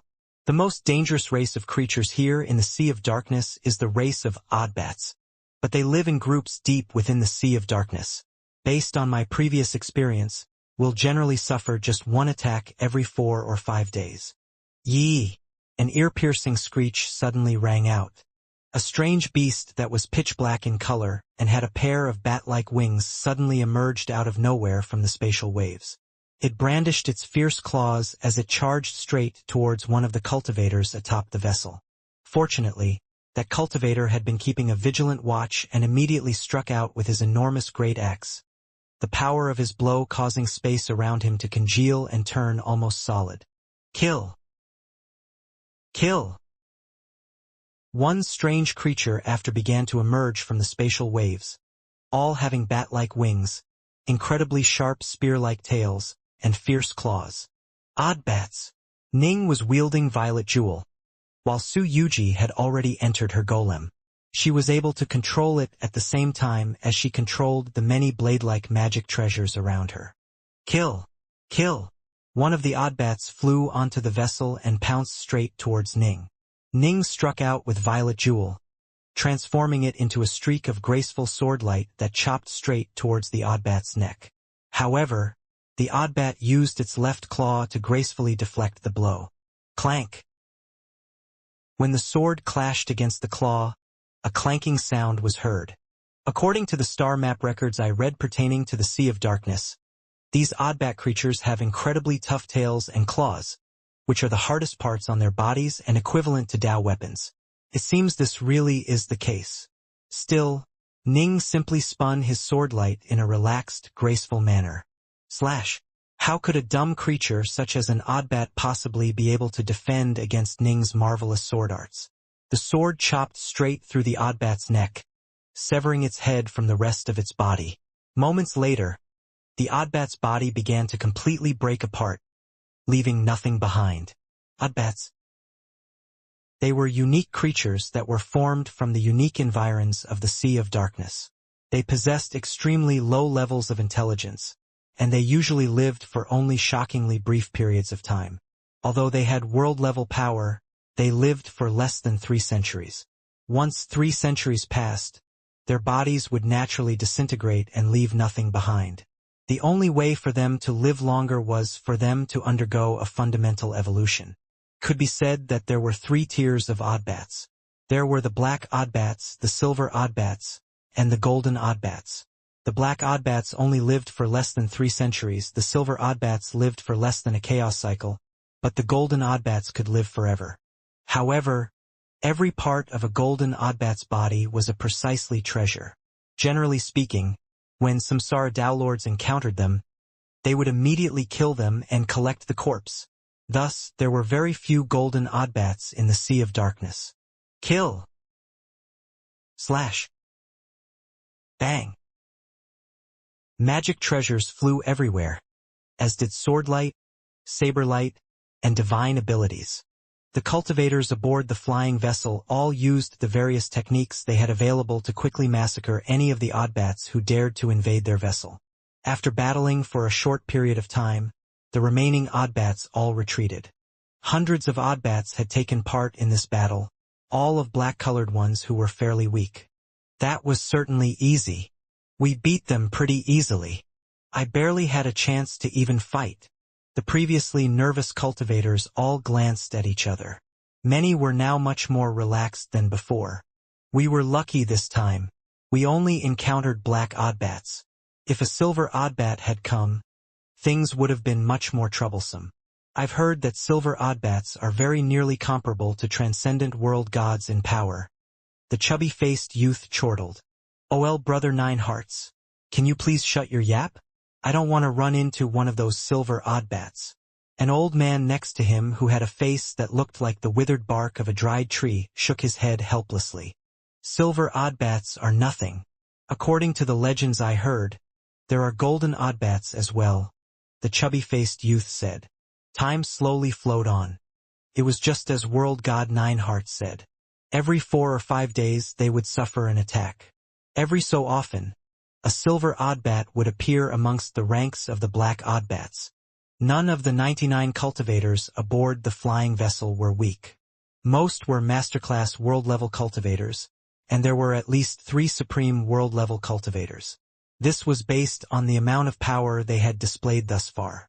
A single supreme world-level cultivator, supported by the power of the formation, was enough to contend against one of the silver oddbats. There really is strength in numbers. Ning continued to relax in his corner of the flying vessel. Thus far, he hadn't even used any divine abilities, much less the Azure Flower mist energy. 99 world-level cultivators fighting in unison truly made for a powerful force. There was no need for Ning to fight too hard. They were able to easily defeat the repeated attacks by the oddbats. 311 years passed after their entry into the Sea of Darkness. The flying vessel continued to advance through the chaotic waves. "Come, brother Dark North. Drink with us. Brother Poison Feather. Fairy Yoon." The vessel was filled with the sound of laughter. Everyone was drinking and chatting, but they were also ready to engage in battle at a moment's notice. They had gotten accustomed to fighting every few days during the past 3 centuries. The battles had all been quite easy. Most of the world-level cultivators on the ship, Ning included, had yet to be forced to show their true power. Roughly 10 trillion kilometers away from them, in a region of chaotic space, an incredibly dense cluster of black oddbats and a few silver oddbats were escorting a completely golden oddbat. The golden oddbat spread out its golden wings just a bit, its intelligent eyes staring at the distant flying vessel. "Everything has been verified?" The golden oddbat spoke verbally, its shrill voice reverberating in a strange manner that caused ripples to appear in the already chaotic space around it. "Everything has been verified, Your Highness. That flying vessel is indeed crewed by world-level cultivators, and there are 99 of them in total." A silver oddbat responded respectfully to the query. Oddbats were extremely dumb creatures, with the black ones only capable of calling out for blood and mayhem. It was difficult for them to even form complete sentences. However, once they evolved to become silver oddbats, they would gain a much longer lifespan and a dramatically increased level of intelligence. Silver oddbats were at least comparable to ordinary mortals in intelligence. 99 world-level cultivators? The golden oddbat stared coldly towards the distant vessel. They actually managed to mass such a large number of cultivators? That probably means they don't have any Samsara Dowlords amongst their ranks. Samsara Dowlords wouldn't bother with waiting so long. They'd just go through by themselves. Since that's the case, oddbats had a strange fetish. They delighted in eating the flesh of cultivators. They could even devour the incredibly tough bodies of most world gods. So long as those divine bodies had not reached the Tao weapon level, the golden oddbats would be able to crunch through them like candy. To the golden oddbats, cultivators were the finest delicacies in existence. This was exacerbated by the fact that oddbats generally tended to be massacred in vast numbers by travelers.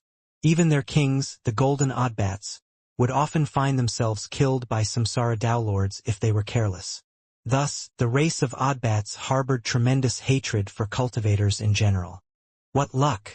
The Sea of Darkness is such a vast place. But I actually managed to run into a vessel of cultivators. Kill them, my children! The golden oddbat let out a shrill shriek as it ordered. Wipe out all the cultivators on that vessel. Kill them all. Yes. The 9 silver oddbats assented respectfully in unison. Yes. Yes. Yes. The many black oddbats all cried out in a raucous chorus. Swish. Swish. Swish. Swish. Swish. The dense cluster of oddbats all quickly passed through the spatial waves and flew towards the distant flying vessel. The oddbats were born from within the Sea of Darkness and thus were born with the innate ability to conceal themselves within the violent spatial tempests within the sea. This was the reason why they were able to fly close to the vessel without being detected. The Sea of Darkness was incredibly vast, but it had very few golden oddbats within it. Even though the vessel Ning's group was incredibly fast, it would still need more than 6 centuries to pass through the sea. One could imagine how utterly vast it was. This was why it was extremely rare for a group to be unlucky enough to encounter a golden oddbat. In fact, dozens of squads would often pass through the sea without a single squad encountering one. Master, before we entered the Sea of Darkness you frightened me half to death with the stories about how dangerous this place is. Well, look at how relaxed we all are. Su Yuji was seated next to Ji Ning in a corner of the vessel. The two were engaged in conversation. That's because you have more than 90 other cultivators fighting alongside you, helping you deal with those oddbats. If the two of us had to deal with them all by ourselves, what do you think would happen? Ning gave her a sideways glance. Su Yuji blinked. What would happen? Although Ji Ning was strong, he was still just one person. He'd only be able to deal with a portion of the oddbats at any given point in time. Su Yuji would have to rely on her golem and the bug beasts to fight against them, but she'd still be in grave danger. But of course, now that they had 99 cultivators and a supportive formation, things were completely different. If I have to blame someone, I'm going to blame you for not having sufficiently detailed information, Su Yuji mumbled. The awe-inspiringly, inconceivably famous Tao Lord Nihilate failed in his Tao merge and is now searching for a disciple. How is it that your intelligence reports made no mention of such earth-shaking news? Ning couldn't help but let out an involuntarily snort.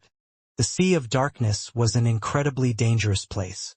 Although it was located next to the Chenyun territory, in normal times it was extremely rare for cultivators to pass through the sea, and they would only do so if they had an extremely special reason for it. It would take a very long period of time for 99 world-level cultivators to be gathered. In contrast, this time they had managed to reach this figure in a very short period of time. This was because of something which had happened on the other end of the Sea of Darkness, within the Jade Sea territory. A samsara Tao Lord known as Tao Lord Nihilate had failed in his Tao merge, then had publicly proclaimed that he wished to take on a disciple. Tao Lord Nihilate was an incredibly famous figure, especially in the surrounding territories. However, he was a solitary figure with no sect and no disciples to his name. Now that he had failed in his Tao merge, he had suddenly realized that he didn't have any heirs at all. This was why he had chosen to accept a disciple. Tao Lords who had failed in the Tao merge were all at least Verge-class Tao Lords who were just as powerful as Tao Lord Soulsky. If such a powerful Tao Lord wished to take on a disciple, almost every world-level cultivator would be willing to sacrifice almost anything in order to become that disciple. Although this master would undoubtedly die in the future, it was a fact that even a world god like Northrest was able to survive for a full chaos cycle before his true soul faded away. So long as Tao Lord Nihilate didn't go crazy and engaged in repeated, frenzied battles, he would be able to stay alive for an extremely long period of time. By the time he passed away, his guidance probably would have resulted in his student becoming a samsara Tao Lord as well. More importantly, who would dare to antagonize you if you had a master who had just failed his Dao merge? It could be said that prior to your master dying, you could do whatever you wished and be completely unchallenged. More than 80% of the people on Ning's vessel were heading to the Jade Sea territory to try and take on Dao Lord Nihilate as their master. While traveling to this place from the Badlands territory, I heard quite a few legends and stories about things that had happened in the ancient past. I heard many stories about truly powerful Dao Lords who failed their Dao merge, their Daos vanishing and their lives ending. Ning shook his head and sighed. I really have heard of very few Dao Lords who succeeded in their Dao merge. Ning was worried about Dao Lord Soulsky. Although they hadn't had many interactions with each other, Dao Lord Soulsky truly had treated Ning as he would a brother. In the Windsource ruins, Dao Lord Soulsky had suffered severe injuries but elected to go all out in attempting to locate Ning before even treating his own wounds. Only after he had located Ning had he calmed down and started to heal himself. Ning had felt tremendously moved by him when Ning saw this. Watch out! Yi Thei! A sudden, shocking, high-pitched oddbat shriek suddenly rang out. The cultivators who had been chatting calmly amongst each other instantly took control of their respective treasures and weapons, then started to attack. Slash! Swordlight flashed in Ning's hands as he slew a black oddbat. The creature's head went flying off. Then the rest of its body dissipated into nothingness. What? Ning's face suddenly fell dramatically. A tight, dense cluster of black oddbats had appeared in the area around the vessel. There were far more oddbats this time than there had ever been in the past, at least 10 times more than the previous record. There had to be thousands of the things. They all circled around the vessel, causing it to slow down and eventually come to a full stop, unable to move any further. Transform. Ning's body blurred as he manifested 3 heads and 6 arms. He now wielded 6 violet jewels in his arms. Careful, everyone. There are 9 of those silver oddbats. The situation instantly turned extremely grim as all the cultivators began to grow nervous. It must be understood that every single silver oddbat was comparable to a transcendent world god in power. Even though the cultivators were all supported by the power of their formation, they had to have originally possessed the power of a supreme world god if they wished to be able to give the silver oddbats a good fight. Whoosh! Ning's swordlight spun out in a beautiful arc, causing 8 of the black oddbats around him to be annihilated. Yuji, bind this bug nest. Ning immediately tossed a jade-green globe to Yuji. As soon as she bound it, she would be in control of the 51 bug beasts stored within it. Given how ugly the situation was looking and how many oddbats were attacking, Ning was worried that he wouldn't be able to protect her. All right, Yuji nodded. She wouldn't decline or be polite at a time like this, and she immediately bound the treasure. Kill. Kill. There's too many of these oddbats. Why are there so many? Block that silver oddbat. A wild battle was occurring atop the flying vessel. Magic treasures flew everywhere while world gods charged to and fro. Let me deal with this silver oddbat. I'll handle that one. The cultivators on the vessel had never experienced a truly dangerous situation during this trip. Quite a few of them had therefore been hiding their true power. Now, however, they had to reveal everything. There were actually more than 10 cultivators who had the power of supreme world gods. It made sense. If you wanted to become a disciple of Dao Lord Nihilate, you had to have enough power to back up that goal. Kill! Ning had transformed into a ghostly blur, his swords becoming even more ephemeral and unpredictable than before. They struck out lightning fast, causing oddbats to perish wherever they went. The oddbats were completely unable to defend against Ning's terrifying sword art. During the past 300+ years, Ning had often sent incarnations of divine power into the estate worlds of the Mirrors Now paintings to challenge the Guardians. His sword arts were now much more powerful than they had been back in the Badlands territory. Wipe out any oddbats that get near me. Yuji summoned her bug beasts, calling out a total of 30 of them to surround her and slay any oddbats that dared to draw near her. The black oddbats were all quite weak, after all. These bug beasts all had the power of masterclass world gods. plenty strong enough to deal with oddbats. Cultivators were engaged in fierce battles throughout the entire vessel.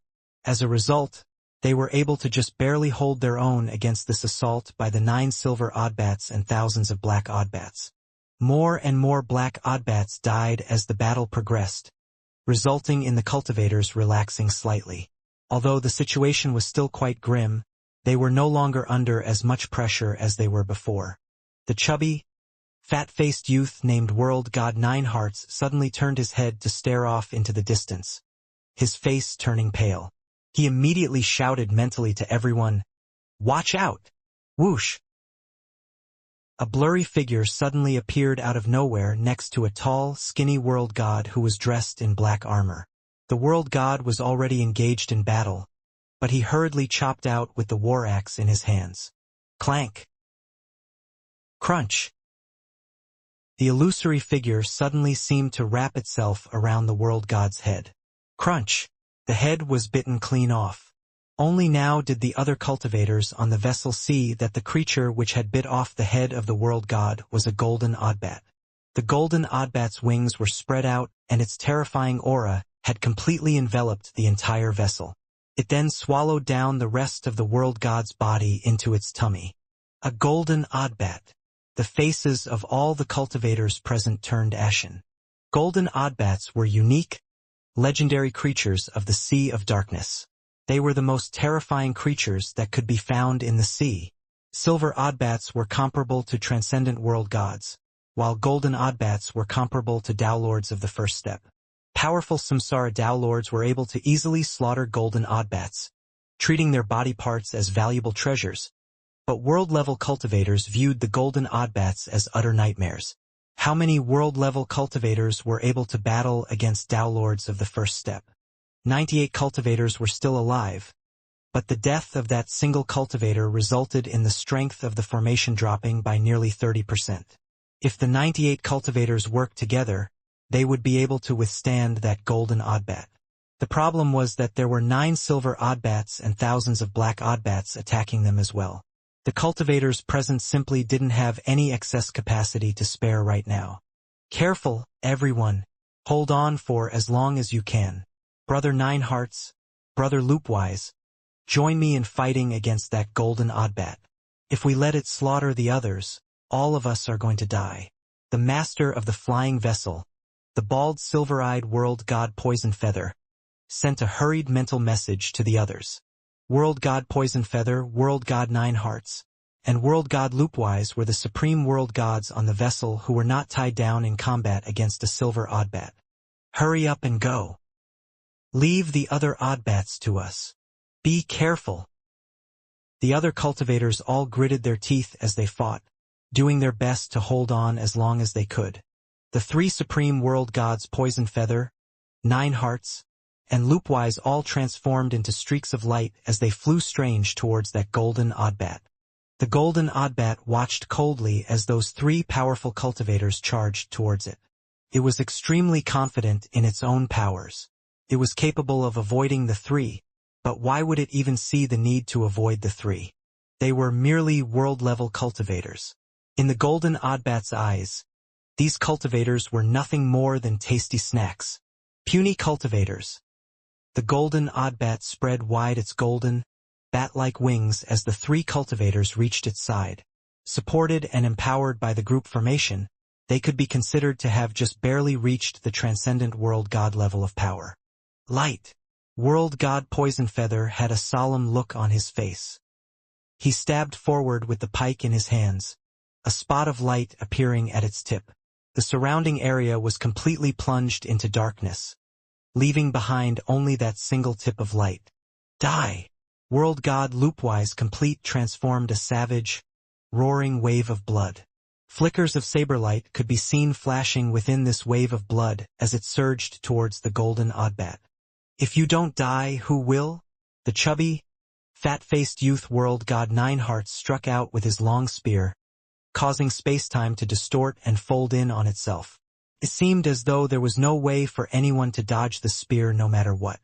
These 3 were amongst the most powerful cultivators on this vessel. Although the other cultivators were furiously defending against the onslaught of the other oddbats, they were able to spare a little bit of attention to watch this battle. When they saw these three killer moves being unleashed, they couldn't help but feel a hint of eagerness. Rumble. The golden oddbat suddenly flapped its giant golden bat wings. As soon as its wings moved, all of the chaotic spatial waves around it suddenly turned still. And then, the golden oddbat itself became the source of all of the spatial waves in this area. Its flapping wings began to kick up an enormous spatial tempest as the wings began to rapidly increase in size, to the point where the wings seemed large enough to cover the entire vessel. Poison Feather's lance, Loopwise saber light, Nine Hearts long spear. Boom! Boom! Boom! A series of explosions rang out. All three world gods were knocked flying backwards. They slammed hard into the deck of the ship, all three of them vomiting out blood. How can this be? How can it be this powerful? Three supreme world gods, supported by our formation, aren't even able to withstand a single strike from it? How can? The 90-plus cultivators instantly felt their hearts freeze and their hopes vanish. Apparently, those three supreme world gods weren't even close to being a match for the golden oddbat. Most likely, all of the supreme world gods on the vessel would have to join forces in order to have a chance. Alas, the vessel was being assaulted by 9 silver oddbats and the thousands of black oddbats as well. We are finished. Some of the cultivators began to feel despair. They couldn't come up with any solutions for dealing with these foes. In terms of technique or their mastery of the Tao, those three are my equals. Ning had watched carefully as those three had charged forward. He had actually followed right behind them, watching them test out the golden oddbat in the hopes that he could get a sense of how powerful it truly was. As soon as those enormous bat wings had flapped, the three world gods had been knocked flying backwards. Ning frowned slightly upon seeing this. He was quickly able to come to a series of judgments. So it really is true. Oddbats are all incredibly dumb creatures. Even golden oddbats are only talented in the Tao of space because of their incredible innate gifts in this Tao. Despite that, their insights are only comparable to the insights of ordinary world-level cultivators. Oddbats. The black oddbats had the intelligence level of ordinary human infants, and they knew almost no combat techniques at all. They relied entirely on their innate gifts to battle. Golden oddbats were far more powerful, but their insights into the Tao were merely comparable to the insights of ordinary world-level cultivators. They weren't even close to being a match for Ning and the others in this regard. Its insights into the Tao are quite ordinary. The problem is that it is incredibly fast and possesses overwhelming physical power. Ning's eyelids twitched slightly. Its body is incredibly tough. No wonder everyone says that the corpse of a golden oddbat is a priceless treasure. Its various parts can be used to forge eternal weapons. The claws, fangs, and tail of a golden oddbat were all comparable to eternal weapons. Its other parts were slightly weaker but still formidable. For example, its wings were soft but resilient, while its skin was quite smooth. Its entire body was terrifyingly strong, granting it incredible speed and strength. When it had flapped its enormous wings just now, it actually hadn't used any intricate techniques. It had relied on its overwhelming superiority in strength to send those three cultivators halfway to hell. Cultivators are truly useless. The golden oddbat spread out its enormous wings once more as it stood there atop the flying vessel. It turned its cold, insidious gaze towards the other cultivators on the boat. All of the cultivators began to feel a sense of despair. What were they going to do? How were they supposed to stop it? How boring. All of you can go die now. Ahahaha. The golden oddbat let out an ear-piercing laugh as it suddenly pounced towards the nearest cultivator, who hurriedly beat a frantic retreat in terror. Swish! A blinding streak of swordlight suddenly pierced through the air towards the golden oddbat, colliding directly against the golden oddbat's sharp claws. Clang! The golden oddbat was brought to a momentary halt. As for Ning, he couldn't help but stumble backwards by 3 steps, each step so heavy as to cause the entire vessel to tremble. Ning's eyes narrowed as he stared at the golden oddbat. He was now supported by the azure flower mist energy. With its energy supporting him, The additional power granted by the formation was almost negligible. What terrifying strength! It is far stronger than I am. The golden oddbat stopped moving as it turned to stare at Ning, weighing him. The entire vessel fell silent. All the cultivators turned to focus on this sight. Ji Ning had manifested 3 heads and 6 arms and was wielding 6 swords. He and the golden oddbat were staring at each other intently from afar. The golden oddbat continued to stare weighingly at Ning, then let out another one of those ear-piercing laughs. Its voice echoed throughout the surrounding void as it said, "I didn't expect to find someone so powerful here. You should be the most powerful person on this vessel." "That's Brother Darknorth. Fellow Taoist Darknorth." The other cultivators were overjoyed upon seeing this. They were stunned at the level of power which Ning had just unleashed, but they were also filled with a powerful urge and hope to stay alive. "But it is useless. You will still die." The golden oddbat let out that bizarre laugh. "All the cultivators on this vessel will die." As it laughed, it transformed into a blur as it pounced straight towards Ning. "Kill!" Ning didn't back down in the slightest, charging straight forward with 6 violet jewels at the ready. Ning was like a streak of light while the golden oddbat was like an illusory blur. The two instantly collided against each other. Ning possessed astonishing speed and strength, but the golden oddbat was superior to even Ning in these 2 aspects. Boom! Boom! Boom! The 2 instantly clashed dozens of times. No one dared to draw near the 2 of them. Boom! An enormous explosion rang out as the golden tail and the sword light both struck the deck of the flying vessel at the same time, knocking it askew and flipping it over. All of the cultivators and oddbats were sent flying out of the vessel. They all hurriedly moved to avoid Ji Ning and the golden oddbat, who had now truly begun to fight. The Daotree Ji Ning's Jindan Chaos region was now more than 90,000 meters tall. His sword world was incredibly powerful, and the 6 violet jewels in his hands were eternal weapons of ridiculous power. Ning also had the Azure Flower Mist energy reinforcing him, making his body comparable to that of a Tao Lord of the first step. And yet, boom! Ning was sent staggering backwards, but his swordplay remained orderly. He stared intently at the distant golden oddbat. It is simply too physically strong. Ning felt genuine amazement in his heart. It clearly has terrible combat techniques, but it is still able to suppress me. The golden oddbat's wings were spread, but its gaze was turned towards the other cultivators in the distance as it watched those 90-plus cultivators fight against its many children. The cultivators were slowly gaining the upper hand as the number of black oddbats began to decline, causing the golden oddbat to feel rather impatient. "Humph. I'll let you stay alive for a bit longer." The golden oddbat let out an ear-piercing screech as it shot out in a solitary arc, seeking to move past Ning and assault the other cultivators. What? Not good. The 90-plus cultivators had all been paying attention to the battle between the golden oddbat and Ning. They were all shocked to see the golden oddbat head their way. They all knew how incredibly fast the golden oddbat was. Previously, the golden oddbat had simply been so proud and arrogant that it had stood there without moving, allowing those 3 world gods to assault it. It had battled against Ning for quite some time before it began to grow impatient. It set aside its pride, intending to move around Ning and slay the other cultivators instead. No running! Ning let out a loud roar as the thunderlight wings suddenly appeared on his back. The thunderlight wings fluttered slightly, causing his speed to dramatically increase. Halt! A dazzling, eye-catching streak of crimson gold lightning suddenly shot out of Ning's forehead. This streak of crimson gold lightning moved with incredible speed, far faster than the golden oddbat itself. The lightning furiously smote the golden oddbat with a direct blow. This was one of the streaks of Novescence thunder which Ning had mastered. Crackle! Hiss!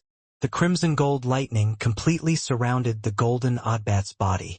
The golden oddbat was so powerful that it could completely ignore the damage caused by the crimson gold lightning, but the lightning had a powerful restrictive effect on it. It was like a supreme world god was doing everything he could to keep his arms wrapped around it, causing the golden oddbat's movements to be encumbered. Ning was incredibly fast to begin with, his speed being comparable to that of ordinary Dowlords. Now that he was using his Thunderlight wings, the two were fairly close in speed.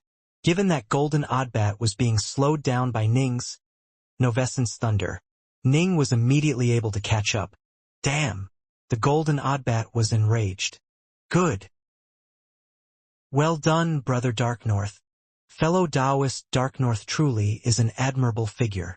Shouts of delight rang out from afar, as well as some laughter.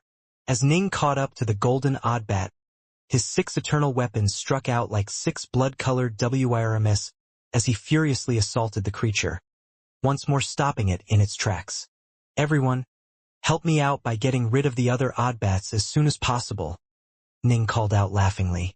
Right on. These Oddbats are easy to deal with. Hurry up, fellow Taoists. It isn't easy for Brother Darknorth to fend off the Golden Oddbat. The cultivators could now see hope, and so they did their absolute best to wipe out the remaining Oddbats. As for Ning, he continued to battle against the Golden Oddbat in single combat while using the Novescence Thunder to bind it. The power of that crimson gold lightning was completely applied to the Golden Oddbat's body, causing it to be slowed down slightly. Ning couldn't help but sigh in amazement at how tough its body was. If I were to use the Elementum Waterflame Gourd and release the lightning it holds, it would definitely release more power than my Novescence Thunder possesses. Ning couldn't help but secretly sigh. The problem is that it would just be 1 level of power stronger. I would at most have the upper hand, but I still would find it difficult to actually kill this Golden Oddbat. The Elementum Waterflame Gourd held 2 types of Tao Lightning. Tao Lightning was capable of sweeping aside almost anyone below the Tao Lord level of power. However, it was only capable of wiping out Masterclass World Gods in 1 strike. It was at most just slightly stronger than the Novescence Thunder, which Ning had put such effort into creating. When these 2 types of Water Attribute and Fire Attribute Tao Lightning joined together, they would be significantly stronger, most likely capable of slaying Supreme World Gods in 1 blow. They were capable of heavily injuring Transcendent World Gods and have a major restrictive effect on Tao Lords of the first step. Alas, the Golden Oddbat was simply too physically tough, and its claws, fangs, and tail were comparable to eternal weapons in might. Even its skin and its wings, some of its weaker body parts, were comparable to Tao weapons. It would be extremely difficult for Ning to injure it with his sword. In addition, the Elementum Waterflame Gourd is an important treasure. I spent 550,000 cubes of Chaos Nectar for it. If I was to use it, everyone would be able to recognize it right away. Elementum Waterflame Gourds are incredibly famous eternal weapons. If they recognize it. Once these cultivators reach the other end of the Sea of Darkness, word of it being in my possession will spread and I'll probably be in a lot of trouble.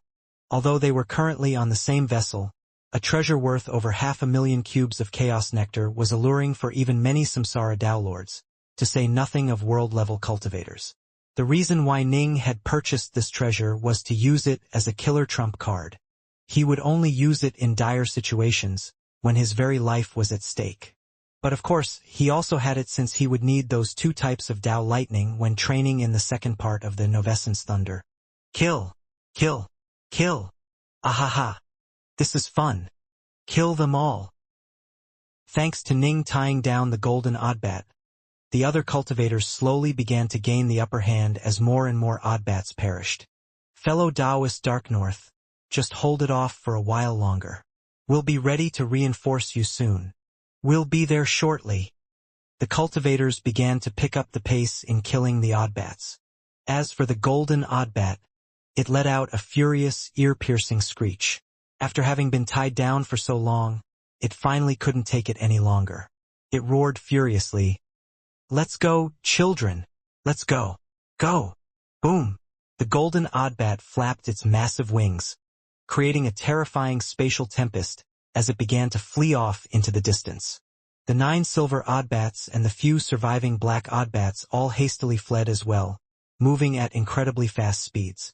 Ning stared as the Golden Oddbat disappeared into the distance. He didn't try to chase it.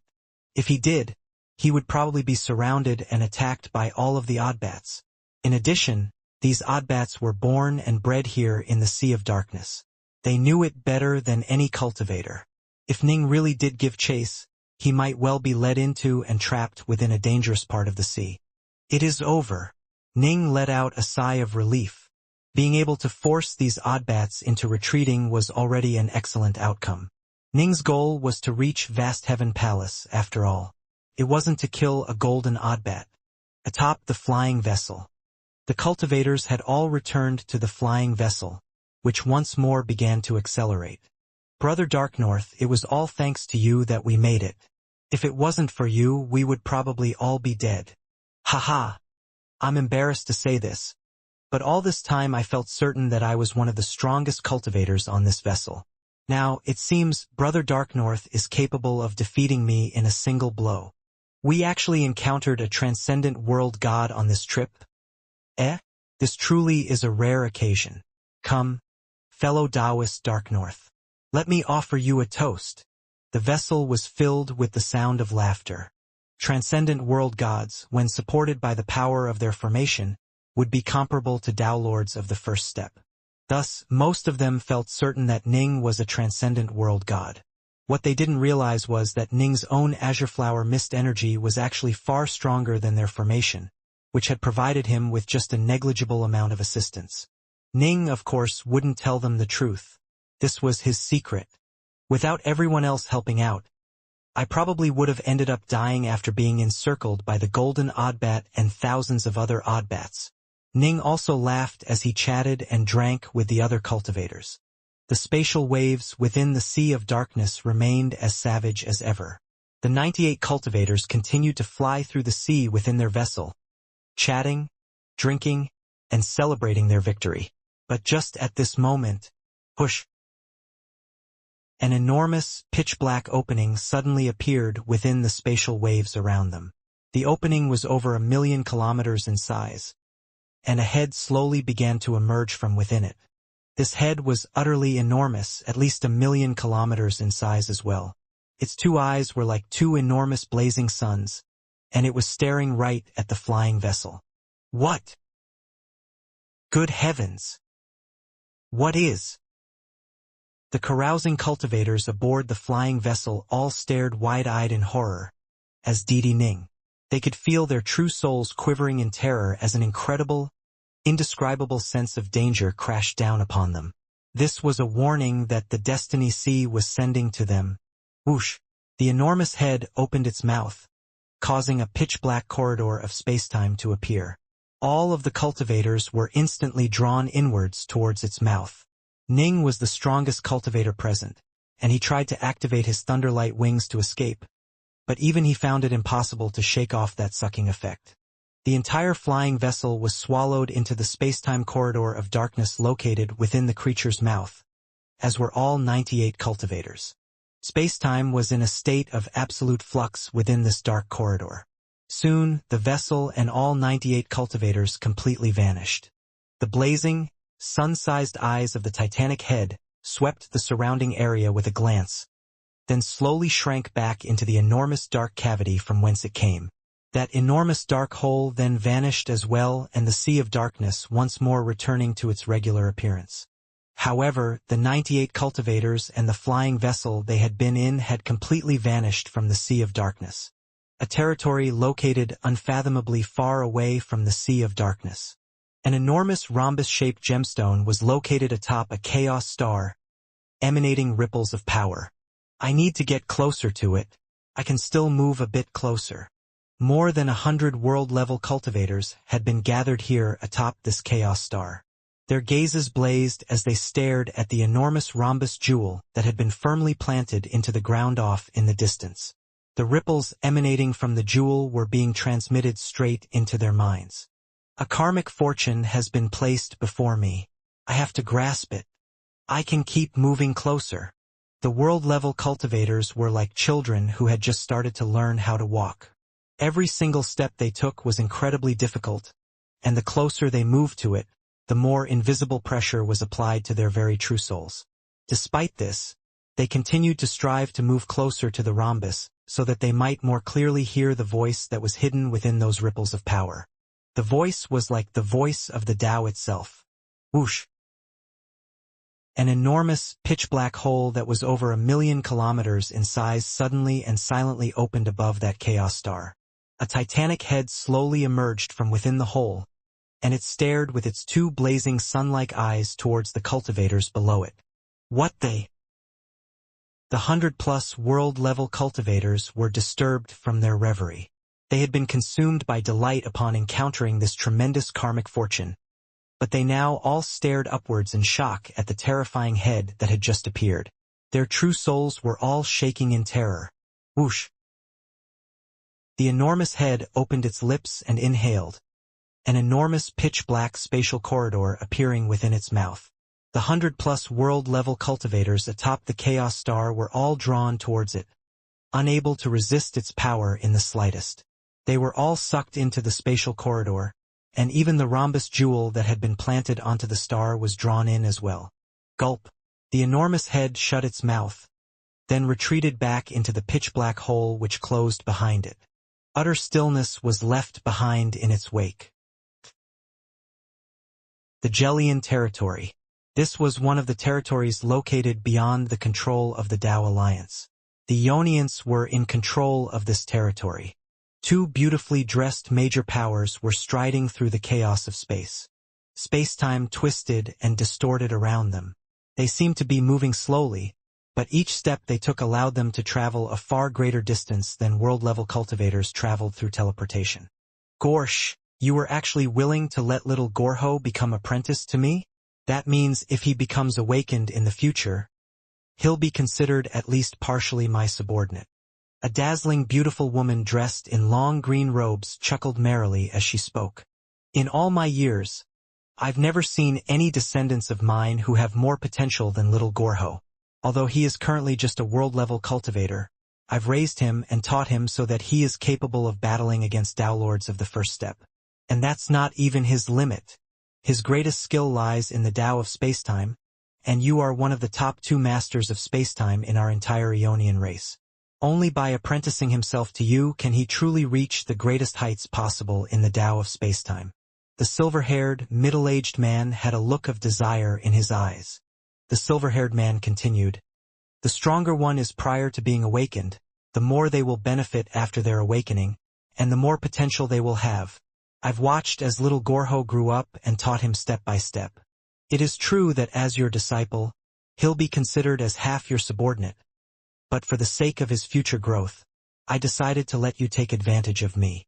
You are making it sound as though I'm taking huge advantage of you." The green-robed woman laughed. "I'll have to spend a lot of effort in teaching him, you know?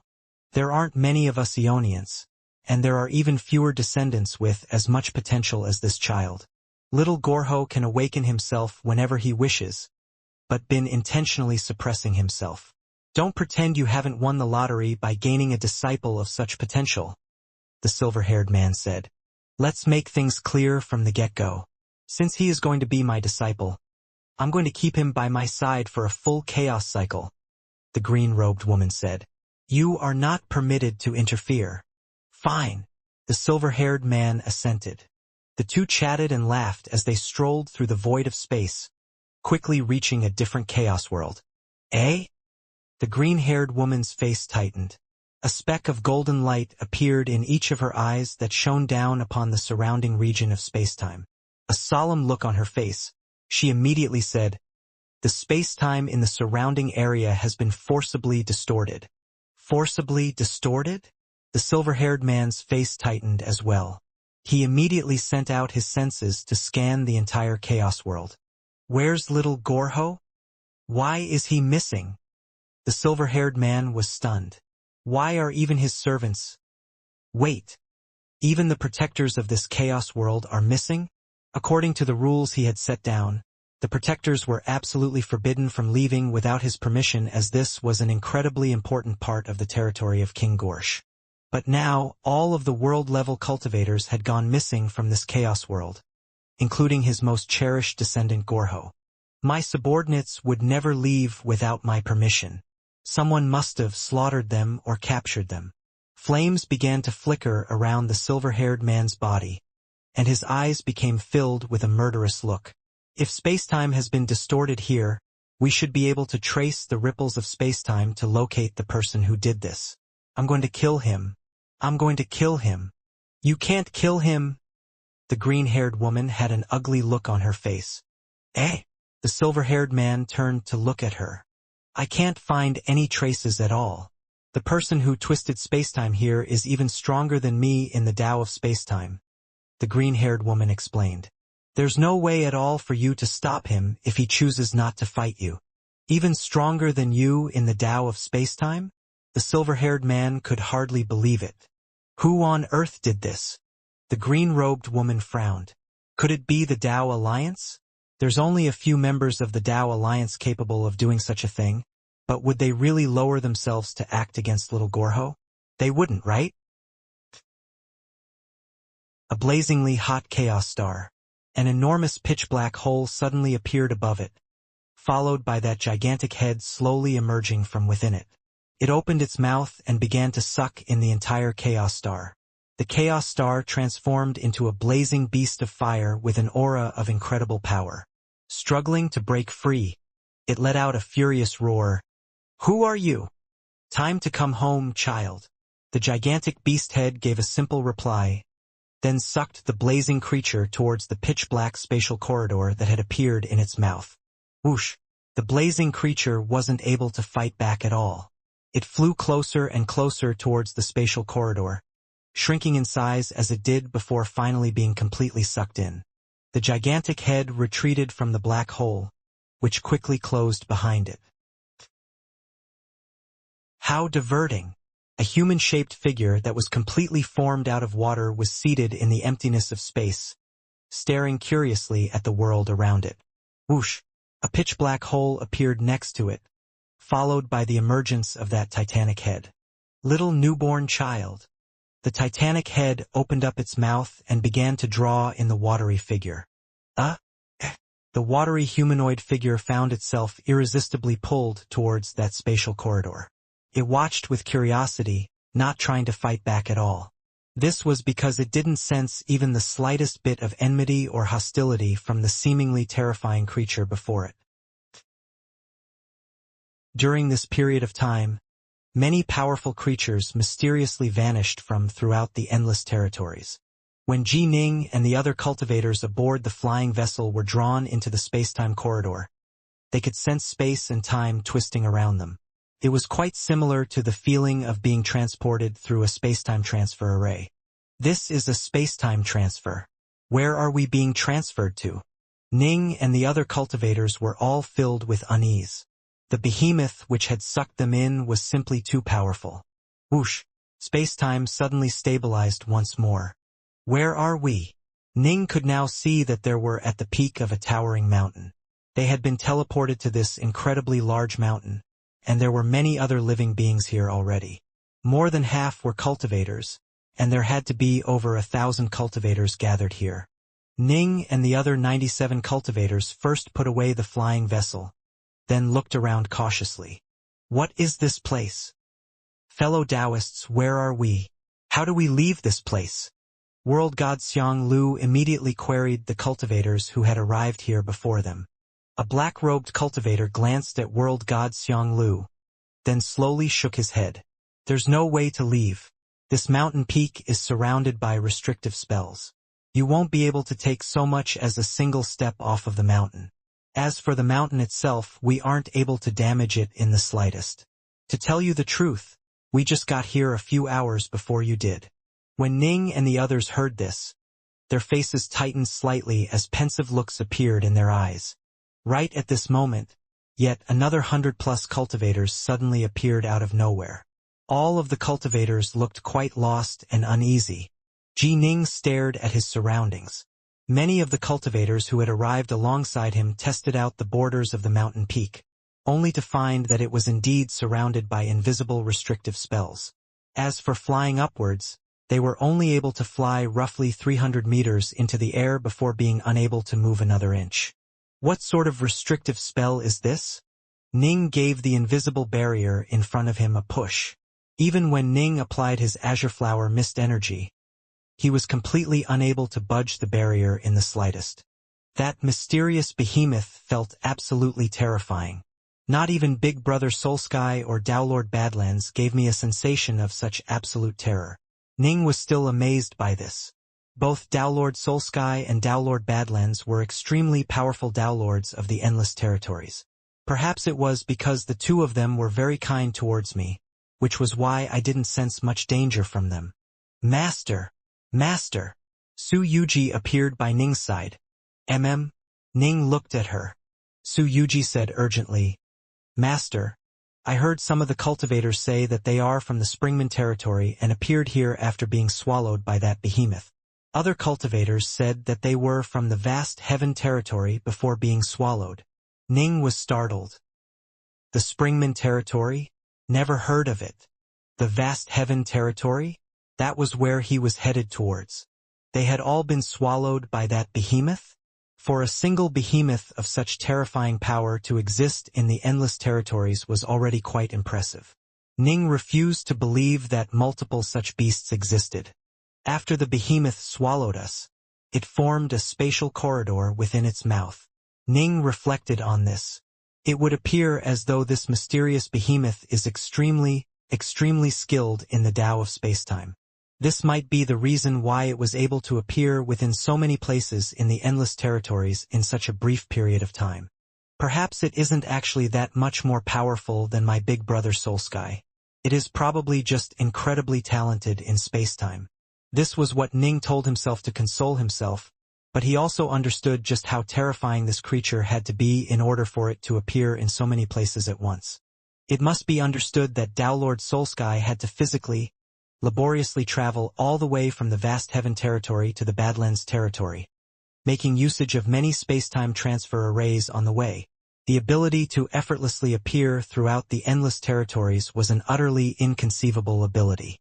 Ning consoled himself, telling himself that it was possible that the mysterious behemoth wasn't really that powerful. If this was the case, his chances of escaping would be a bit better.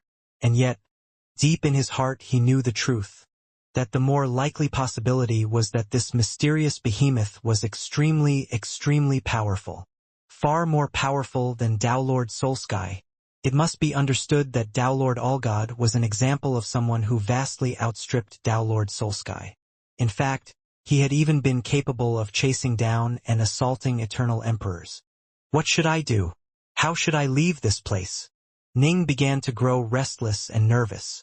Was he supposed to just give up on his true body? Should he allow his clone in the Badlands territory to once more work on rebuilding his main true body? It would be easy for him to rebuild his true body, but all of the treasures it was carrying. The 6 eternal swords, the 3 mirrors now paintings, the elementum waterflame gourd. There was no way to get them back.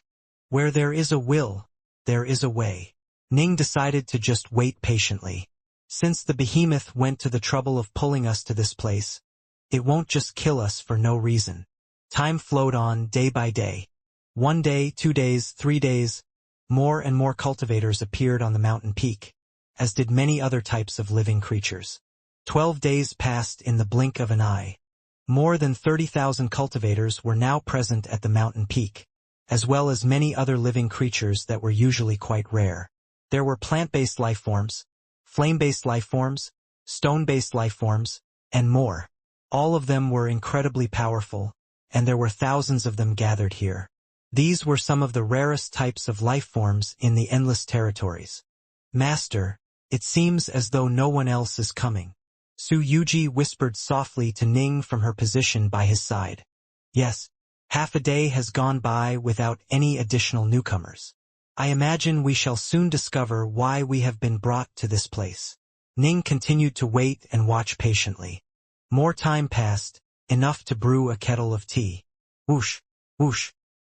2 streaks of light suddenly appeared in the skies, moving towards the mountain peak with terrifying speed. What terrifying speed! The many cultivators and other creatures on the mountain peak were all stunned. Those 2 streaks of light were simply too fast. Ning had previously witnessed other fast creatures such as the golden oddbat, but there was simply no comparison. Boom! Boom! The 2 streaks of light landed onto the mountain peak, causing the entire mountain to tremble. Only now could everyone see them clearly. It was a pair of powerful experts garbed in silver armor, one male and one female. The silver-armored man's armor was covered with the imprint of a thunderbolt, whereas the silver-armored woman's armor was covered with the imprint of a sword.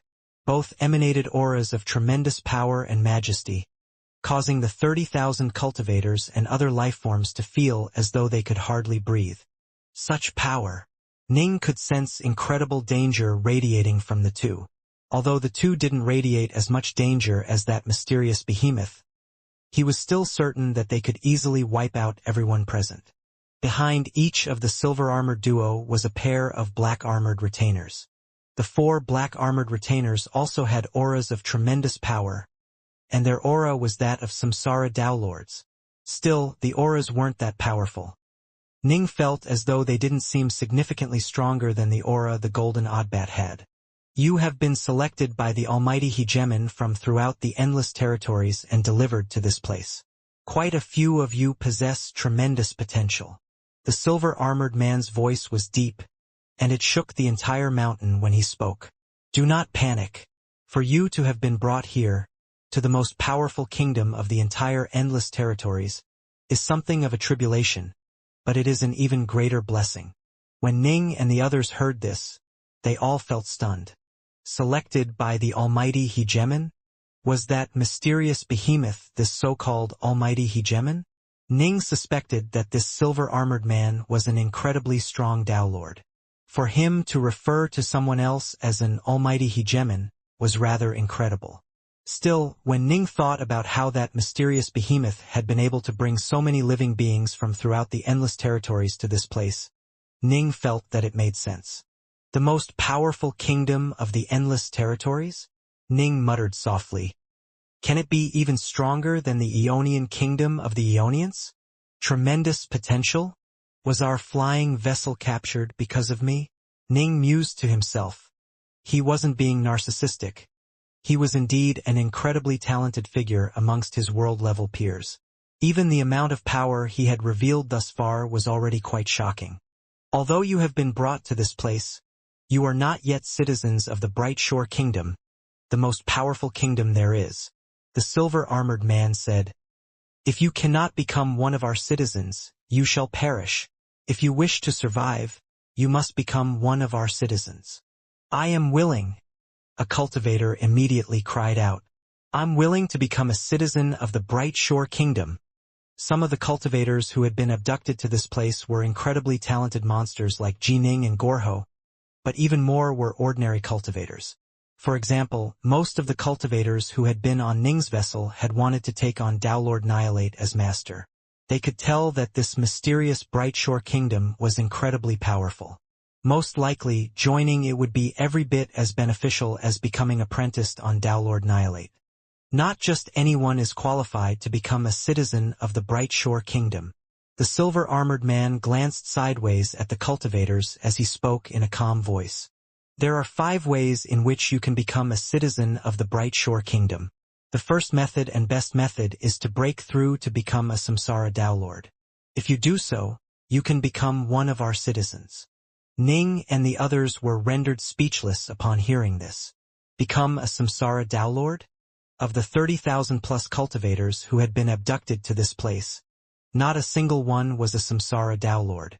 Breaking through to this level would be incredibly difficult. The second method is to be protected by one of our samsara downlords. Each samsara downlord is permitted to protect 3 of his or her friends, as well as take on a maximum of 10 slaves. The silver-armored man said, If you are the friend or family member of a samsara downlord, you can naturally become a citizen of the Bright Shore Kingdom as well. But of course, if you are willing to become a slave, you are also permitted to continue living. Slaves are the lowest tier members of the Bright Shore Kingdom and will be assigned many labors, but at least they will be permitted to remain alive. Ning and the others frowned. Become slaves? Lowest tier members of the kingdom? No one would wish for such a thing. As for samsara downlords being able to protect 3 friends, this rule was most likely put into place because the Bright Shore Kingdom understood that samsara downlords had people they cared about. However, Ning and the others had just arrived. How could they know any samsara downlords? The third method is the safest method. Go to the Hydragon Mountain in the Endless Territories and work there as a miner. If you can mine enough, you'll be given your freedom and become one of our citizens. However, I have to warn you in advance that generally speaking, world-level cultivators will need to spend 1,000 chaos cycles mining or before they have enough. Hydragon Mountain? Gorho, unnoticed by the other cultivators, frowned slightly. I heard Father speak of it before. Hydragon Mountain is a legendary place which is the birthplace of the extremely valuable Hydragon gems. Supposedly, it has been occupied and monopolized by a mysterious organization. So that mysterious organization is actually this bright shore kingdom. The silver-armored man swept the cultivators with his gaze, a smile on his lips. Mine for 1,000 chaos cycles? I know that none of you are willing to laboriously mine or for 1,000 chaos cycles. However, in the future, many of you will cry and beg for the chance to go mine there. The silver-armored man said calmly. The fourth option is simple. Survive for 1,000 years in the third bug nest. If you are still alive after 1,000 years, you can also become one of our citizens. Survive for 1,000 years? All of the cultivators and special lifeforms atop the mountain peak were intrigued. All of them were at the world level and had been abducted to this place. To people like them, 1,000 years was nothing. Ji Ning, for example, was going to spend more than 600 years just traversing the Sea of Darkness. If they merely had to spend 1,000 years to become a citizen of the Brightshore Kingdom and be permitted to live in peace, everyone would be willing to do this. However, that was assuming they were able to survive for 1,000 years. From the sound of things, the third bug nest wasn't a very nice place to be. The silver-armored man had a hint of a cold smile on his face. It might sound easy, but I have to warn you that the third bug nest is a place which our Brightshore Kingdom uses for rearing bug beasts. In fact, it is our third most important nest. It has many powerful bug beasts within it, some of which are comparable to samsara downlords.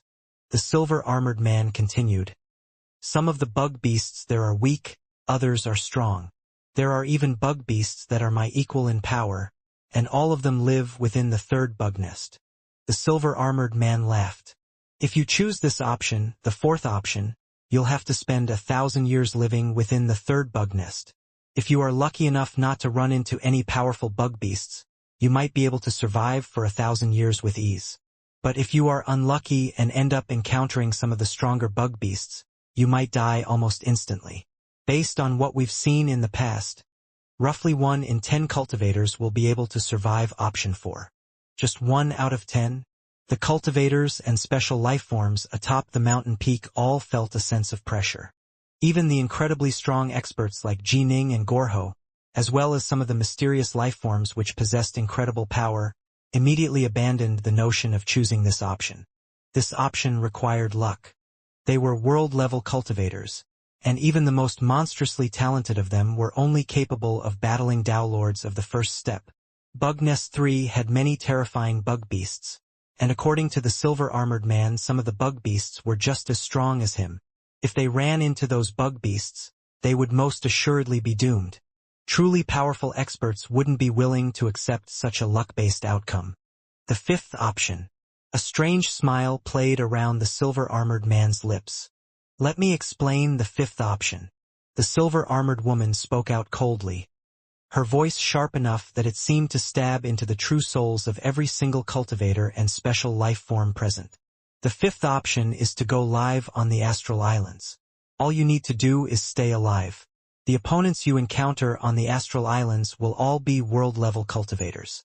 You need to battle against them, and in the end the most talented individuals will be allowed to survive and leave.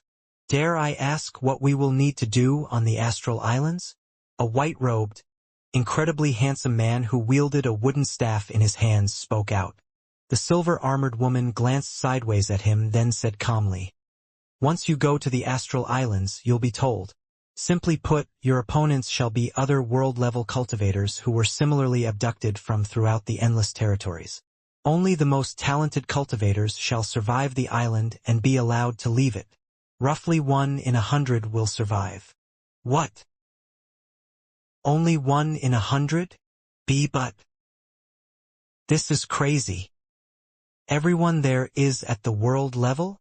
All of the cultivators and special lifeforms, as well as the secret descendants of the Ionians, were shocked upon hearing this. In truth, Ning and the other extremely powerful figures were all leaning towards the fifth option, because in the fifth option their competition would consist solely of other world-level cultivators. They felt confident that they were far more powerful than the vast majority of their peers. They weren't willing to risk their luck at the third bug nest. But on the other hand, it was true that the casualty rate for the fifth option was a bit too high. Only 1 in 100 would survive. Even Ning was speechless. Not even the Dao Alliance would dare to carry on such a competition. Every single world-level cultivator generally had masters or schools who supported them. The only reason the Brightshore Kingdom acted like this was because it had simply abducted outsiders from throughout the endless territories without caring about if they died or not. Only they would use such a brutal method to weed out the losers. Although I'm powerful, that's just amongst my fellow cultivators. There are quite a few special lifeforms who were abducted to this place as well. Ning's greatest worry was having to deal with the special lifeforms. Some were weak, far weaker than cultivators even though they had some special techniques. Unfortunately, some were monstrously powerful. Powerful special lifeforms usually were blessed with certain innate abilities that allowed them to be incredibly skilled in certain areas. For example, there were certain special lifeforms skilled in illusions who could possibly outmatch even world-level Heartforce cultivators. It must be understood that Ning had yet to meet a single world-level Heartforce cultivator to date. Just 1 in 100 will survive. My opponents will consist of both the cultivators and the special lifeforms. What should I do? What should I choose? Ning began to ponder this question. 5 options. The first 3 options are very safe. The silver-armored man and the silver-armored woman exchanged a glance. The silver-armored man said casually, "Become a Samsara Downlord. Receive the protection of a Samsara Downlord. Or become an eternal slave to a Samsara Downlord. Of course, you can also choose to go mining. These are all options with no risk to them." Very few would choose the first 3 options. Becoming a Samsara Downlord wasn't something you could do just because you wanted it. Receiving the protection of a Samsara Downlord wasn't that likely. Become a slave? No one was willing to do such a thing. Few to no world-level cultivators would voluntarily become the slave of another. They all knew that becoming a citizen of the Brightshore Kingdom would represent a tremendous blessing, but becoming a slave of the lowest caste meant that they probably would have no future prospects. Mine for 1,000 chaos cycles? That was way too long. The fourth option is to survive in the third bug nest for 1,000 years. Roughly 1 in 10 will survive. The silver-armored man continued. The fifth option is go to the Astral Islands and compete against your peers. 1 in 100 will survive. Whoosh, whoosh, whoosh, whoosh. The silver-armored man waved his hand, causing 4 streams of light to instantly appear and partition off the mountain peak. Those who choose the second option enter the first region. Those who choose the third option enter the second region. This region is for the fourth option. This region is for the fifth option. The silver-armored man casually pointed to each of the partitions in turn, then swept his gaze across everyone present atop the mountain. Choose your paths. Everyone atop the mountain peak began to move. Many were hesitating, but the silver-armored duo didn't rush anyone. They just stood there and waited quietly. Slowly, people began to make their choices. A cultivator stepped into the second region. This represented a decision to go spend roughly 1,000 chaos cycles in the mines. Only then would they have enough or to become a citizen of the Brightshore Kingdom. I'm too weak. My chances of surviving either the third bug nest or the Astral Islands are both too low. The cultivator shook his head as he stood there. After he made his choice, quite a few other cultivators began to make their choices as well. Most cultivators chose the third, fourth, or fifth options. Master, what should we do? What choice should we make? Suyuji sent mentally. I'm choosing the fifth option, Ning replied mentally. You? This was the only choice Ning could make. There was no way he would choose the first 3 options. because he had to make it to Vast Heaven Palace within a single chaos cycle. He'd only be allowed to leave after becoming a citizen of the Bright Shore Kingdom. There was no way Ning could waste time mining, and there was obviously no way he would be willing to become another slave. He also didn't have the ability to become a Samsara Dowlord right away. As for the bug nest, that was purely a matter of luck. Ning absolutely wouldn't leave his own destiny up to luck. In the end, he was more confident in his own abilities. The fifth option? Su Yuji hesitated momentarily. Then I will choose the fifth option as well. No need to push yourself that hard. This is a life-altering decision. Choose whichever option suits you the most, Ning said.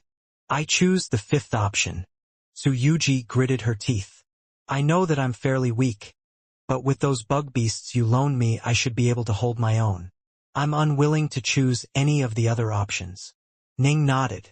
As he saw it, most likely many of the cultivators would elect to choose the fifth option. Most of them would rather battle against other cultivators of the same level than to waste countless years of their life, become an eternal slave, or put everything up to luck.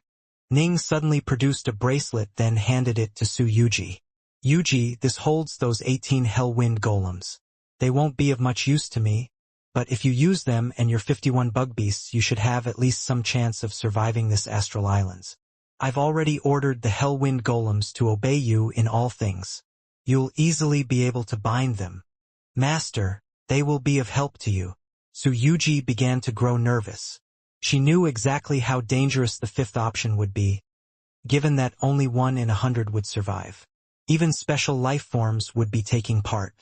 Just take it, Ning repeated. Su Yuji stared at the white-robed youth. At first, she had only elected to become Ji Ning's retainer because of how monstrously talented he was. However, after the two spent more time together, she slowly began to understand what type of a person Ji Ning truly was. Ji Ning looked peaceful and relaxed, but he wouldn't readily acknowledge others. Once he did, however, he truly would treat that person as a lifelong friend. Su Yuji had always sensed that something was perpetually weighing on Ji Ning's mind. She had tried to explore this topic but had never been able to make any progress. Let's go. Ning placed the bracelet in Su Yuji's hands, then strode towards the fifth options region. Su Yuji nodded, following by his side. More than 30,000 cultivators and thousands of special life forms. Each made their own choices. What truly surprised Ning was that 23 cultivators and 2 special life forms actually chose the second option. It must be understood that this was everyone's first visit to this place. No one knew any of the local Samsara Dowlords, which meant choosing the second option represented choosing to become a slave. Anything really can happen, I suppose, Ning mused. There were benefits to becoming a slave as well. You would become a citizen of the Bright Shore Kingdom, albeit one of the lowest tier members, and would gain at least a modicum of access to the Bright Shore Kingdom's secrets. The third option, mining. More than 1,000 cultivators and 100 special life forms chose this option. The fourth option, surviving the bug nest. More than 5,000 cultivators and 200 special life forms chose this option. The fifth option, surviving the astral islands. All the remaining individuals chose this option. Those who chose the other options were all escorted off by the 4 black-armored retainers. As for those who chose to attempt the astral islands, they were escorted by the silver-armored duo. Actually, it wasn't really escorting. They were simply dragged straight into an estate treasure. Whoosh! Whoosh!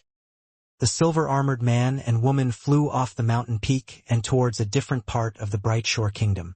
They physically flew because it was impossible to teleport within the Bright Shore Kingdom. Flying was the only option. The flight would take quite a few days. The 11th day of their journey. I sense a disturbance. Ji Ning and 30,000 plus cultivators and aberrants were still within the estate world. Ning could suddenly sense that his 3 Mirrors Now paintings were resonating with something far off in the distance. Is there another Mirrors Now painting within the Bright Shore Kingdom? I wonder if this is the one I need.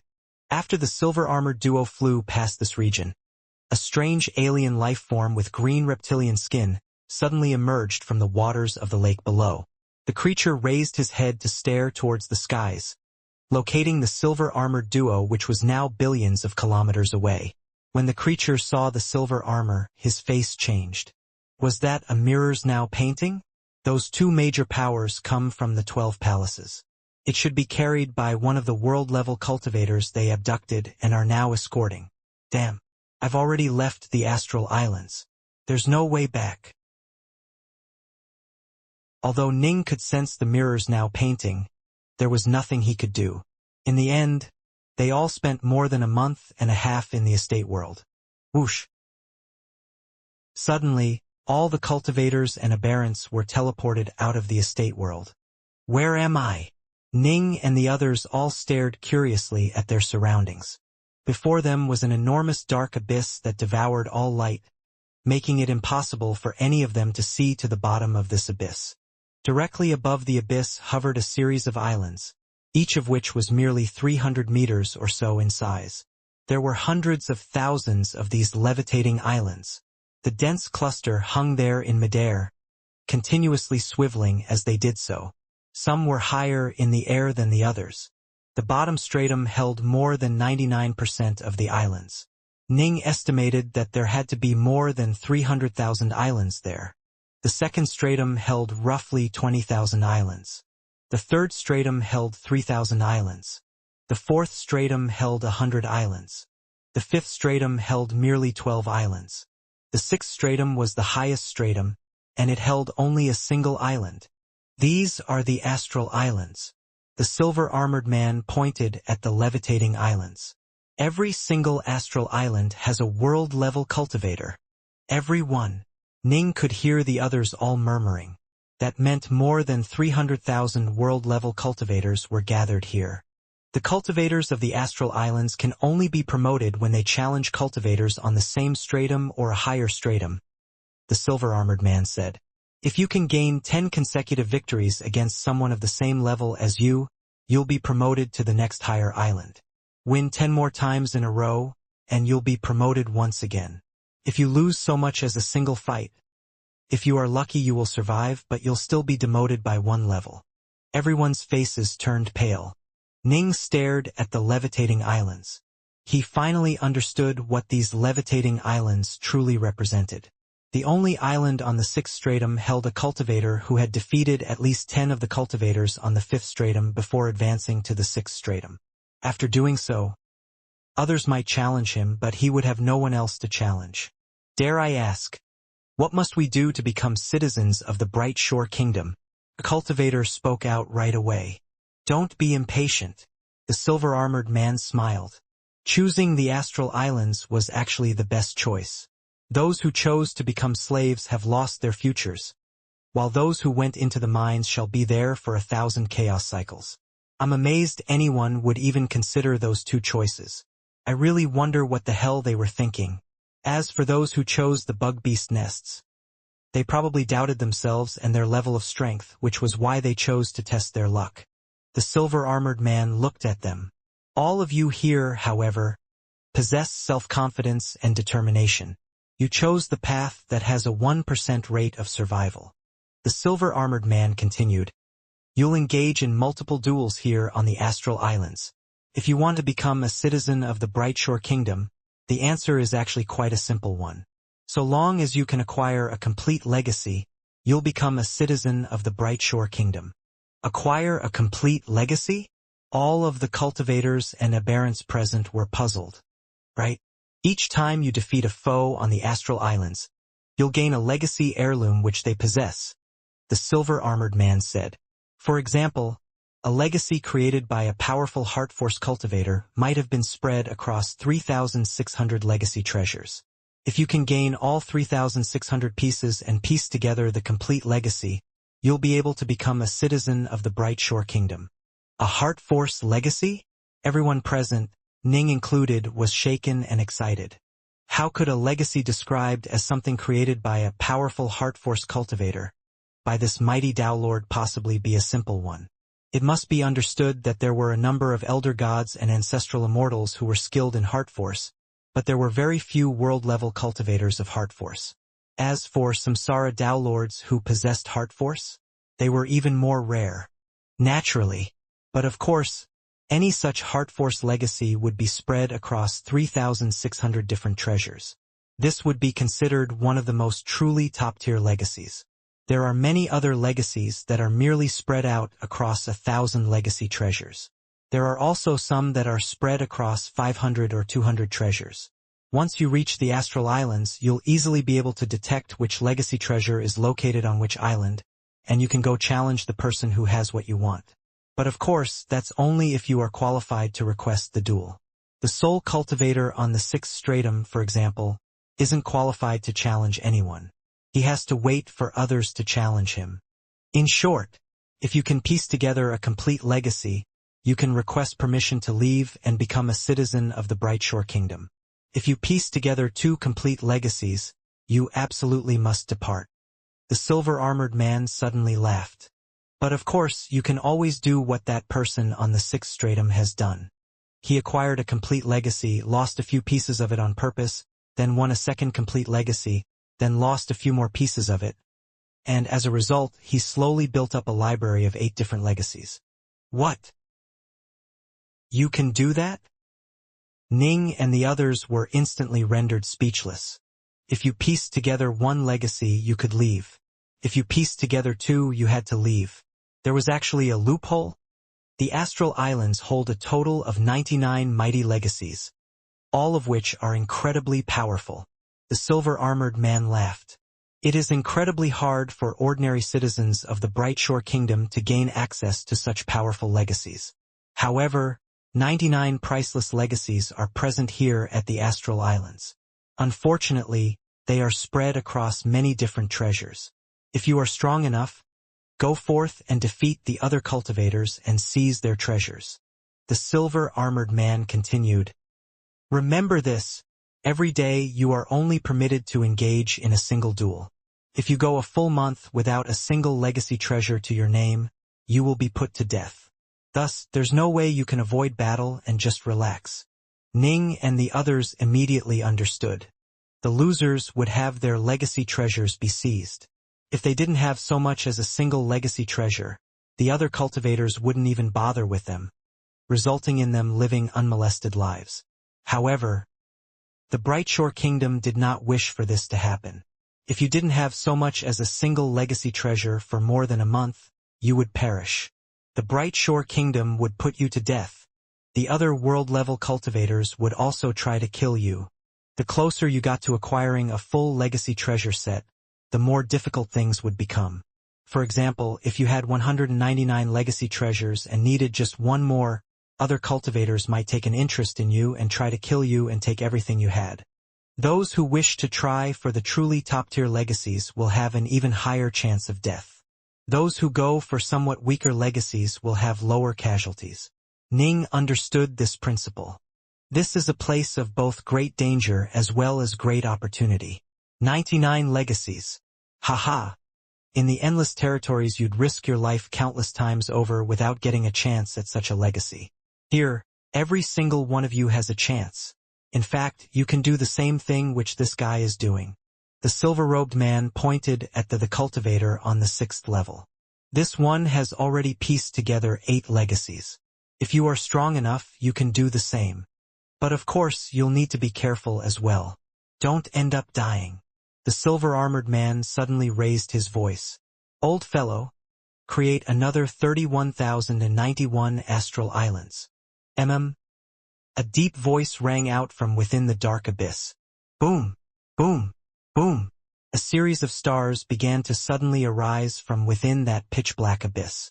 Ji Ning and the others flew past the various astral islands. Go! The silver-armored man waved his hand, sending out an awe-inspiring blast of power that pushed at every single world-level cultivator. Even someone like Ning felt that this surge of power was nigh irresistible. Ning followed that surge of power, allowing it to carry him forward as he flew towards the closest astral island. Master! Su Yuji's voice rang out in Ning's mind. Ning turned to look at her. Su Yuji was far off in the distance. She had flown towards an astral island as well, but she was staring at Ning. Be careful, Ning sent mentally. You too. Su Yuji had a look of longing in her eyes. Ning couldn't help but sigh mentally. There was nothing he could do. Once they had chosen to challenge the trial of the Astral Islands, every single cultivator would have to fend for themselves. There was simply no way for him to continue to protect Su Yuji. He'd done everything he could. The rest was up to her now. The various cultivators and special lifeforms all flew to their own islands, which then quickly descended to the lowest tier of islands. As for the silver-armored man and woman, the two simply watched from afar. Although the hegemon didn't grab that many people from the endless territories this time, he still managed to grab a few who have incredible talent and potential. The silver-armored woman smiled. The silver-armored man nodded. The Brightshore Kingdom was one of the most mysterious and powerful organizations in the endless territories. It naturally had its own territory where its countless denizens dwelled, and it had its own world-level cultivators which it reared. However, every so often the almighty hegemon would abduct promising figures from throughout the endless territories. Generally speaking, he wouldn't grab too many people, less than 100,000. Compared to the vastness of the endless territories, this was a fairly small sum, and so the other major powers were willing to tolerate his actions. Nobody wished to make an enemy of the hegemon over something as minor as this. How many do you think will be able to make it onto the 5th or 6th levels? The silver-armored woman asked. The 5th level? I'm guessing 10. As for the 6th, that's hard to say. It's possible that none of them will make it. The silver-armored man's gaze turned towards the very apex of the hundreds of thousands of astral islands, at that single solitary island that sat atop the 6th level. Birchalu, I wonder which of our 12 palaces he will end up choosing. Most likely it'll be the Palace of the Heart or the Palace of Radiance. The silver-armored woman sighed. It has been a long, long time since our Brightshore Kingdom has encountered a peerless genius like him. He was originally just a rather intriguing special life form. Who would have thought that he would actually become the equal of the ancient cultivators? Right? The first time I saw Birchalu, I took him for an ancient cultivator as well. The silver-armored man let out a sigh. What a dazzling figure! Even the hegemon is paying attention to him. The Heart Palace and the Radiant Palace are fighting fiercely over him in secret. Both sides hope that Birchalu will join them. Unfortunately, he's not skilled in the sword. If he was, I'd be hoping for him to join our sword palace. The silver-armored woman shook her head. Let's go. Our mission is over. The two glanced a final time at the Soul Island on the 6th level, then transformed into twin streaks of light that quickly departed. Both of them knew that Birchalu was capable of breaking through to the Samsara Downlord level whenever he wished. Once he made his breakthrough, even though he would merely be a Downlord of the first step, he would probably be just as strong as most Downlords of the third step. If so, he would be every bit a match for the two of them. Even the hegemon was paying attention to this peerless genius. The two of them viewed him as they would equals. Ning was walking through his quiet astral island. This island was merely 300 meters in size, but it had a graceful little residence that was actually decorated with many unique statues. As soon as Ning had landed within this astral island, it had recognized him as its master. From this day forth, I'll be staying here for quite a long period of time. With but a thought, Ning willed the residence to change in appearance, making it look like the houses he stayed in back when he had lived on Earth. He pushed open the door to the home. Inside the home, there was actually a reclining sofa.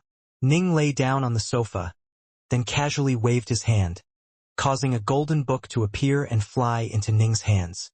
This golden book held records regarding the other 300,000+ islands. Every single cultivator on those islands held a piece of a legacy.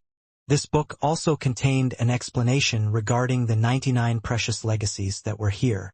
The number 1 legacy is the Heart Force legacy, a legacy which was created by a Heart Force cultivator who had reached the verge of the Downmerge Dowlord Featherdress. This Heart Force legacy is mysterious but very powerful. Every single Heart Force cultivator stands at the very apex of power amongst cultivators of the same level. Dowlord Featherdress was once the most powerful Dowlord in all the endless territories. Alas, he failed his Downmerge. Before dying, he had slew an eternal emperor, and this legacy is just as valuable as the legacy of an eternal emperor's. It has been separated into 3,600 parts. If you gather the 3,600 legacy treasures and merge them together, you shall gain access to this legacy. The number 3 legacy. There was a detailed ranking of all 99 legacies. The most powerful legacies required a total of 3,600 legacy treasures. The weakest legacies merely required 100 legacy treasures. Although Ning was intrigued by quite a few of them, he still shook his head privately. As expected, this is merely a place for weeding out weak world-level cultivators. The most powerful legacies of the Brightshore Kingdom are not here. 99 legacies in total. The hegemon had only left behind the number 2 legacy. The other 98 came from various Dao Lords. The legacies of a Dao Lord and the legacies of an Eternal Emperor were completely different things. The likes of Dao Lord Featherwing or Dao Lord Allgod were incredibly powerful, capable of matching or even exceeding Eternal Emperors. However, every single Eternal Emperor was at least on their general level, and some were even more powerful. By comparison, the 4 paintings and legacies of Emperor Mirrors now were more valuable than these 99 legacies. That number 1 legacy, the Heart Force legacy, is quite valuable though. I imagine that one is on par with Emperor Mirrosnow's legacy. Ning carefully read through the entire book. Ning wanted sword arts and there were 2 types available. One was ranked 19, the other ranked 73. Both had been left behind by Dao Lords. If I have the chance, I really do need to try and acquire the 4th Mirrors Now painting. As for these sword arts here, I should try to use them to validate and test my own sword arts. It should be of some benefit, at least. Ning had long ago found his own path and understanding regarding the sword. As Ning saw it, the more sword arts the better. He had studied more than 5,000 sword arts in the Hall of Swords in the All-God Estate, after all. Ning's eyes suddenly lit up. This one seems to be not bad at all. On his second careful reading, Ning's gaze fell upon the 9th-ranked legacy. The 9th-ranked legacy was the footwork legacy. This was a footwork technique meant for close combat which had been left behind by an unknown major power who had gained certain special insights over lightning. At first, Ning hadn't paid it much attention as he had focused on searching for heart force techniques and sword arts. However, on his second careful read-through he realized how extraordinary this 9th-ranked legacy was. For a footwork technique to be ranked number 9 was extraordinary, in and of itself.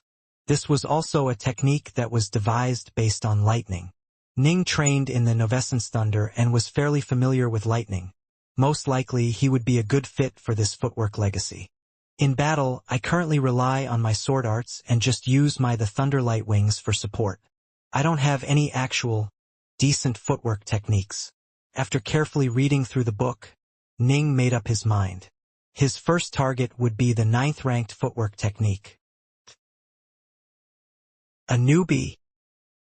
So many newbies. As Ning and the other world-level cultivators flew towards the Astral Islands, the many newly created islands began to descend towards the bottom stratum of islands. This naturally attracted the attention of the hundreds of thousands of world-level cultivators who were already present. These cultivators stood atop their own astral islands, watching from afar. Some began to scan their golden books to gain some basic insights into these newcomers. Each golden book recorded rudimentary information regarding the cultivators on each island and the legacy treasures they possessed. I'll wager these newbies are carrying plenty of chaos nectar and treasures. Let's see what we can take from them. Challenge issued. Challenge issued. Many of the more powerful cultivators were intrigued. The weak ones in their group had been plundered long ago, with some having lost all their magic treasures. These newly arrived cultivators, however, would definitely have quite a few treasures on them. Life in the Brightshore Kingdom was the same as life anywhere else. If you wanted to live, you'd need treasures. I need to issue a challenge right away. There were some cultivators who were extremely powerful but who had lost their treasures to even more powerful cultivators. These people immediately began to issue challenges. As they were in desperate need of treasures, they naturally chose to go after the newcomers. A challenge? A challenge from the 3rd stratum. Ning was relaxing on his sofa, flipping through the information pertaining to the 99 legacies when he suddenly received a challenge notification. It seems a lot of people are interested in newcomers like myself. Jining was in no rush. Instead of answering, he continued to wait patiently as more and more challenges began to accumulate. 1, 2, 3, 4, 5. Apparently, quite a few people were interested in challenging Ning. In the time needed to boil a kettle of tea, Ning received 1 challenge from the 3rd stratum, 2 challenges from the 2nd stratum, and 12 challenges from the bottom stratum. A total of 15 world-level cultivators have challenged me, Ning mused. Per the rules of this place, each world-level cultivator could only issue 1 challenge each day. Ning was permitted to challenge a different world-level cultivator as well, but if they didn't accept, Ning would have to choose from one of the 15 challengers. He would have to accept at least 1 challenge. In truth, to be challenged by so many people at once was actually quite rare.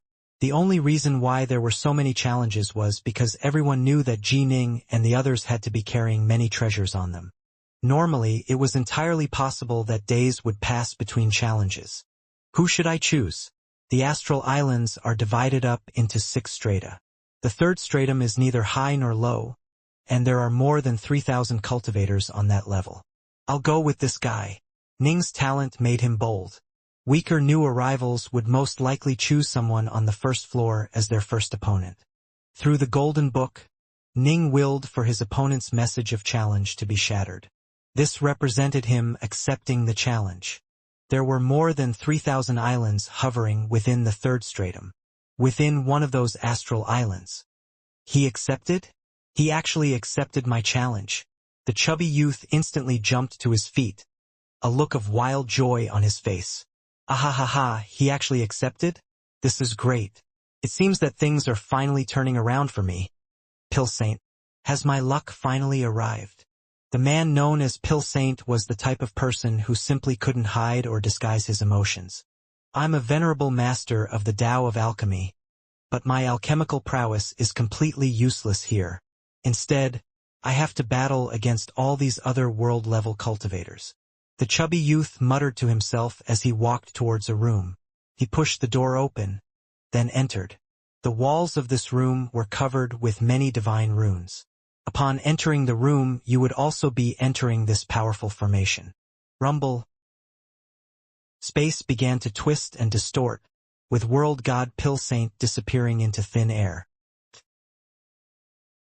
This island was a beautiful one that was covered with a layer of frost and snow. The entire island was completely silent. Whoosh! A pudgy youth suddenly appeared out of nowhere. He glanced at his surroundings, noticing that the entire island was covered with a layer of silvery snow. He was able to see everything quite clearly, and he was quite satisfied. This battleground is a good one. The scenery is nice, at least. Way better than the last one. It seems my luck really is turning. World god Pill Saint lay down on the snow, half closing his eyes as he relaxed. I don't have many legacies left, but those damnable cultivators on the 4th level keep on coming to rob me of what I have. I hope my luck takes a turn for the better for once. Hopefully this guy will have at least an eternal weapon. If I can get an eternal weapon, I'll become much more powerful and be capable of giving those fellows on the 4th level a good fight. I might even be able to acquire a complete legacy. Previously, he had been trying to collect the 96th legacy, a legacy which was scattered across 100 legacy treasures. He had gained a total of 91 pieces, but a damnable cultivator on the 4th level had issued him a challenge. Pill Saint had hurriedly issued a challenge of his own to a cultivator on the 2nd stratum. If that cultivator had accepted, then there would have been no need for Pill Saint to battle the cultivator from the 4th stratum. Alas, the cultivator from the 2nd stratum had declined to do battle. Pill Saint had no other options. He had to accept the challenge from the 4th stratum. The results of that battle were, he lost. His legacy treasures were stripped from him. He had worked so hard for so long, but it all instantly went up in smoke. He had damn near gone mad. Whoosh! Space twisted once more. Ning appeared atop this icy island. As he glanced at the scenery, Ning couldn't help but smile very slightly. He also noticed the pudgy youth who was sleeping on the snowy ground not too far away from him. Swoosh! The chubby youth rose to his feet and stared at Ning, a scorching look in his eyes. Fellow Taoist, you have an extraordinary demeanor. I imagine you must be carrying valuable treasures. Yes. Ning nodded. The chubby youth's eyes instantly lit up as he grew even more excited. Eternal treasures? Yes. Ning laughed and nodded. Hundreds of thousands of world-level cultivators were here, and most likely a good number of them held eternal weapons. Ning couldn't bother to hide the fact that he had one of his own. A weak person who had an eternal weapon might become a target, but Ning was strong enough that he had nothing to fear. Treasures belong to the strong, you know. It would be wasted in your hands. The pudgy youth's aura suddenly blasted forth as he manifested a total of 6 arms. He now wielded 6 black hammers in his hands. Hurry up and hand it over, and I'll spare your life if you do. For some reason, Ning couldn't help but have a good feeling about this pudgy youth. He almost felt as though he was looking at an infant. This pudgy youth wore his heart on his sleeve, his emotions on display for anyone to see. He didn't seem to have any evil intentions at all and appeared to be a valiant man. However, Ning suddenly felt a twinge of fear. How could he possibly treat any world-level cultivator as he would a child? For Ning to feel kindly disposed to him without even realizing it. It was possible that this was because this cultivator truly was a good man, but it was also possible that he had trained in some sort of mesmerizing technique. Then let's see what you have. Ning held a violet jewel in each of his 2 hands. Here on the Astral Islands, even a battle against someone weaker had to be taken seriously. Although 2 swords wasn't the full extent of Ning's power, it was enough for Ning to generate a truly airtight defense. Eat a hammer! The pudgy youth charged forwards, the great warhammer in his hands transforming into a streak of light that caused space to collapse in on itself. The power of this blow was so great that even Ning couldn't help but feel speechless. A supreme world god. It seemed he was actually more than just that. Boom! Ning released a seemingly simple sword strike that struck directly against the great warhammer that was slamming down towards him. Warhammers were weapons well suited for heavy smashing blows, and to use sword arts in a head-on clash against a warhammer was indeed a foolish decision. However, Ning held tremendous confidence in his own strength.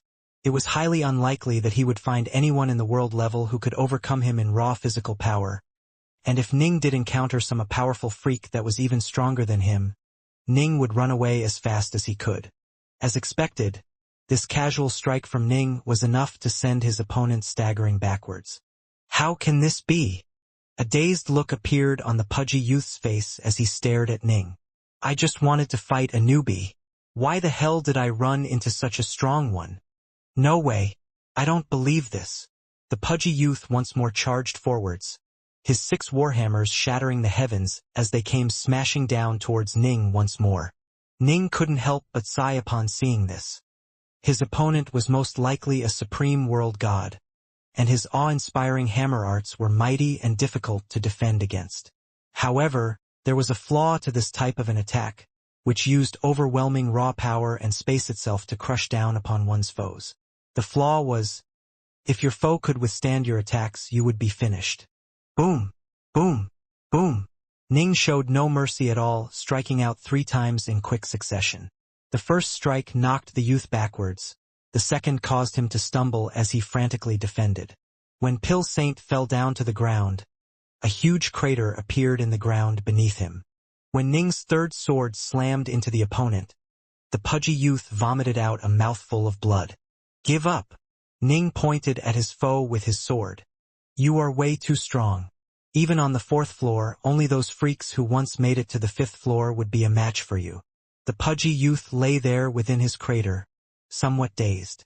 Why is my luck so shitty?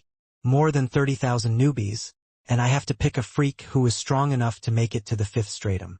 Ning was intrigued upon hearing this. He didn't know how strong the various experts on the Astral Islands were, but his opponent had clearly been here for quite some time and knew many things. There's only a few freaks like him, but I just had to run into one. The pudgy youth shook his head, then looked at Ning. He said hurriedly, Can you please not take away my warhammers? They are just Dao weapons. Dao weapons. Ning was secretly surprised. The youth had been able to unleash the power of a supreme world god while using mere Dao weapons. This fellow was incredibly strong, much more powerful than God Emperor Black Lotus had been. If he was using an eternal weapon, didn't that mean he would have the power of a transcendent world god? I'm telling the truth. See for yourself, the pudgy youth said hurriedly. You can send out your divine sense and scan any of the treasures I'm carrying inside of me. Ugh. I've been robbed of all of my chaos nectar. All I have left are these 6 hammers. Although he had encountered a few people who were slightly stronger than him, they generally wouldn't go too far. If they did, World God Pill Saint would have gone all out. To kill a powerful world god was a very difficult feat. Normally, the only option for doing so was to exhaust his store of divine power. Divine power needed a fairly long period of time in order to recover. However, on the Astral Islands it was possible that one would receive a challenge every single day. If you lost your power, you might well fall victim to the schemes of another. Thus, unless there was an overwhelming disparity in power, these cultivators generally wouldn't force their foes to go all out. That was of no benefit to them. However, Ning was capable of easily slaying his opponent. The difference in power between the two truly was quite great. His foe was merely a supreme world god, whereas Ning was comparable to a Dao Lord of the first step. All I have are these 6 hammers. The pudgy youth stared at Ning. He really was worried that Ning would take those hammers away from him.